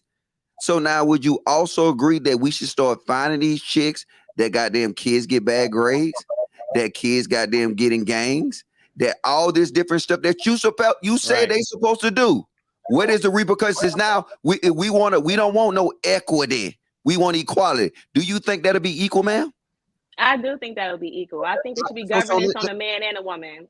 So let's vote on it then. So let's go. I'm gonna take your hand, and then me and you gonna go. We're gonna get on the camera. We're gonna go into a Lapeef live stream. I fly to you, and then we gonna say we want it equal. If your son come up jacked up, then guess what? We gonna fine you. Is you down for that? I can hear you. No, this is extreme, but I think it's still equity though. The equity is just like in your natural rights, right? Ma'am. All you gotta do is say yes, Mr. Elijah, let's do it, and yes, I will go and I will fly down to your state. Look, you know what? Follow me on IG, Mr. _4_ checks. And then we will go ahead and do that, ma'am. And I want to see you tell all the people, because it's gonna be in shade room, it's gonna be everywhere. So now you better work. Is you ready? Or is you just talking? She's just talking. No, I want to hear her say it. Hello, ma'am. I'm ready. I'm ready. I try to be even down the middle. I just don't. You guys are one-sided. I try to be even. Man, so we can move it on, because I know a lot of guys got some questions for you. You can stay up here though. But hey, say no more. You got my IG, right? Yes, I do. Let's go. Yeah. And I promise you will tap out. And I'm gonna come on the next political show and flame you up to say she was all cap. Appreciate it, y'all. That's my only question. Appreciate it. Yeah. Thank you for that question. Let's give it to Savage on the panel. He's had his hand up for a minute. Oh yeah, you got it. I'm sorry. Okay, I just have a couple points I want to touch real quick. So it's not that we're going back 50 years when it comes to Roe versus Wade. It's just a correction of an activist judge or activist judges from the bench. The law's bad. It's just bad law. So it's not an attack on women, and it's not taking a right away from women because it's not there. If a right wanted to be added to the Constitution, then you would have to get a 2/3 majority vote to add an amendment by the states. Another thing of it is, if you're going to make the argument that men don't take accountability, if me and you both are drinking and we decide to do adult activities, I get in trouble even though we're both drunk. When you have a kid, I don't have a choice in the matter when it comes down to the baby's born or is not born, but I have to pay child support or I do go to prison. My licenses are taken. If my real estate license, my electrical license, any business license that I have gets taken if I don't pay child support. If I get ran over by a car, and I still have to pay child support. If I'm locked up while not able to pay child support, my child support goes up. So men are held accountable. We're held accountable through when the child's born. Majority of the states in the United States are mother states, naturally get rights to the child over the father. When it comes to visitation, men have to fight to get rights and custody for their children. When it comes down to divorces, if you divorce me and there's a baby born to you within 11 months of that divorce, that's legally my child. Mm-hmm. Even though I can be white and my wife can be white and the baby can be mixed, you can clearly state that it's not my child because it happened within 11 months of that marriage. I am legally the father and legally responsible for that child for a decision that you made, not I. The law keeps men accountable all the way.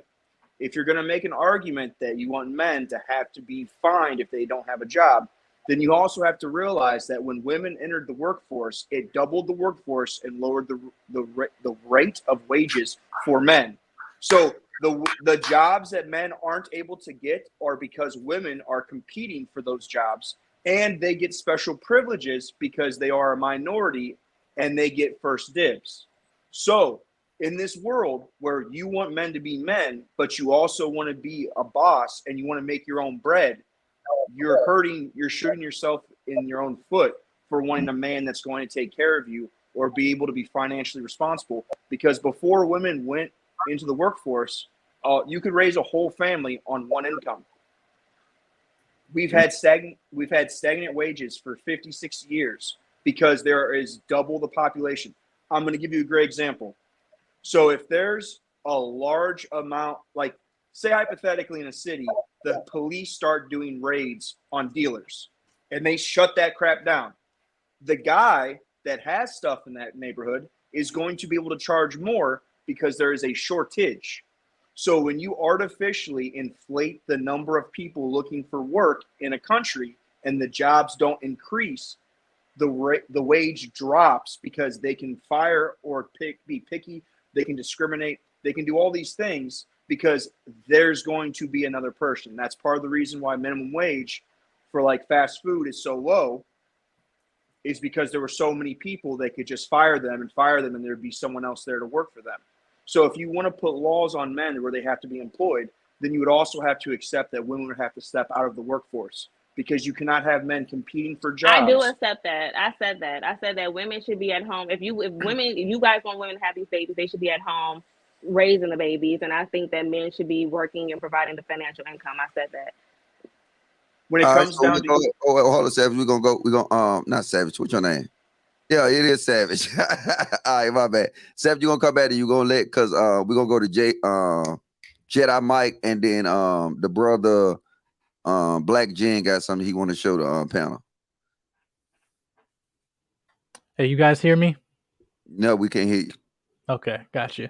But yeah, no, good seeing y'all again. But yeah, see, it's just the thing what I was hearing with this issue, which it can be very, very polarizing, right? And I understand the woman's frustration, right? You complain this is so unfair, but then to that point, I say, welcome to being a man in America. It's so unfair. It's so unfair, the fact that you want to play this game of life and then you get mad that you won the prize, i.e. a child.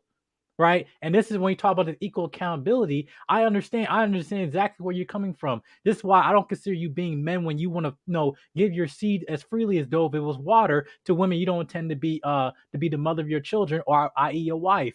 Right. But the thing about it is, when you're bringing that narrative in this conversation, you talk about being the woman, like you have the right, you bear life. You bear life. And the thing about, you talk about mandating, you made the point about mandating the job of men should have a stable job, for providing their children. If they don't, then they should go to jail, all this stuff, right? If they can't provide for the child. Guess what? They have that. It's called child support. If you can't take care of children, and yet you have an upstanding bill based by the court system, you go to jail. And that's what I'm saying. I know it sounds unfair to in that scenario, but this is what we're talking about. We are leveling the playing field. And so when we're talking about these men complaining about, well, I didn't want this child support, all stuff. You played the game of life creating children. And I'm sorry. And this is what the thing, I can't. I don't think the child support should be optional. I think it should be mandated. The difference between child support and what I'm referring to is all fathers should be mandated. It shouldn't even be a choice, because it's not a choice. No, and it shouldn't be. Child support is something that women can choose to put people on. People can apply for. You said you wanted a choice. You have a choice. No, hell no, hell no. You said you wanted a choice. My point, Logic? No, because see, you know what? You don't know if you want equity or equality. Like I said, in your argument, you'll push, I want this for me and us. But then you'll turn around and say, no, I want to be equal. Because see, what you're saying is absolutely wrong, ma'am. It's dangerous. What you're saying is absolutely dangerous. Like, I think I'm speaking like from a. Listen, my point of view, you guys. Listen, I'm coming from where I see, and I don't live in the hood. Okay, I want to let you guys know. I'm from Detroit, but I stay in the suburbs of Detroit. I stay in Novi, Michigan. Okay, listen, but not too far, not from a few miles from me. Okay, it's Detroit, Michigan. Okay, and what I see is a lot of people having kids in poverty is all I'm saying to you. So y'all looking at it as a morality, you shouldn't kill babies, and this is not right, and it's not fair. And it's to me, I had this conversation with Logic the other day. I conceded. I said, I agree that even the overturn of Roe versus Wade may even be a detriment to the guys as well, because men want an abortion too. You absolutely have no choice now. I even said that. So that's not what it's about. You do have a choice to fly to a legal state. No, I said men. But no. See, men never had a choice. Wait, listen. No, you're not listening. Men still don't have a choice. You know who have a choice? Listen, you still have a choice. This is why this is insane that you keep saying this. You still have your choice, ma'am. And guess what? All you got to do is you got a choice to work for Netflix too. Because now they're going to fly you out in a private jet.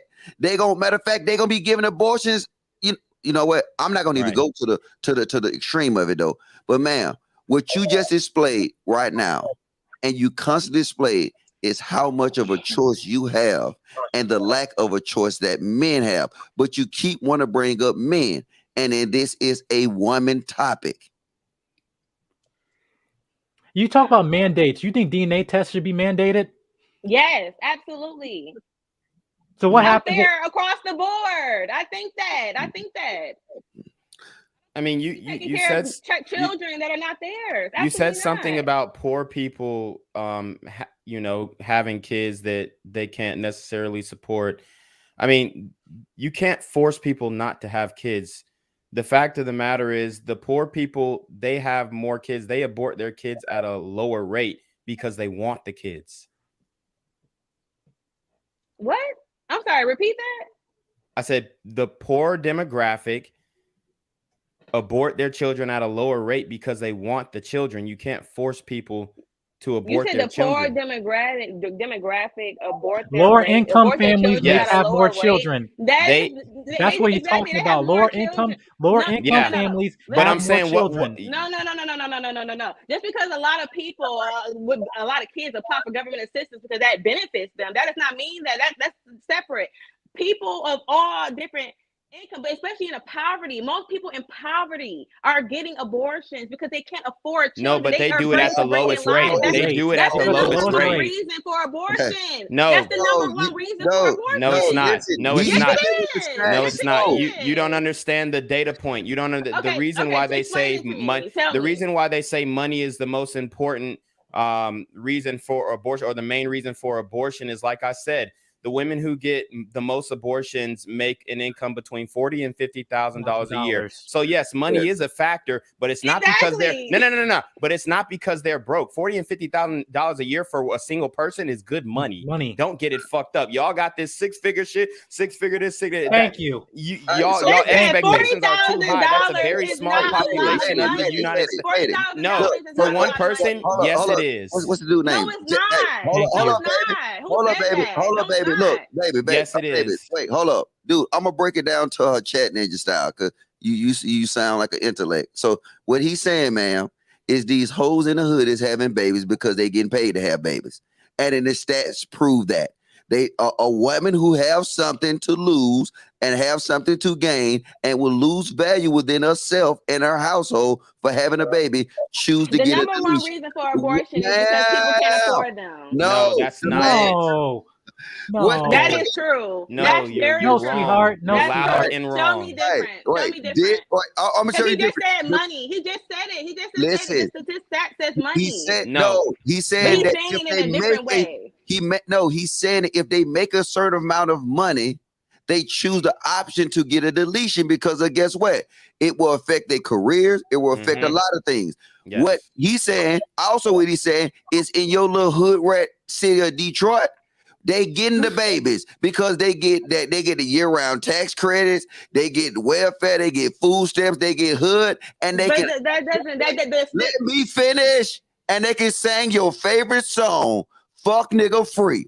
FREE, fuck nigga free. Meaning the stats don't agree with what you're saying, Logic. The stats don't agree. The stats are people of poverty, people of color lead in poverty. Okay. That's the stats. The stats are also the African American women are the number one people that's getting abortions. Okay. No. That is the fact. They're getting it at the highest rate per capita, but they're not getting the most abortion. No, that's not the fact. Wait.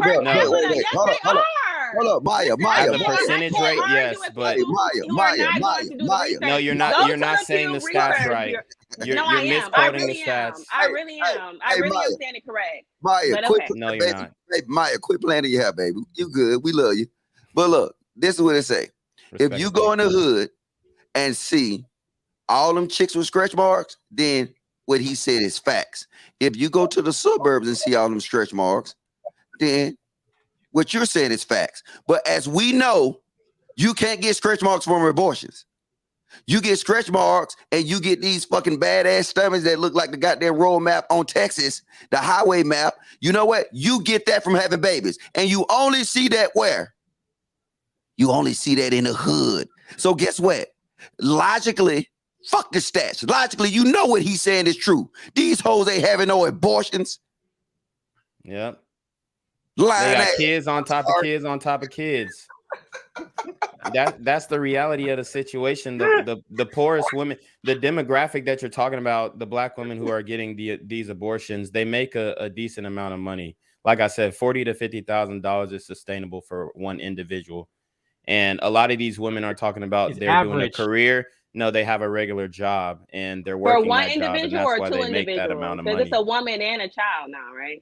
So is it No, enough I for mean, if two they abort the individuals? child, they're not even accounting No, I'm paying for saying you that said they child. make substantial amount of money. I'm just saying, so is it enough for two individuals? Or I just, mean, you said, I could raise a child off of $40,000 a year by I myself. mean, that's I don't think I could, but okay. No, I mean, Because everyone leaving a living above their means. That's why when people say Right. it's broke, because a lot of people are having stuff they don't need. That's exactly. like that's the thing. That's what I just think if I had kids, I would want the best for them. Hold up. Hey, Which is let's why do I this. don't have kids. Let's do this. Wait, because I mean, because the white guy is the only person that's been he raises his hand and shit like that. I feel like I'm in school. I told you. All right. I told you. Hey, Hey, Logic Amir, I have to roll out, but it was great being here. Thank you guys for the panel. Thank you guys to the chat. I got to roll out though. Thank you so all much. right. All right. Thank you. I would say I do need to go too because I have to go. I have to get ready for something. All right. Well, I got it. I'll see both of y'all later. Thank you. Hey, Bye, guys. all right. Put a 1 in the chat for the chaotic truth and Amir Lapeef politics, man. Put a 1 in the chat for that. And before we move on any further, what we want to do is we want to damn, how can I do this? The brother want to present some information, and then we'll let him present this information, and then we'll move on. Yeah. If you could just share my screen, it should be. Nah, I told you I don't share no screens here, bro. Hold up, I got you. Okay. There you go. You know what I'm saying? Hold on. Okay, you got it. Okay. Yeah. Wait, it's Lapeef politics. It's not the hood, brother. We know how to work shit. Go ahead. Yeah, I mean, I just kind of wanted to give people a visual representation of what an abortion looks like at 16 weeks. The reality is a majority of these abortions are happening before 6 weeks, about 40 well, actually after 6 weeks, I'm sorry. It's about 57% of the abortions are happening after 6 weeks. This is at the 16-week mark. But if you really don't think that this is another entity and not just your body, your choice, then there's something wrong with your brain. You know, when you go out here and say, oh, my body, my choice. No, when they are performing these abortions, they have to dismember this fetus. They have to yank off its legs, yank off its arms, yank off its torso, and then crush the head so that it can pull the head through the uterine wall. This is murder. Okay. I don't care how you want to slice it.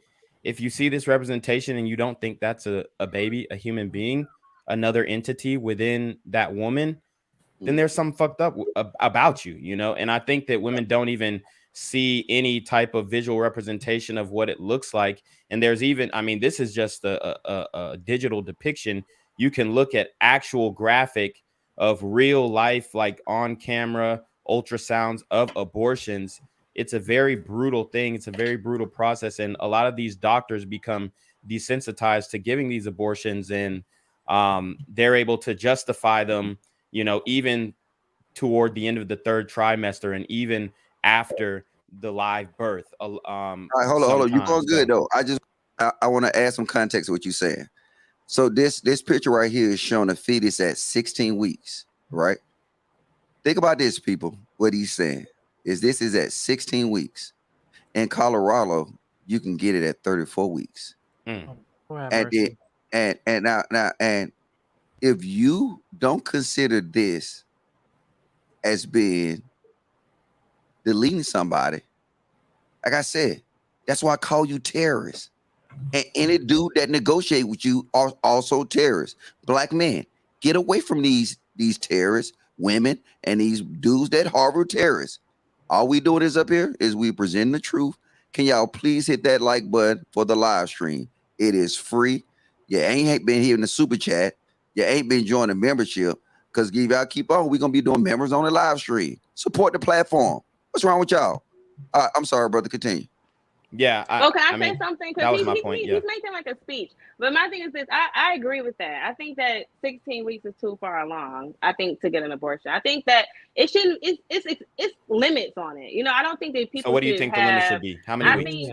I think like 6 weeks is when the baby starts to develop like the frontal lobe, I believe. So I think when it develops some type of consciousness is what I think that a baby should not be aborted. I think when it develops 4 to 6 weeks, I think is when it should be like cut off. I think up to 8 weeks, but I don't quote me on that. Don't quote me. I just think that I know that 16 weeks is way too far along and 34 weeks is way too far along.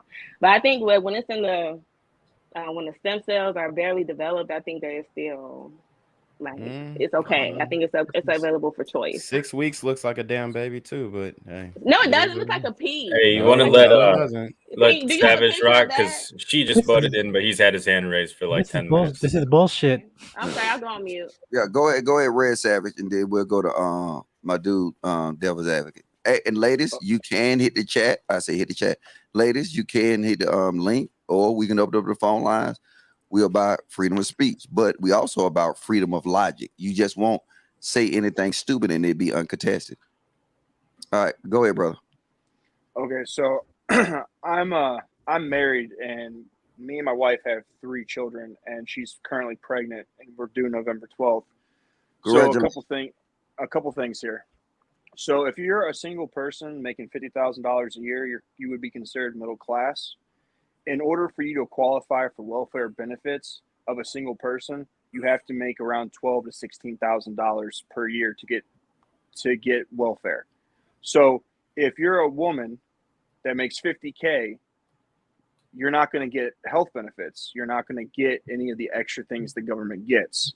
And to go back to the stats about who gets the highest amount of abortions, it would be women that make over $40,000 or $50,000 a year, because there's no incentive for them to not get it, because they aren't going to get help from the government. The people that make less money have an incentive because they get stuff from the government. So that's what he was trying to weigh out. Because another thing that you said about like poverty in the hood or black people are poor, I think you're putting the effect and forgetting that that's the cause. So majority of children that live in single parent households live in poverty. Single parent households breed poverty. If you get married and have children if you get married and have kids after you're married, you graduate high school and get a job and keep it, you're statistically unlikely to be in poverty your whole life. So a lot of the effect is being a single parent at a young age and not actually establishing your life and cause you to be in poverty, because you're starting your life out with a brick around your neck. Kids cost and they take away from your time. So you can't work all the hours or do all the things that you could do to get financially stable. You're already off balance, and now you have a kid. So it's harder to get on equal footing when it comes to not being in poverty. That's why most people that are couples that start off in poverty end up living in the middle class, because it's easier with 2 parents or 2 incomes, or someone to watch the kid and another income. Single motherhood is the cause of poverty. It's not because you're poor, you're a single mom. It's usually the other way around. Facts. That's not facts. I think that men, right? I think men are, the men are involved. They're single family moms because, there's a father around. They're just not married because no one's married, So I get your stats are correct. I mean, it sounds all logical to me because no one's married. So, I mean, but what I will concede to is the fact that you said about the 50,000. That makes perfect sense to me. The 50,000, 40,000, that black women, it would make more sense that people are making that much money because they don't get to have the government assistance. That makes sense to me. So I agree with that. That makes sense to me. Do you own 10 houses? Do I own 10 houses? Who you asking? Yeah. Who you asking? You asking her or me? Yeah, I can't see her name. Everyone's small on my screen. It was the woman that was talking. No. I'm gonna go on. Okay. You talking about Amari? or No, Melanie? he was talking to can't. Maya. He was talking to Maya. Yeah, Yeah, they were Maya, going I back can't and see her forth. Just name. let him rock. Do you have 10 car payments? No. Do you? Why not? Because I can't afford them. Okay, so just by having a single mom with a father that's in the picture, they have double the bills because they're not living together. So just because the father is around doesn't mean it's going to benefit the child, because you still have. No, I never said it was. I never said that it was going to benefit the child. I just said that you made a point that single mothers are single. They're in poverty because they're single mothers, correct? I don't agree. I don't agree with that statement. We can't. We don't. What statement? Yeah. Which one? The one that he was talking about single mothers, because at the same time, like, we're not talking about single parent, like single dads. And I know we're not talking about. There's a lot right less single dads than single moms. It's more single dads than you know. No, there's a lot less Lord single dads All right, than single moms. She didn't say what statement she disagrees with. She just said a lot he's of talking men about don't have single dads. children, so it is Yes. more single moms. A lot of men don't have children. 60% of black men don't have children. Yeah, that's true. But that wasn't my Well, point. That's even looking at the people with children, comparing apples to apples, the mothers get custody like what 80+% of the time. Not now. It's like, I think at least now. back in Still. 2018 Not when I looked now. up the statistic, it was like 15% of the time men get custody, and of that 15%, half of it is because the woman doesn't show up in court because of irresponsibility. Yeah, or she's on drugs or some shit like that. Yeah, exactly. So or has a case open with CPS, but other than that, the woman's gonna get the kids. And if you guys are gonna say not now or try to disprove what we're saying, bring up some facts to disprove it, because most of the stuff we bring up are reinforced by facts, data, statistics. What about this? What about this? What about that? Somebody let me finish. Let me finish. I will say I've seen different things in courts, but I did not look up facts because I'm at the gym. I got games tonight. Okay, man. Tonight. Well, say what you gotta say. That's not our fault. We have facts to prove what we're saying. Hold up, wait. Then guess what? The same energy that I gave this man, it was equal. I said, hey, drop your stats. He did. I looked over it. Fair is fair. I don't believe in no equity bullshit. He literally proved his point, and I said, okay, for the record, the man was correct. He dropped his stats. Y'all can read it. I don't care about y'all feelings, because I don't want to talk about that. Talk about facts. Now, I'm sorry for yelling. I'm just Logic. You're right, because first of all, I told you I was headed to the gym, so I'm at the gym, so I didn't Google nothing. Like, I'm literally at the gym. Okay, we understand. So but what's the your first point? words out of her mouth That makes your guys. argument less valid. You understand that, right? Thank you. Pay attention. Like, go to the gym. No. Well, I'm not. I'm not up yet. What I was saying is, what we don't do is give men enough credit, and we don't put more emphasis on, like, it's actually men out here that are getting discredited. And they're getting, everybody talking about child support and all that other stuff. It's bitter baby mamas too. That's all I was saying. Okay, well, Jedi, I noticed the first words out of her mouth, because we're arguing in circles, where you were talking about single moms. When you asked her what statement do you disagree with, she said, well, you were talking about single moms, and she exposed her bias kind of right there. I mean, yes, she can walk it back and say there are men that are doing their part, but that was what she felt. You're talking about single moms, I have to say something, but she didn't have any facts. Absolutely, that's what I'm saying. But no, I'm saying, like, it can't be like good dads too. It's bitter baby mama too. That's all I was saying. Yeah, and there could be. But wait, what? But what? Okay. No, we already know that. I had a couple of points before we go down that road, I guess, unless she has some stats. She got a phone. You can Google some stuff and clap back at us if you want.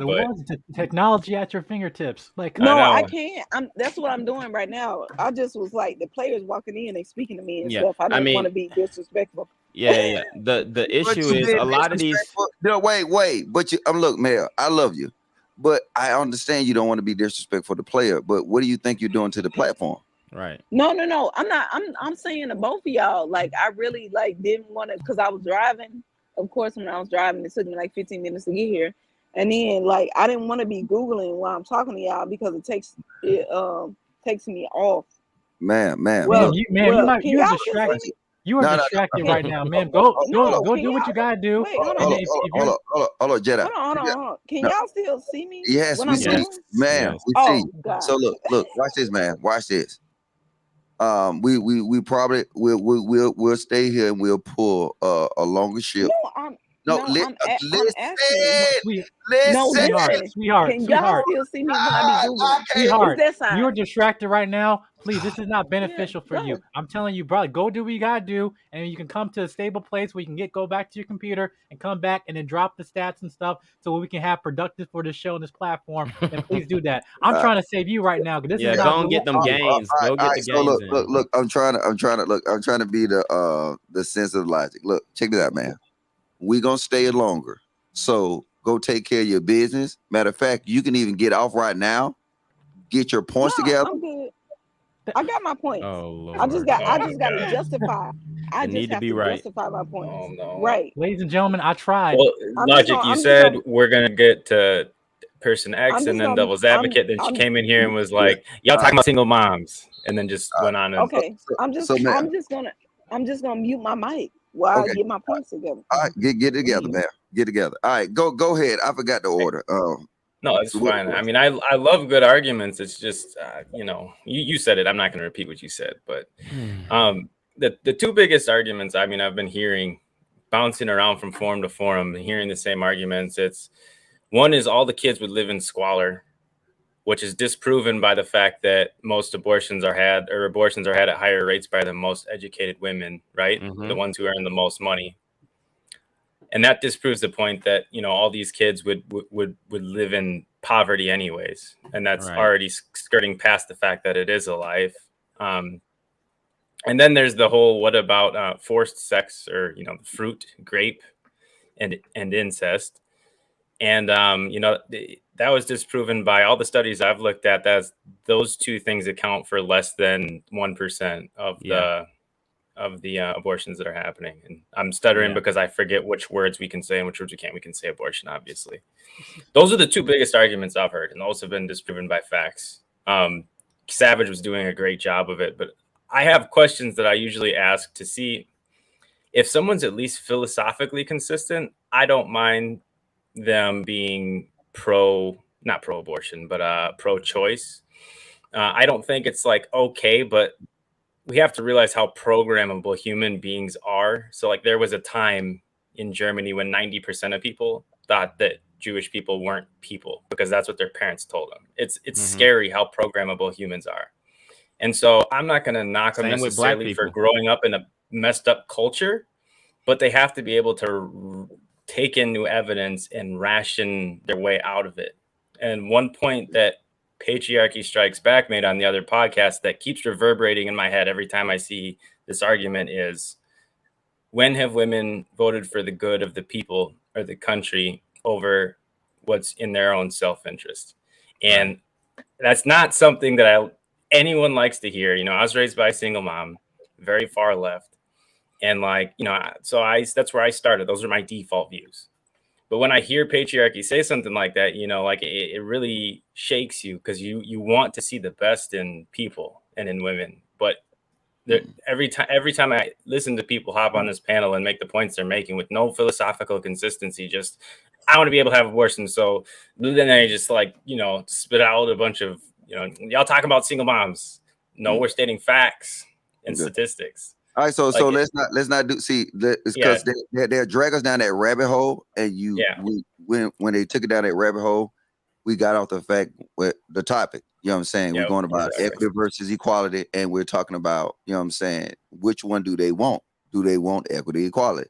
And then even though Mel, that's my girl, and goddamn Maya, she pretty cool. I'm waiting for her to goddamn DM me. She ain't yet, and she ain't, and she ain't. I know she ain't. And I get Mr. Logic gonna make her look so bad on the next political show. I still love you though, baby. But can we ask questions based on the topic so we can add them in? All right, I got a question for the lady that just hopped up. Whoever else I want equity. So my question for her is first off, what do you consider life? Like, are you one of those people where you draw the line at like 4 to 6 weeks, or do you think abortions should be able to happen up until conception? You're muted. If you want to unmute real quick. I didn't know. You're not talking about me, right? Both of you can answer. This is a question for the ladies. Hey, Mel, baby, you in the game. I'm gonna just mute you though. All right, go. He can ask the ladies the questions. Go ahead, man. Ladies, we had a new lady just came up here. I'll put them at the top so y'all can see them. Okay, perfect. Welcome to the show, Miss Ninja. Naja. Oh, I was just gonna say you're a chat ninja. All right, look. Hey, did you see his question? Did you hear his question? You need him to repeat it. I did not hear the question. Can you repeat it? Okay. So where do you draw the line? Real side note, man. I just want y'all to address the question to the ladies, and then ladies reply, and then if they reply, they will direct it to whoever they want to direct it to, and then I'll do a little box out so we can kind of keep it, because it's a lot of masculine energy on here. So you know what I'm saying. Okay. Go ahead and answer this question, lady. So the question was, where do you draw the line as far as what life is? The lady on the top, I heard her say 4 to 6 weeks earlier, but I haven't gotten an answer from the other two ladies on the panel. I think the maximum was 12 weeks that you can get an abortion. And from some states that I'm aware of, is 12 weeks. So my question is, as far as your philosophy goes, what do you consider life, regardless of the law? Because I have one daughter, and I know when I went to get the ultrasound and I saw that little pea, and I knew that was my daughter, I knew that was life. But when people get abortions, that's not what they're thinking of. So that's what I think. It doesn't really matter what they're thinking of, right? So that sounds like conception. What it is. I'm sorry, say that one more time.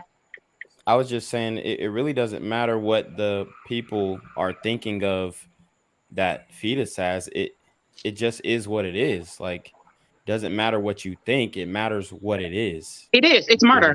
When you have an abortion, it's murder. It's murder. Right. It doesn't matter whether you do it at 6 weeks, whether you do it at 12 weeks. It is a consensual agreement within that woman to say, I'm not having this child. It's murder. Right. Okay. There's a reason for me asking this. Let's move on to the third. Right. I know exactly what you're doing.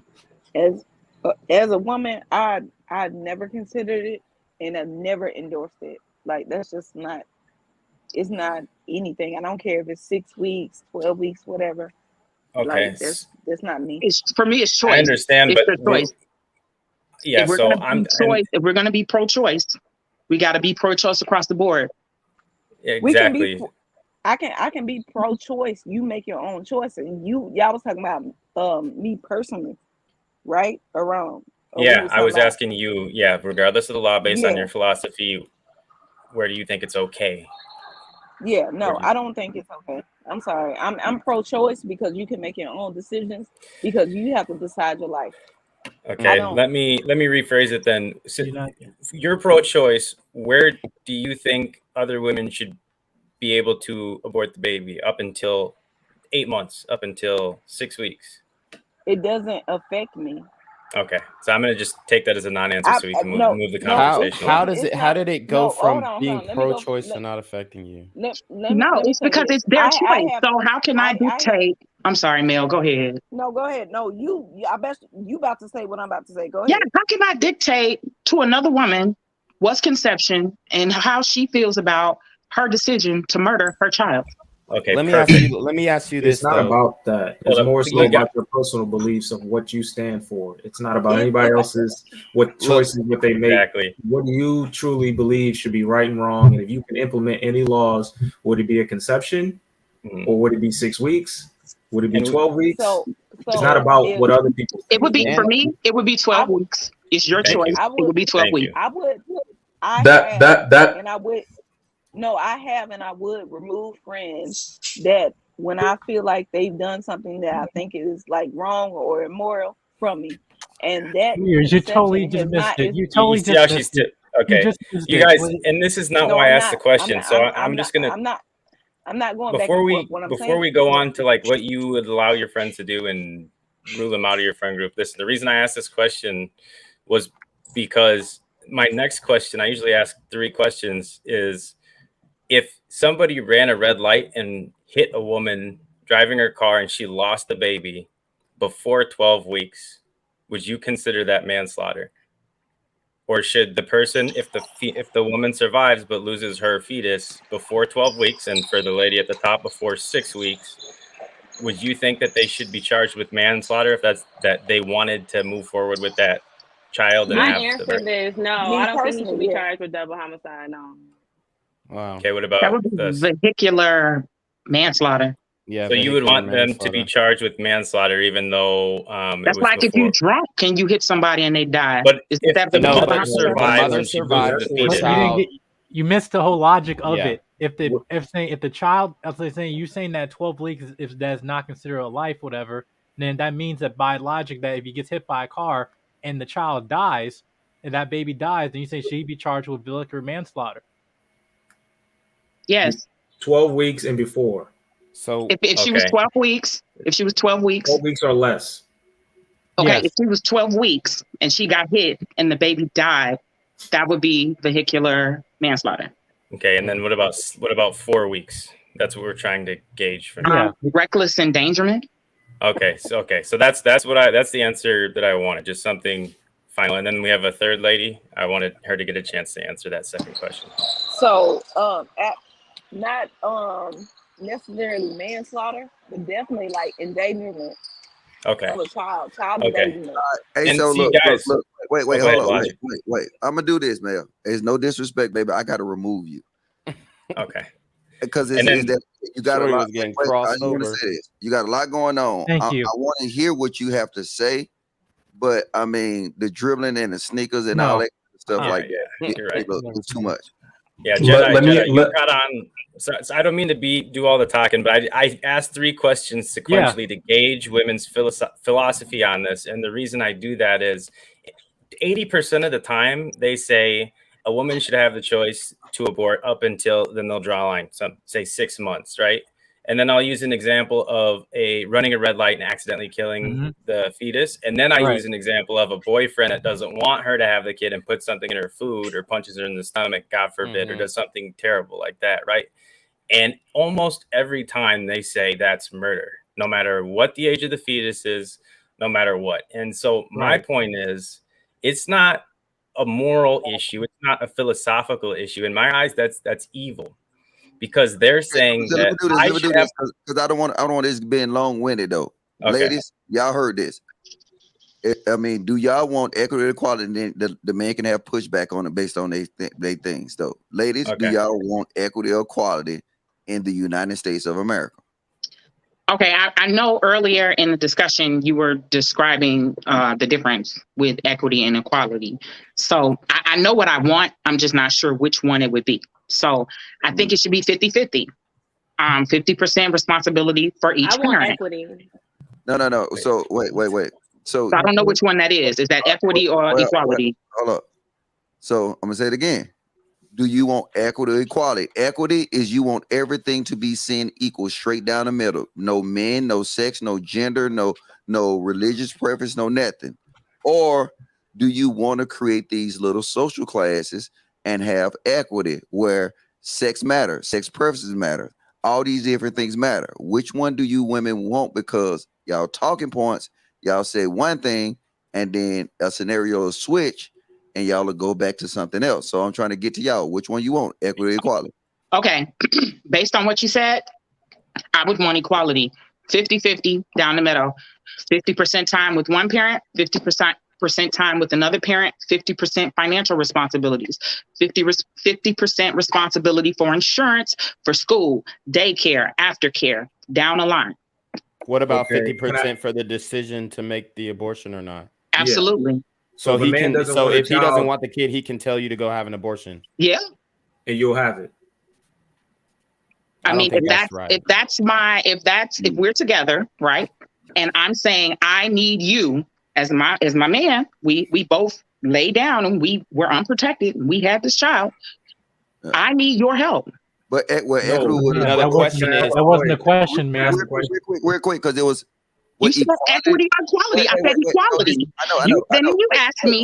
Hold up. Wait. I'm just telling you, in that situation you said with him, what equality would look like is that you want it, so you is 100% responsible for it.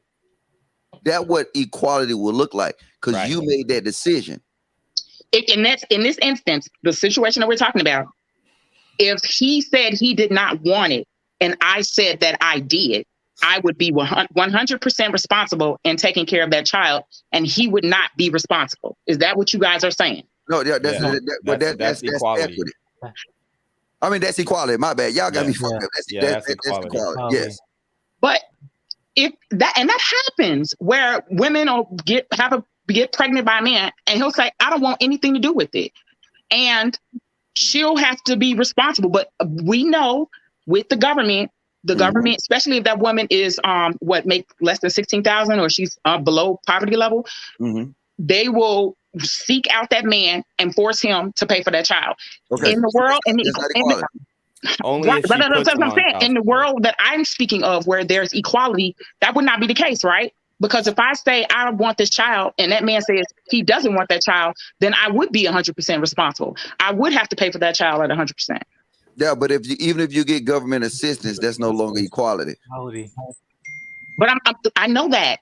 Okay, yeah, I realize that. But man, we having a conversation. You know, it's like it's almost 1,000 people in here though. So it is. I'm just putting out information. I'm sorry. Y'all can go ahead. We're talking about a world where there's if I could have it my way, would I want equity or equality? I'm saying equality. Equality would mean that we would be 50% responsible for that child. All right. You mean 100%? The man 100%. So the man would be involved, I would be involved. The man would be involved and the woman would be involved. If you both wanted the child. If we both wanted the child. Okay. That's fair. All right. What's your answer to that, Miss Maya? I'm sorry. I think that I want equity. I think everything should be 50-50 down the middle. I think that's not equity. That's not equity. I'm sorry? 50-50 is not equity. I said I don't think that things should be 50-50. Okay. Okay. So if I met you one night and I bust you down within a week and you got pregnant, 3 months later you call me up that I'm having this kid, I'm responsible for it.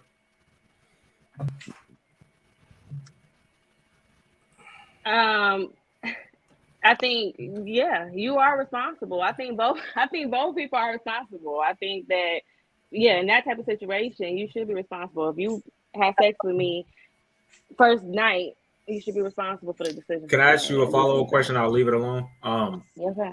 Would you agree that most of the time when people are having sex in general, they're not trying to have a child?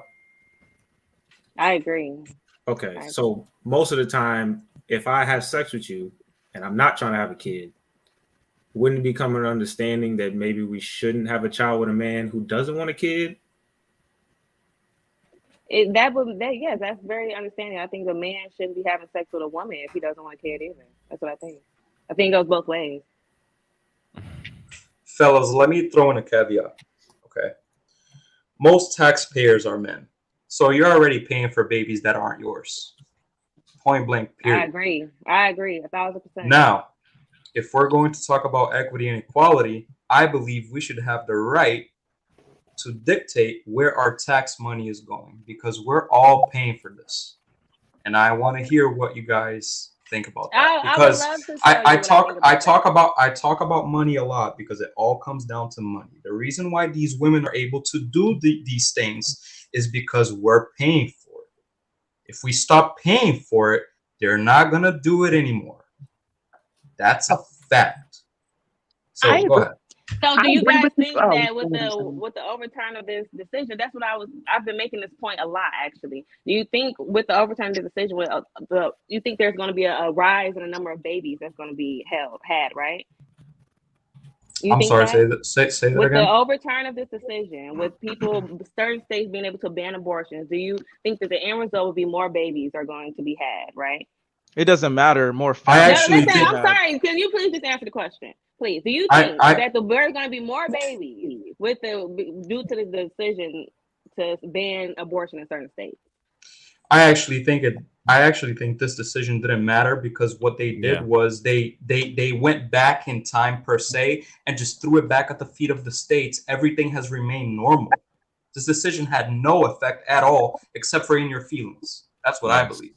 I disagree with that. I think that more people are going to have babies. I think that there's going to be a rise in babies. Let me correct myself. It set a precedent, but change, not really. Okay, I get it. And I think that there's going to be a rise in babies. But I think that to your point, that there needs to be something to combat the inflation. What you said, a lot of our tax dollars are going to government assistance to help other children with other kids that are not even biologically yours, correct? So I just think that that's a good point. What are people going to do to combat that? Because I do see that there's going to be a lot of people spending more money. A lot of government assistance programs are going to go up. I'm interested in knowing how that's going to be. Like I said, you got to combat it by stop voting blue. I mean, I agree. I think we should go independent, but that's a different topic. Can I respond to what you just said? You were before that, man. Okay. Are you talking to me? Well, hold up. Oh, on the burgundy? Oh, okay. Hold up. Damn, this ain't Fight Club, bro. You know what I'm saying? What's up, Lake? Oh, how you doing? How you doing, Logic? I'm doing good, brother. Hey, the thing is, what you saying, man, is actually not correct. Because if it's something you want, when have that ever stopped women from traveling to get it? Right. I mean, would they not drive 45 minutes? They're not driving. Ma'am, just wait. Listen. Do they not drive 45 minutes to an hour to get their favorite woman to install their hair? Would they not drive? I'm keeping it funky. Would they not drive, you know what I'm saying, 15 extra minutes to go ahead and go to their favorite restaurant? That's what people do. You know what I'm saying? So the thing is I understand your point, but it's actually trying to trigger men to make men scared. But no, these chicks gonna have abortions. They're gonna make it happen regardless. Just like every black woman that you hear up on this panel, you can't tell me nothing. You can't tell me what to do. You can't tell me where to go. And that's how it's going to roll, baby. True. Can I jump in real quick? I wanted to add to that. Yeah, go ahead. I just wanted to say, as far as the Roe versus Wade situation, the only compassion that I really have is for people who have experienced the R word. As far as poverty, if you can't afford the baby, it's simple. Just stop having sex. But as far as the R word, I don't believe that you can help trauma with trauma. When you delete a baby, you're creating trauma for yourself. Facts. So I don't think you can heal trauma with trauma. But the R word, they gave him a choice. They gave him a choice. I let her go real quick. Yeah, they did, but that's people's excuse. So I'm just saying, like, you can't heal trauma with trauma. I don't want women that want to kill their babies out of convenience to hide behind women that had sex forced on them. That's just ridiculous. And so we're talking a fraction of a percent, and women that want to kill their babies just because it's less convenient, that earn $50,000 a year, like Logic said, plus hiding behind the true victims of forced sex. That just doesn't fly with me. Yeah. And most women I know, it's birth control. Let's keep it real. Ma'am, look, wait, ma'am. They gonna direct questions to you. So all men direct the questions to the ladies on the panel, and if you can call them out, so we can keep this format. We'll go to Sway, then we'll go to Dark Lake, and then we'll go back to the other man in the middle. The woman in the pink shirt, I just want to ask a question. Would you agree in the current state of time right now that there is different percentage, I guess, I don't even know, different levels of authority when it comes to the conception of a child between men and women? At the end of the day. No. Because it's follow-up questions. Would you agree that women in this day of time have more authority over men in the conception and bring? Okay, so that would you also agree that having a certain percentage of authority, then you would also have to have the equal amount of responsibility over that and accountability over that. Since if you're going to have more authority, then you also have to hold that same amount of responsibility. Yeah, but I'm in agreement. I'm saying that when go ahead. I'm sorry. Go ahead. There is children being born, when we're trying to bring it back on men and say it's equal, it's that point right there makes it not equal, because you guys have more authority, meaning you will also lead to more responsibility, meaning to also more accountability. So when men are asking you if you will be okay not having a child if we don't want it, or allowing us to not be financially responsible, when you guys give us pushback, it doesn't make sense when you have more authority over us in the grand scheme of it. Well, I understand what you're saying, and I am a woman that I don't offer any pushback. I don't believe in it altogether. I think that we should slow down on recreational sex. I don't think any sex is recreational. I think it's intentional and a life comes from it. So it's nothing to play with. So I am all about accountability. And like I said, the most people that I see getting the abortions, it's for birth control. And they do have money to take care of the baby. The baby was just an inconvenience. All right, the chat ninja spoke. This is pretty good actually. He said, Logic, if y'all know you get great, you can still take a Plan B pill. That's true. I never got it. No, because think about this. If you actually know that exists, shouldn't you take precautions to make sure that don't happen? And the Plan B is a perfect thing. And I'm not saying that, I'm not an advocate for that, but that's a good point by the chat ninjas. I'm sorry.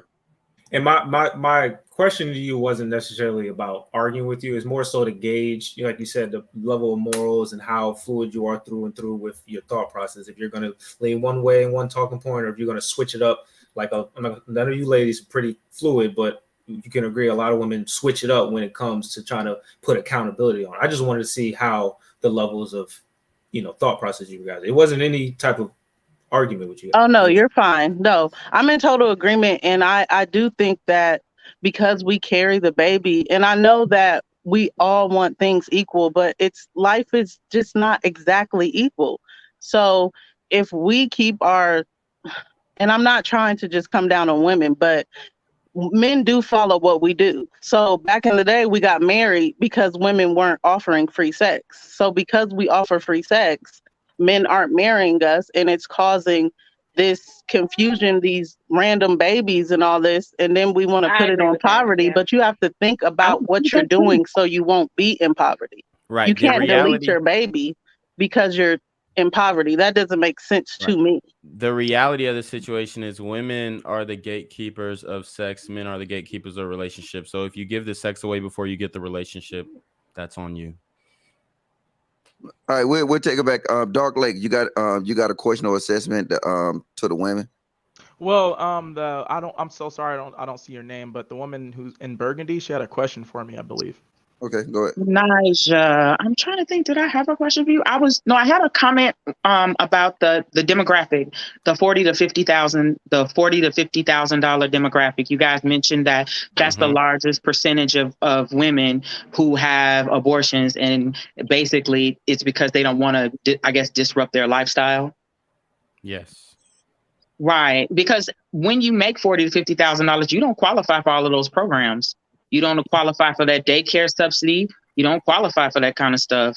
And I think somebody mentioned with $40,000, they could take care of a child. I'm not sure what state you live in, but where I live, you cannot take it. I mean, you can barely take care of yourself with $40,000, let alone a child. I mean, you have to adjust that for your state CPI, but yeah, I think that's a good point, because I think the one all the way on the white shirt, Maya, she was saying that that's not going to be able to raise a child or whatever, but it is state relative. You know what I mean? And my dad, when he was making $100,000 in New York, that ain't nothing. He's $100,000 on paper, but in reality, it's only like 50 to 60.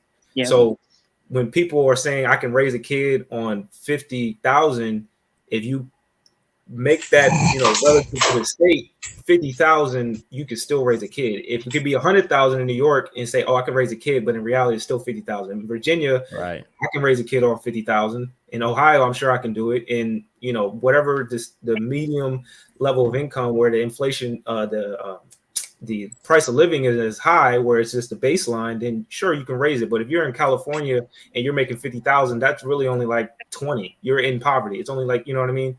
So I'm not justifying anyone making that choice. I'm just saying that those are probably some of the circumstances surrounding why they ultimately made that decision. Let me tackle that real quick. The world reserve currency is the US dollar. Okay, everybody knows that, right? So if we hold the world reserve currency and the poverty line in the United States is $12,000 a year, I believe 12 or 16. Mm-hmm. That would mean that the poverty argument goes out the window, because at least 35% of all countries are not going to hit that as a medium household of income. For an example, in Brazil, the minimum salary is $150 a month. There are over 100 million people in Brazil. So all those people can't have kids because of poverty. So we got to throw away the poverty argument, because it doesn't make sense. I disagree with that. People can't afford kids. People cannot afford kids. The cost of living in Brazil is much different than the cost of living in America. Listen to me. I'm from Brazil. I'm in the financial industry. And here's what I'm telling you, okay? If our baseline for poverty is $12,000 per year, that means that everyone in South America, when you include the fact that their baseline for what their minimum income is, will never hit that strive.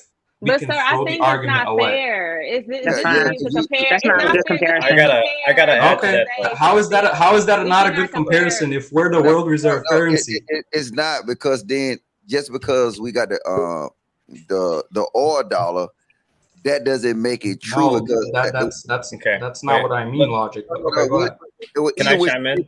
Either which way, it's not accurate, because if you're trying to compare Brazil, where $12,000 and the cost of living would give you a lot, and in America, we even got places in America where, you know what, I agree, and like I said, I don't like to say agree to disagree, but it's facts involved in both ends. You can go to some places in West Virginia, and $40K would be efficient enough for you to raise kids. But if we're talking about the black dynamic, that most of black people live in cities, $40K is not nowhere near enough money to raise a child. Matter of fact, you can't even scratch the surface. And that's just being real. This is kind of like a first world problems argument, though. Yeah, like, I mean, if you look back thousands of years, we're the last generation of thousands, right? And just 150 years ago, the average income per household was like 2 of today's dollars. It was like $1.11 or something like that. So, like, when we learn that in economics, like, yeah, like, my next questions would be how many dollars in clothes does the average kid earn or considered to need compared to our grandparents? How many toys? I had a lot more toys than my mom did, and she had a lot more toys than her mom did. How many of those did we need? And so I think it's kind of a first world problem argument, because if you just go back 150 years, our ancestors were living on like $1.11 a day. And if we really think that abortion is murder, then does not being able to afford extra toys and clothes really make a valid argument? My grandma has 9 when you can afford health insurance, it makes a valid. Yeah, we're not talking about toys. I mean, I understand what you're saying. We're not talking about toys and clothes. We're talking about basic necessities. Yeah, well, no, Lake, they're not answering your question. They're answering his question. Right. Yeah. Let him answer his question or his statement that he put out. Let him respond to that. Yeah. I think you got to repeat it. I think you got to repeat it. I think you got to repeat it, because I think they wanted to really answer it. Sure. I just think that we see a lot more things today as necessities. Like just even in my family. I mean, I'll even fall on the sword and use my family as an example. My grandma, she immigrated from Mexico. She had 9 kids with my grandpa was a mailman. They didn't go on any kind of support. She was the best cook I've ever met in my life. She raised 9 children as a homemaker. My grandpa couldn't cut it on a mailman's wages, so he started as an apprentice in like a construction business, pouring concrete, which is horrible when you don't have the tools of today. So I mean, they did it. 8 of those 9 kids are married with kids. My mom was the one. So what you're trying to say is that we mix up in our society today. We mix up the difference between needs and wants. You know what I'm saying? Yeah, I mean, cancel your Netflix. Cancel your Netflix subscription. Don't go that far. Cancel Apple Music. Don't go that far. And turn your son's Jordans in. What about getting your nails done? What about getting your nails done or your weave done? Or Sir, let's stick to the point. Those are things that people get every day. No, that's a good no. And you know, a lot of they're not gonna let you slide on that. Nails, what fingernails? Fingernails is what 35, toes is 60, weave is 100. Eyelashes, makeup, eyelash, makeup. I have a girlfriend. I have to pay for this shit myself. Brazilian conditioner. Like, what's going on? Hold on one minute. So that's true. No, let me be fair to the ladies. We was out of line because we was talking about the kids' necessities, not the parents. So, but I mean, but logic to you guys' point. I mean, that all falls in, because when you have children, you have to sacrifice, right? Yeah. You won't be able to get your nails done all the time. You won't be able to get your hair done all the time. Daycare, before and after care, that's expensive. And, going back to this, I'm in the same demographic now. You don't get those subsidies. So we're talking about if you're working, they give you 12 weeks and then you have to go back to work. So that means that you send in a child who's not potty trained, wearing diapers, still drinking formula to a daycare. I've seen the prices to be about $500, $600 a week. Let me formulate the point, because I think because y'all need a chat ninja up here, because I'm gonna formulate a dark advocate's point where he was making. The thing is that how many shoes do our kids really need? If you want to compare it to the world, you know what I'm saying? How many Christmas toys do our kids really need? And even our eating habits, we throw so much stuff away. It's insane.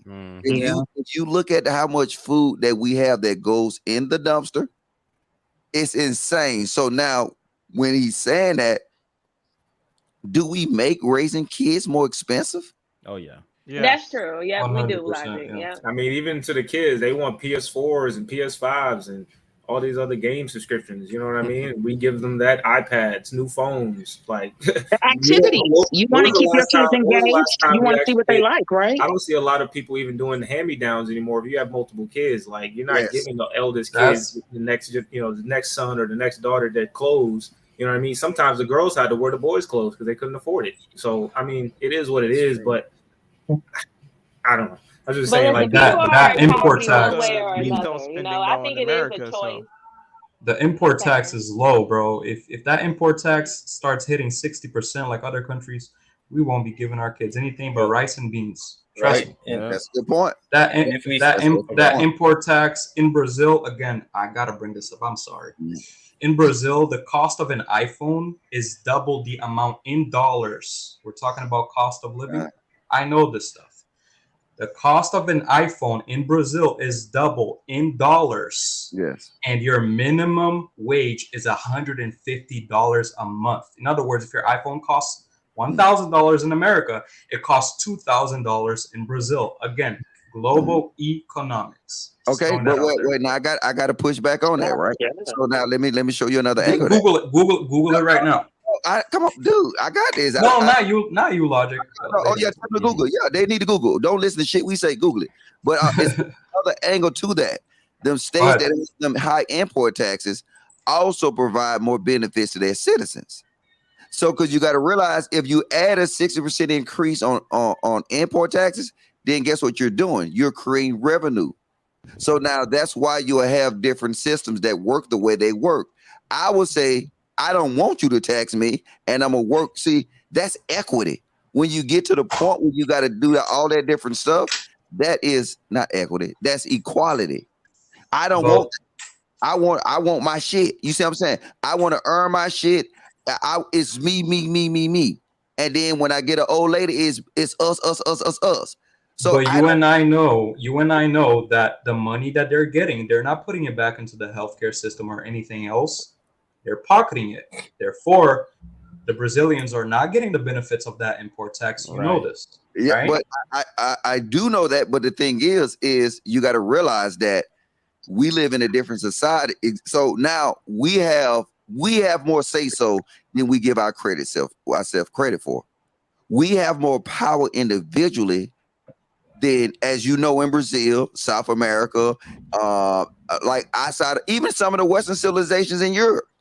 American have more power. Do you know the I don't want to go and take this a whole different direction, because you know what I'm saying. But the point I'm making is that it's a double-edged sword for us in America. And like I said, I think the double-edged sword make it powerful for us, because now we can see the impact of what our decision is made. Nobody is conquering over us to sit and say, you will do this, you will do this. The only thing that it's crazy though. But this is a side note because I'm rambling, but I'm sorry. I'm gonna bring this to a point, right? Think about this. Women was running around here now saying my body, my choice, correct? But why didn't say that? Why didn't say that to the jab? Right. I'm sorry, to who? Why we didn't say that to who? To the jab. I've been pro-choice across the board, though. For the record, pro-choice, pro-guns, maybe not you. But okay.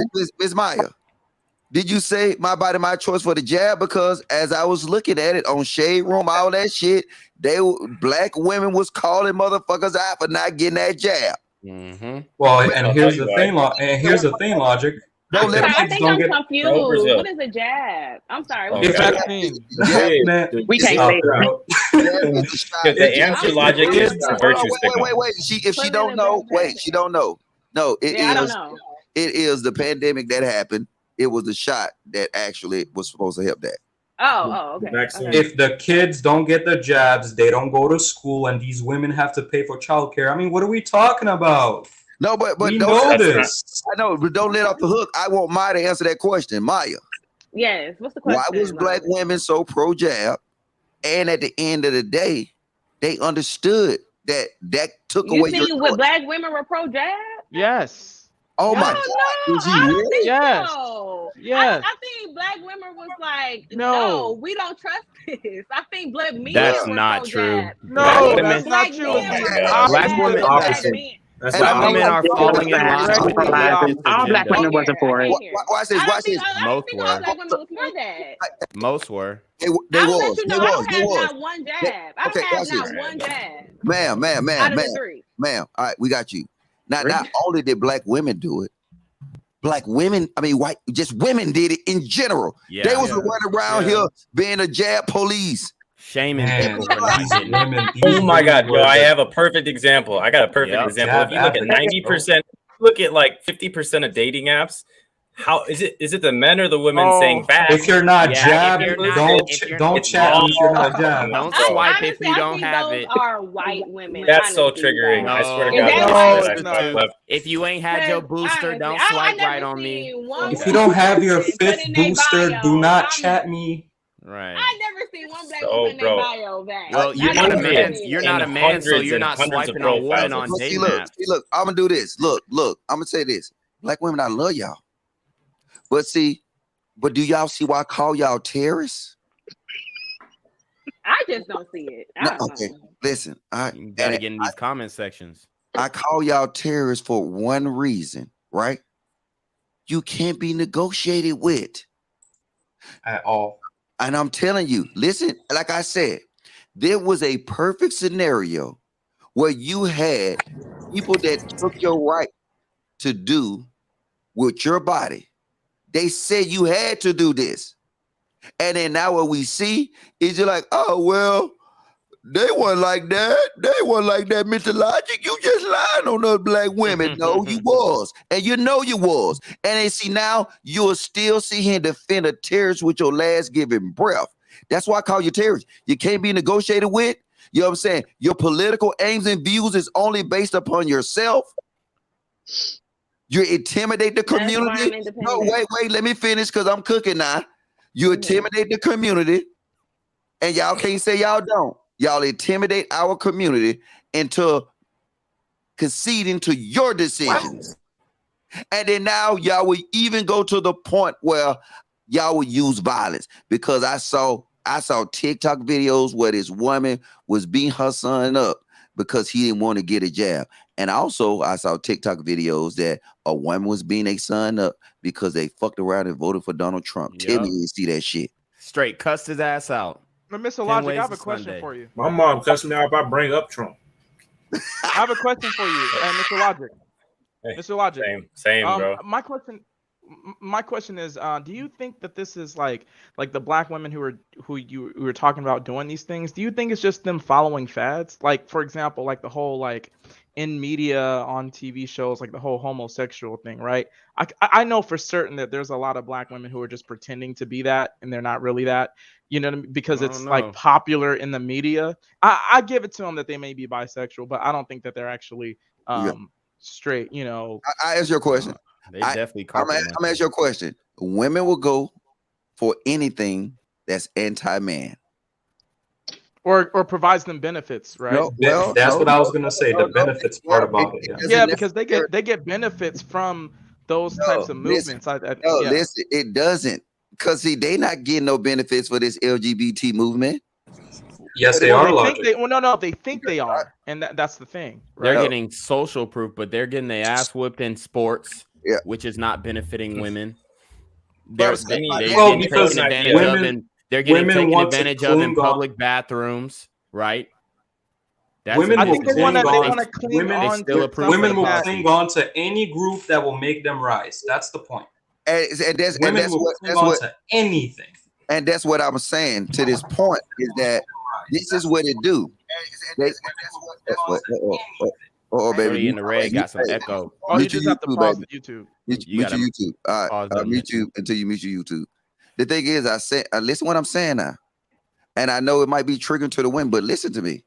Women would be for anything that against men, because by default, if you go against the man, you therefore increase your power or lack thereof, or the vision of. And that's why we see all these things. Women are the ones that got there actually said, I'm pro these social groups. They pro LTG, LBGT, you know what I'm saying? I don't see no goddamn dudes running around here with somebody like Saucy Santana as their background singer. You know what I'm saying? No. We see this from the women. The women, pro HR, all that bullshit. Yeah, Jack Harlow opening it up. Jack Harlow wants Saucy Santana as a background. We're not gonna go into industry, niggas. All right. No, it's getting out here. I'm not gonna go into industry. It's very intertwined right now. Very intertwined. All right, let me float this idea of logic. It's that women are controlled by shame, and that's why they've removed it in modern culture. So you shame people for not getting the vax, more women are going to get the vax than men, because men are lone wolves by nature. Like, we want to see articles. We'll be the conspiracy theorists. That's like they use fetus residue in the we can hear you, Mel. We hear you, Mel. Now, okay. Logic, what do you think of that, or whoever wants to respond to it? I think that I could even hear you. Say that again. Say that again, please. Okay, I said that women, generally speaking, are more controlled by shame than men, and so that's why they've removed it in modern society, and that's also how they're able to force them to get vaxxed at higher rates than men. It's a 15% difference, by the way. And that's a little bit like the process. It's like everything you said. I'm not disagreeing with everything you said, just some of the things, but you have to it's just a little processing. No. Don't do that. Don't do that. Be direct. What in particular? Hold up. Wait. I can't let her get away with that. Mel, be direct. Don't say, hey, I don't agree with everything you said, but it's a lot of shit. No, be directly and tell him what is he said that was not correct. Don't make no general statements on here. Like I make the general statements that damn black women are terrorists, but every time they come on the panel, they prove me right. Well, I think that women don't have shame. And I also think that men don't have shame either. You know, I think the shame. What about when it comes to getting vaxxed, bro? You're right. This is what I'm gonna ask from the men. Yeah. There's no shame in things like posting booty pics on Instagram now, but there's definitely shame. Can you not hear us? Wait, Mel, can you not hear Mel? Just come back when you get in the house, because I think you You had a question for men, Mel. No, I'm listening. Hold on. Devil's advocate, I agree with you. We have removed a lot of the shame, and that's why a lot of the things happen. My mic was off. People My call bad. it No, I said I'm sorry. empowerment. My mic was off. I'm But listening. Ma'am, you got a delay. You got to pick, Shorty. Yeah, you got You keep cutting people off. I'm trying to give equal opportunity. I didn't say some crazy niggas come up here and then we show some type of. I ain't gonna show no grace. No, hold on. 30 seconds ago. Let me go out and come in. You sound like go back out and come in. No, you sound like a robot right now. We don't sound like a robot. It's you that sound like a robot. See, I sound like a robot too. No, ma'am, we are good on this panel. Just come out and come back in. Hold on, I'll send her a message. Oh, okay, she got it. Okay. Yeah. All right. Lord, so, what do people think about my theory about shame? No, devil's advocate, I agree with you. I think that society as a whole, they've removed a lot of the shame because a lot of people don't want to hear the truth. And the thing with social media is when you post stuff or when you go out, when you come on platforms like this publicly, people have the right to give their opinions, whether you like it or not. So there's societal pressure and shame, just like you was mentioning in regards to the jab. I think that was applied to everyone, but because I think it hit women the hardest. I agree with that because, I mean, we have kids and a lot of us have children and, you know, we're thinking about our children, protecting our children, what we can do to protect ourselves so that we can still be there for our children, which was much more encouragement to get the jab.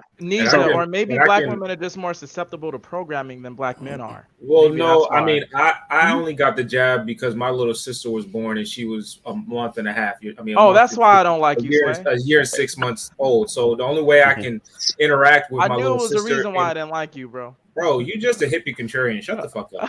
Anyways, I actually had to get it if I want to interact with my dad, my stepmom, my little sister, and now my little brother who's a couple months old. I would have to get this for my dad even feel comfortable during that time to hang out with them. So that's the only reason I got it. It wasn't for work. It wasn't because of societal shame. It was simply because of a newborn baby if I wanted to be around them. Yeah, we also can't take a joke. That's another reason why I don't like it. The conversation is not really about like, I don't want to make it turn into a jab conversation. It was just strictly on the premises that they accepted one thing, but they didn't accept another thing. And then now, how does that make sense logically for the women? Christy, what do you think about that? Well, I mean, I really came on here to because I'm a woman that's anti-abortion. And I want to ask the ladies, do you know the reason why abortion came into play? Ma'am, is you anti 9-volt batteries too? That's not me. It's because it's gonna be a distraction. The beeping. The beeping gonna be a distraction. Can you like go to another room? Smoke alarm. I think your smoke alarm. You need to change the battery in your smoke alarm. Okay. Yeah. All right, you good. We'll come back to you. Hey, go ahead, Savage. So there is shame in society for men, for one. That's why you hear when women say they need 6 feet, 6 figures, 6 inches, 6-pack. Yep. I need a guy that's not bald. All right. Men are shamed constantly about being men. Every day. If he's not 6'5", he can't ride. Like. All right, wait, Savage. I'm sorry. Let me apologize. I apologize for saying anti 9-volt battery. So y'all niggas like to cancel Mr. Logic for telling the goddamn truth. All right, I'm sorry, Savage brother. I had to apologize now before they try to cancel me for it. I'm sorry. Nah, Logic, you provided shame for all us women. I made sure to check all my 9-volt, my smoke detectors before I joined. As Kevin Samuels would say, that smoke detector is a sign of singleness. Why do I got to be a bad guy? Why did you not shamed us? Y'all, Logic, you shamed us. It's not shame. Is it? Go ahead. I mean, she went to a different room or she changed the battery. That it worked. Yeah. So when I made the comment about $40,000 to $50,000, I live in Ohio, so that's based off what the laws are here in Ohio and cost of living. But what a lot of people don't realize is when it comes to a lot of the reason that people have trouble living off the money that they live off of is because we have the government that gives out a lot of our money, which increases inflation, and then you have a lot of taxing on things to pay for a lot of extra shit that we don't need. Like, that the Department of Education is a huge department that education hasn't gotten better since they started it. Yeah, but Savage, instead of people understanding that, it's just men are broke. Yeah. But the issue of it is like, as you can see with inflation, when they gave all the money during the COVID relief, inflation went up. So the other thing that people don't realize is that the economy is actually going to be stagnant, and it's been increasingly becoming more stagnant because we used to be able to get to 4, 5, 6% growth, but you're lucky if you get 3. 3's good. So the 60 million people that have been deleted from abortion has actually weakened the workforce. And that is part of the reason why Social Security is collapsing, because back when Social Security was actually put into place, you had a huge population of people that were working, and you had a larger ratio. It was like for every one person on Social Security, you had like 36 people that were working. Right now, you're 3 to 1. For every 3 people working, you have 1 person on Social Security. So because like right now we're a million people short in the nursing industry with nurses. Well, there were 60 million people that have been deleted. So this labor would have actually benefited the culture and society as a whole. So people need to realize that when women decide to make this choice is good for me, women don't have duty anymore in society. Women have put themselves ahead of all things. So by being selfish and saying, I don't want to have this problem, or I want to be loose and not have consequences, or that guy I really don't like, he was cool for the night. Like when we make these decisions, it affects your grandkids. It affects everyone else, because labor is a commodity, for one. For two, for society, you need a birth rate that is going to keep increasing. Our birth rate has been on the decline, where we're not replacing the amount of people that are dying for like 50 years. So all these things have large consequences. And when it comes to women, there was a guy that made a comment about when women ever voted not in their interest. It is a proven fact in every society that when women get the right to vote, they continually vote for bigger and bigger and bigger government. Mm-hmm. So the issue of it is people to the realization, what do they want? Do they want the things that they want, or do they need the things that they need, or do they want society to move forward? Like, if we all want to just ride it till the wheels fall off, that's great. But say that. Don't play this game where it's your problem, or it's your problem, it's because of you. Like, no, I want to ride it till the wheels fall off, and I don't want to fix it. Just say that, and everything would be cool. Yeah. I wanted to just add a caveat before I hop off.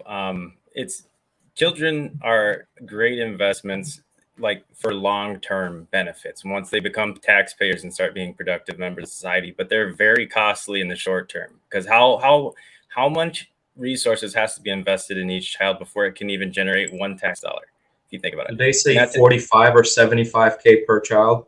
To raise something a child, like that? It's like $250,000. Well, even more than I thought. Even more than I thought. 0 to 18. In the U.S. So, but the thing is, it's interesting, and just I'm gonna just float this, is how do you make up for that when women don't have those kids, and we start reaping those consequences of those would-be taxpayers not being there, like you said, a nursing shortage? What's a quick fix for that? And my theory is, and what I think the government started to learn, is immigration. And if you did you know there would be twice as many Black people in the U.S. right now had it not been for all those abortions? So now we're 11% of the population, and we would be 22. Yep. Well, guess who's 25 now, or 22? Latinos.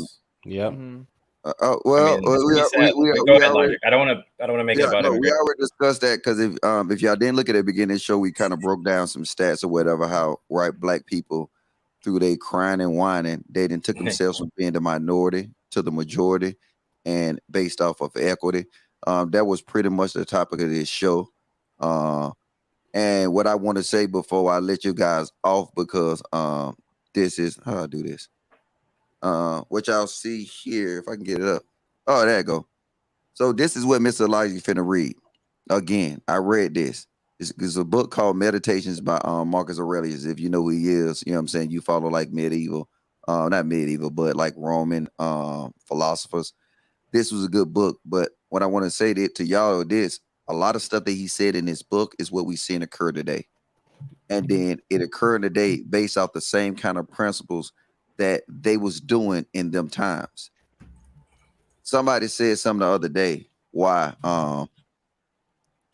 these leftists like want to delete history, right? They want to tear down the statues, they want to tear down everything. They want to delete history because if they delete the history, now you have no blueprint to go back to see these the mistakes that was made by other people.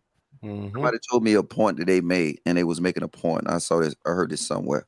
They made a point about how our society and how our feelings can transform something basic into something complicated and destructive. The Nazi symbol, the Nazi flag. Did everybody know what that was from? It meant peace in India. It was like an Indian symbol. It meant luck. Like a native. Okay. No, it meant luck in India. Yeah, right. But it was something that was positive, right? Yes. And then now under the thumb of somebody else, we'll take something positive and we'll turn it into destruction. And then because we don't do the research, we don't understand the history, you know what we'll do? We'll do the same thing over again. With all this shit that we saying, you know what I'm saying? I don't want, if it was slavery exists, keep the statues up. So now I want kids to see that it did exist. You know what? Keep things, you know what I'm saying? You cannot shelter kids from the truth. And if you know anything about me, I'm just about the truth. I'm about bringing the facts. I don't care if a woman said, I don't care a female said, a male, female, you can be transgender, you can be anything. I give equal opportunity to smoke. And then if you saying some good stuff, I don't give you no smoke. I love y'all like everybody. But I'm just saying, do homework. Let's not erase history, because if we erase history, we will be doomed to repeat it because we don't know it exists. All right, and I do final thoughts for the panel. I want to go. Well, I learned a lot from you guys. I enjoyed this conversation thoroughly from the perspective of the men and the women. I know that my opinions can be controversial, so I just appreciate you guys for opening up the conversation, and hopefully we can do this again, you guys. And just my overall message is just, everyone, let's just have the cadence that everyone's going to make good decisions, not have sex till marriage. Let's promote that. And see what the results are going to be in a couple years from now. See, she'll be actually beautiful if she lose her feminist ways. You see what I'm saying? Like, she would actually be an attractive young lady if she lose them feminine ways, because once you start talking that feminist talk, you know what you become? Ugly. Ain't that pretty about a terrorist? I thought you were going to call me a terrorist. I said it. You know what I'm saying? Because you come in this bitch every time with an RPG on your back, grenades in the background. You're a terrorist. You're trying to destroy the community. All right, I'm sorry. We'll go ahead. Miss Nia? Naija. I'm sorry, man. So I enjoyed the stream, and I really appreciate healthy dialogue. And I do agree that you shouldn't live in the echo chamber. Everybody should not agree with you, and you can learn something from everybody. And I can honestly say that I've learned something from each and every one of you on this panel. So I thank you for allowing me to join. Hey, and real fast, is you two ladies coming to Atlanta to the live show? I will not be able to go. Oh, you got your ticket? At least is you a member to the channel, man? Ms. Naya? Of course I am. Absolutely. Green gang. Green. Okay. Oh, you talking about Naya. I'm making sure, because and this equal opportunity. Y'all see, I asked the man the same thing, and I'm asked the man the same question. All right, go ahead, my dude, Devil's Advocate. Yeah, Logic. The last point you made. You remember the first quote we argued about when I was on the panel for the first time? I said, good times create weak men create bad times create strong men create good times. It kind of ties into exactly what you're saying about forgetting history and letting it repeat itself. Because I think, honestly, it's inevitable. We get better and better at producing excess wealth. And then after industrialization, we're all spoiled. And we start losing track of the things that got us to where we are in the first place. And there's been no civilization really in history that's been able to break the cycle.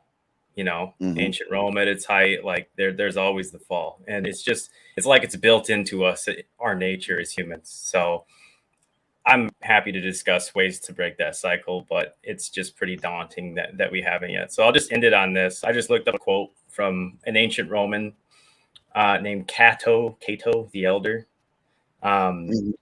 And I'm not saying I agree with every part of this, so don't go, trying to figure out I love this. I love this. I wish I could say little feminists in the chat room trying to figure out where I work and shit. Fuck it. No, fuck that. I'm gonna put you on the big screen because I love this. All right.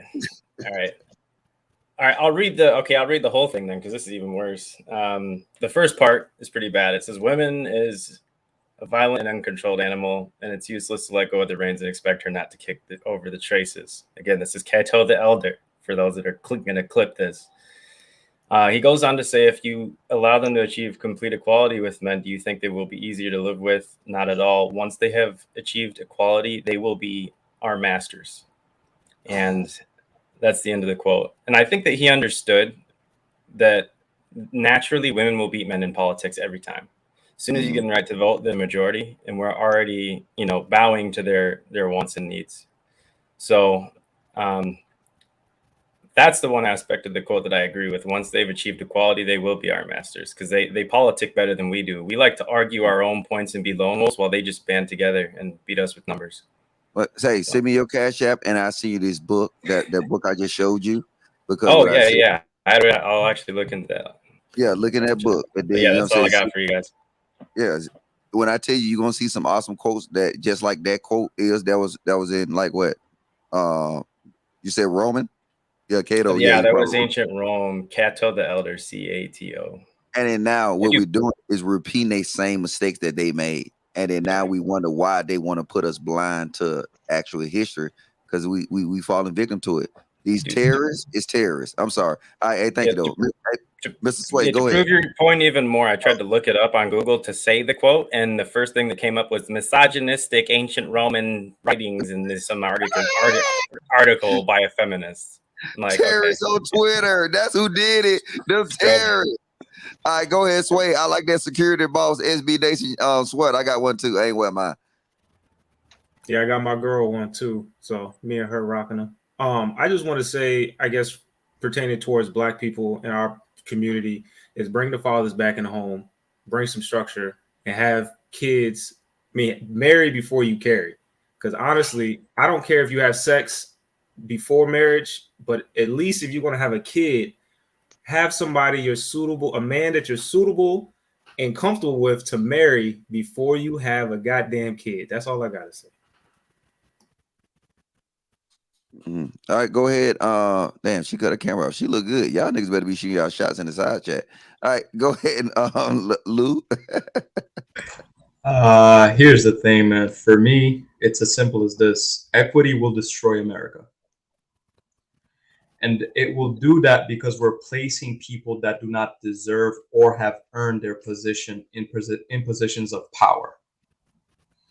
And there's a direct correlation. You mentioned Marcus Aurelius. America is the new Rome. And just like Rome, when we give these people too much power, they will destroy us from within. It won't be our enemies that will destroy us. It will be ourselves. And that's it for me. When isn't a plague that destroyed Rome during Marcus Aurelius' age? I think it killed his son. All right, I ain't gonna I'm not too sure. Yeah, but we know what caused it to fall, and it wasn't a plague. It wasn't a third-party war. It was Rome itself. I mean, they were having parties, doing certain things, eating too much and vomiting. I mean, they had nothing else to do but to destroy themselves. And that's where we are today. And I want to just put this in comparison, though, right? So I said, know your history. Damn, see, this is going to get good, right? Listen up. It was a plague that went through Rome at that time. At that time, they had conceded to having homosexuality as the primary. They started producing all these different sexual preferences. And that you look at a lot of the emperors of Rome, they never had heirs because they wasn't sleeping with women. So it's a lot of what we're seeing now. It's a lot of duplications in what happened then to what we're pushing now. And then you're pushing it. We're pushing on the back. They pushing on the back of the people they know we love the most, our women. So now the biggest thing is to turn your women against you. Now you can destroy the society. And what we see today. Oh, go ahead. The legionaries were sleeping with each other, and we know that commanders usually became emperors, and that trickled down to the society at large as well. Yeah, and it was even said that Marcus Aurelius that, you know what I'm saying, his wife was cheating because, you know what, we're not gonna need to go there. All right. Yeah, we don't need that. I thank you, brother, for coming up. Thank you, brother, for coming up. All right, I'm rude people who talk. All right, go ahead, my man. Hey, Gen X, I need to hit you up, bro. Hey, can you and Savage put y'all email in the back for me? Yeah. We'll go to Dark Lake real fast while he put his email in there. Go ahead, Dark Lake. Hey, Logic, thanks for having me on the show, man. It was great to just listen to this show, to be honest with you. I feel like I learned a lot. I guess one of the reasons why I like to visit some of these shows is to kind of gain a perspective of exactly how I should perceive these things and how I should maneuver in society. And Sway was saying something earlier. He said he was giving a message to the women. Oh, pick better fathers, bring fathers back into the homes, get married first, da da da da da. And I think that people won't do that, unfortunately, unless they're incentivized to do that. So maybe it's kind of a good thing that we are Rome and we're seeing the sort of triple effect of destruction, because then it sort of presumes that something is going to start over. And maybe there's a shot for people to realize what's happening isn't working. Our women are already against us. And I just think people have to be incentivized to make the right decision, unfortunately. And I could be wrong about that. And I think that speaks to everything we're talking about here. And so that's all I wanted to say. And then Logic, I had a question for you about meditations. Is it true that that it was never supposed to be a book? It was just like found at one point? Yeah, it was almost like his diary. It was just him, you know what I'm saying, then. Because if you look at it, yeah, I can see, I don't know, we can have a whole show on this because this is gonna be my second time reading it. I read it before maybe like 4 months ago, and now I saw somebody else talking about it. One of my friends had asked me that. I said, "Where'd you get that from?" I think he said something about like Joe Rogan did a show on it or something like that. I was like, "Yes, it's good." So now the points he was made, I think I missed them. So I say I'm gonna go ahead and take it and revisit it. But do you think that's true though? Do you think, and not to keep you, I know you're trying to end the show, but do you think it's true that people have to be incentivized to do the right thing? I think if the incentivize is going to exist, then you might as well put the incentives into something that's better. If you're going to have the incentives that exist for, well, I'm just saying this: if you're going to have funds that exist for baby mamas and baby daddies and all that kind of, well, baby daddies don't get it, baby mamas and all that kind of stuff like that, I say you should take it and reverse it, which you know to be positive, marriage and relationship. Incentivize them in that same way to do that. Like, what I mean, if we're going to spend the money, might as well incentivize it to be better. You know what I'm saying? Yes. Put the you know what I'm saying? Give $50,000. You know what I'm saying? If you married for 10 years, you see what I'm saying? Because you actually, if you think about it, you would even save more money. You will actually save more money by incentivizing positive behavior. But so many times we do what? We incentivize negative behavior, and that's what the society we live in. All right. You have a blessed night. Hey, you too, brother. I'll see you around. All right, go ahead. Go ahead. Damn, what's the dude name?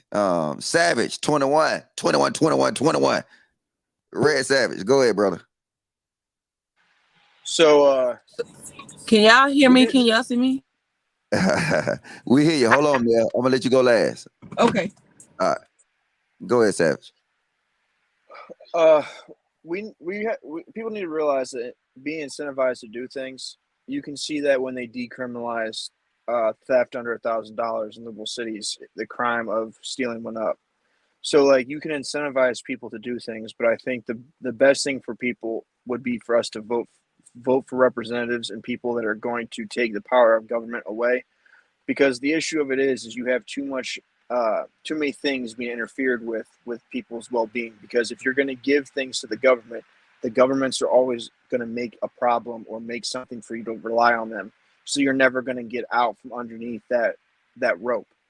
Mm-hmm. So people need to be more accountable and realize that there's duty in the society, and that includes the way we raise our children, the way we have our families, the communities that we live in, what we do in these communities, and how we decide that we want our country to be governed by. Mm-hmm. I agree. Totally. So Hey, thank you. I'm gonna shoot you an email, brother. I like you, not like that though. Not no, you know what I'm saying, Marcus Aurelius type of way. But I like you though. So I'm gonna shoot you an email, man, and hopefully we can chop it up on one of these panels. That get y'all to Yep. Well, I'll shoot you an email. We'll break it up. We'll chop it up. All right, go ahead. Black Z. What is it? Black Gen Z. Black Gen Z. Yeah, Black Gen Z mindset. Go ahead, brother. I just want to say, definitely to the women, stop doing these one night stand abortions. Stop having these one night stand children. Stop having intercourse with men who wouldn't wife you. You got to take more accountability, or at least, force men to wear a condom. If you're not on birth control, there are over 200 forms of contraception for women, not including abortion stuff. So you got to stop using abortion as birth control. And I did want to just talk about, I did an expose on the history of abortions and the origins on my channel, Black Gen Z Mindset. We can't do that, bro. You trying to get me fired. Oh, my bad. Yeah, let's chop it up. We chop it up. We do a political, show, whatever, and you come on from the beginning, your name would be in the tag. Hey, we gotta watch that promotion, y'all. Come on, my B. I ain't know. Nigga, I'm fired, nigga. Chad, nigga. A black nigga that got me fired. Oh shit, my bad. Yeah, you gonna mess it up. I'm gonna just leave the names off of everybody, cause damn, I ain't even know. I ain't know. My bad. I know you good, bro. I ain't worried about it. You think I'm scared of getting fired, man? Nigga, I'm a goddamn soul. All right. Well, shit. yeah, I got your email. I'll be definitely hit you up, man. Thank you for coming. All right, peace. All right, go ahead. My favorite sister, man. Hey, you muted. I got smoke for you. We can't hear you, Mel. Look at her. She been waiting all this goddamn time. And now tell her she got that music turned down too, because she has some music playing. You know what, Mel? Okay, but you on mute though. Mel. Yeah, she ain't on mute. She just fucked up. All right, we're gonna drop her. All right, look. Hey, Mel, I'm sorry. We tried, man, but it's time for King Talk, goddammit. King Talk, man. Make sure y'all go over to King Talk. Yeah. I just got through dropping the link right now. It's also pinned to the top of the chat. It's gonna be a great show tonight. We do have Nathan Davis coming through. So Nathan Daly? Daly. Yeah, Daly is coming through. This is the topic: save your tears. Save your tears. It's time for women to accept accountability. So y'all make sure y'all tap in. It's going to be a great show. I look forward to it. Hold on. They got to invite me. That's my type of topic. Y'all talk about tears and then see, man, fuck, you know what, man? I'm done, man. I'm done. How they going to talk about tears and not invite me up there? Yes. No, people, y'all good, man. Make sure y'all go over there, man. And as soon as y'all get into that live, man, just make sure y'all start flooding emojis with chat and then just start doing the King Talk, man. Hit the ones in the chat, hit the like, man. Hey, salute. Thank y'all for y'all support. All right.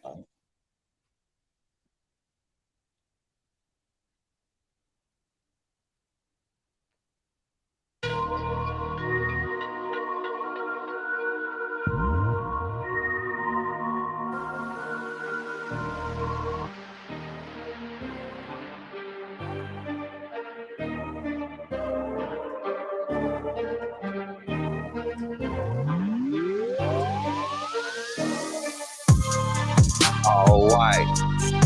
They're red. They lost their wife. Now they mad at us. What you crying for? Got no rights no more? What you crying for? Ain't got no rights no more? That's you driving a bus, ain't you? What kind of steering wheel is that? They ain't got no rights no more. The spirit don't have no rights no more. Don't have no rights no more. Don't have no rights no more. It's 5 in the morning, knocking at my door. Damn, it's another terrorist hoe. All white. Terrorist hoe. Mad at me because they ain't got no rights no more. Drop the ones in the chat if you really hear me. The terrorists lost their life so they cannot feel me. all white, all white. Terrorists, they didn't lost their rights. I'm gonna make a song. Yeah, I see that beat. Put a one in the chat if y'all want to hear my terrorist song. Put a one in the chat if y'all want me to hear my terrorist song. All white, all white. Terrorists mad cause they lost their rights. All white, all white. Terrorists fucking mad cause they lost their rights. Let's get it poppin'. Hey, let's get it poppin'. And Marie, she ain't no terrorist no more. Last night she came, guess who to Logic's door? Butt naked, barefooted. Mr. Logic, tell me if I'm really suited. Hell yeah, you came with that all white. You ain't no terrorist no. Nigga, let's get hot. Yeah. All white. All white. These terrorists ain't even fucking got no right. All right. Oh. If it ain't the best platform on YouTube, I don't know what y'all thinking. Hey. I don't want to be no terrorist no more. Oh. I don't want to be no terrorist no more. Oh. I don't want to be no terrorist no more. Oh. I don't want to be no terrorist no more. I tried out a terrorist.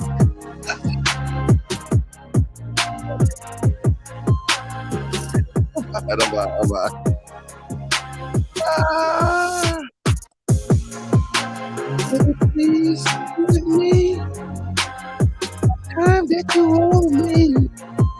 I see you love Terrorist Podcast. I know you're really loving me. You done gave my wife away. You done terrorized my community for too long. Terrorists now, you ain't got no home.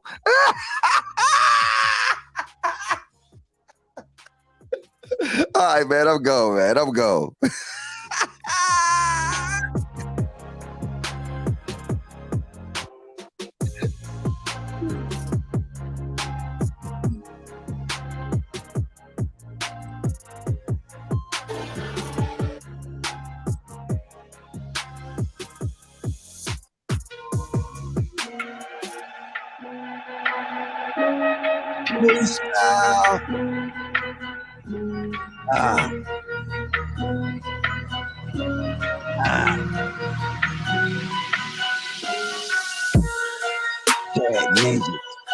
Where you at? If you got the damn camouflage on your back. Cat ninjas, where you at? I hope you got that camouflage thing on your back. We got a sergeant in the chat. We got a sergeant in the chat. Mag G is a sergeant for the chat. Mag G, he's a sergeant for the chat. A nigga quit. He the colonel with the tank. He the colonel with the tank. You know he got that bank. You know he got that bank. Throw that over because you know we about to take your rank. Hey, Mr. Logic, 5-star. Pull it up in your whole car. Mr. Logic, why you do me like that? You know I had to pay that whole fucking tax. Nigga, man, don't do that shit. Man, I'm going, JR. I'm out. All right, man. See you in a few.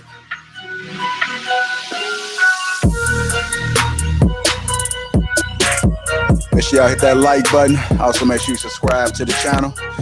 King Talk will be starting shortly. Make sure you guys go ahead over there and set that reminder. Appreciate all the support you guys have given. Shout out to the Lapeef Network, y'all. King Talk, let's take it over there, y'all. Get y'all tickets to Atlanta. ATL, August 5th, August 6th.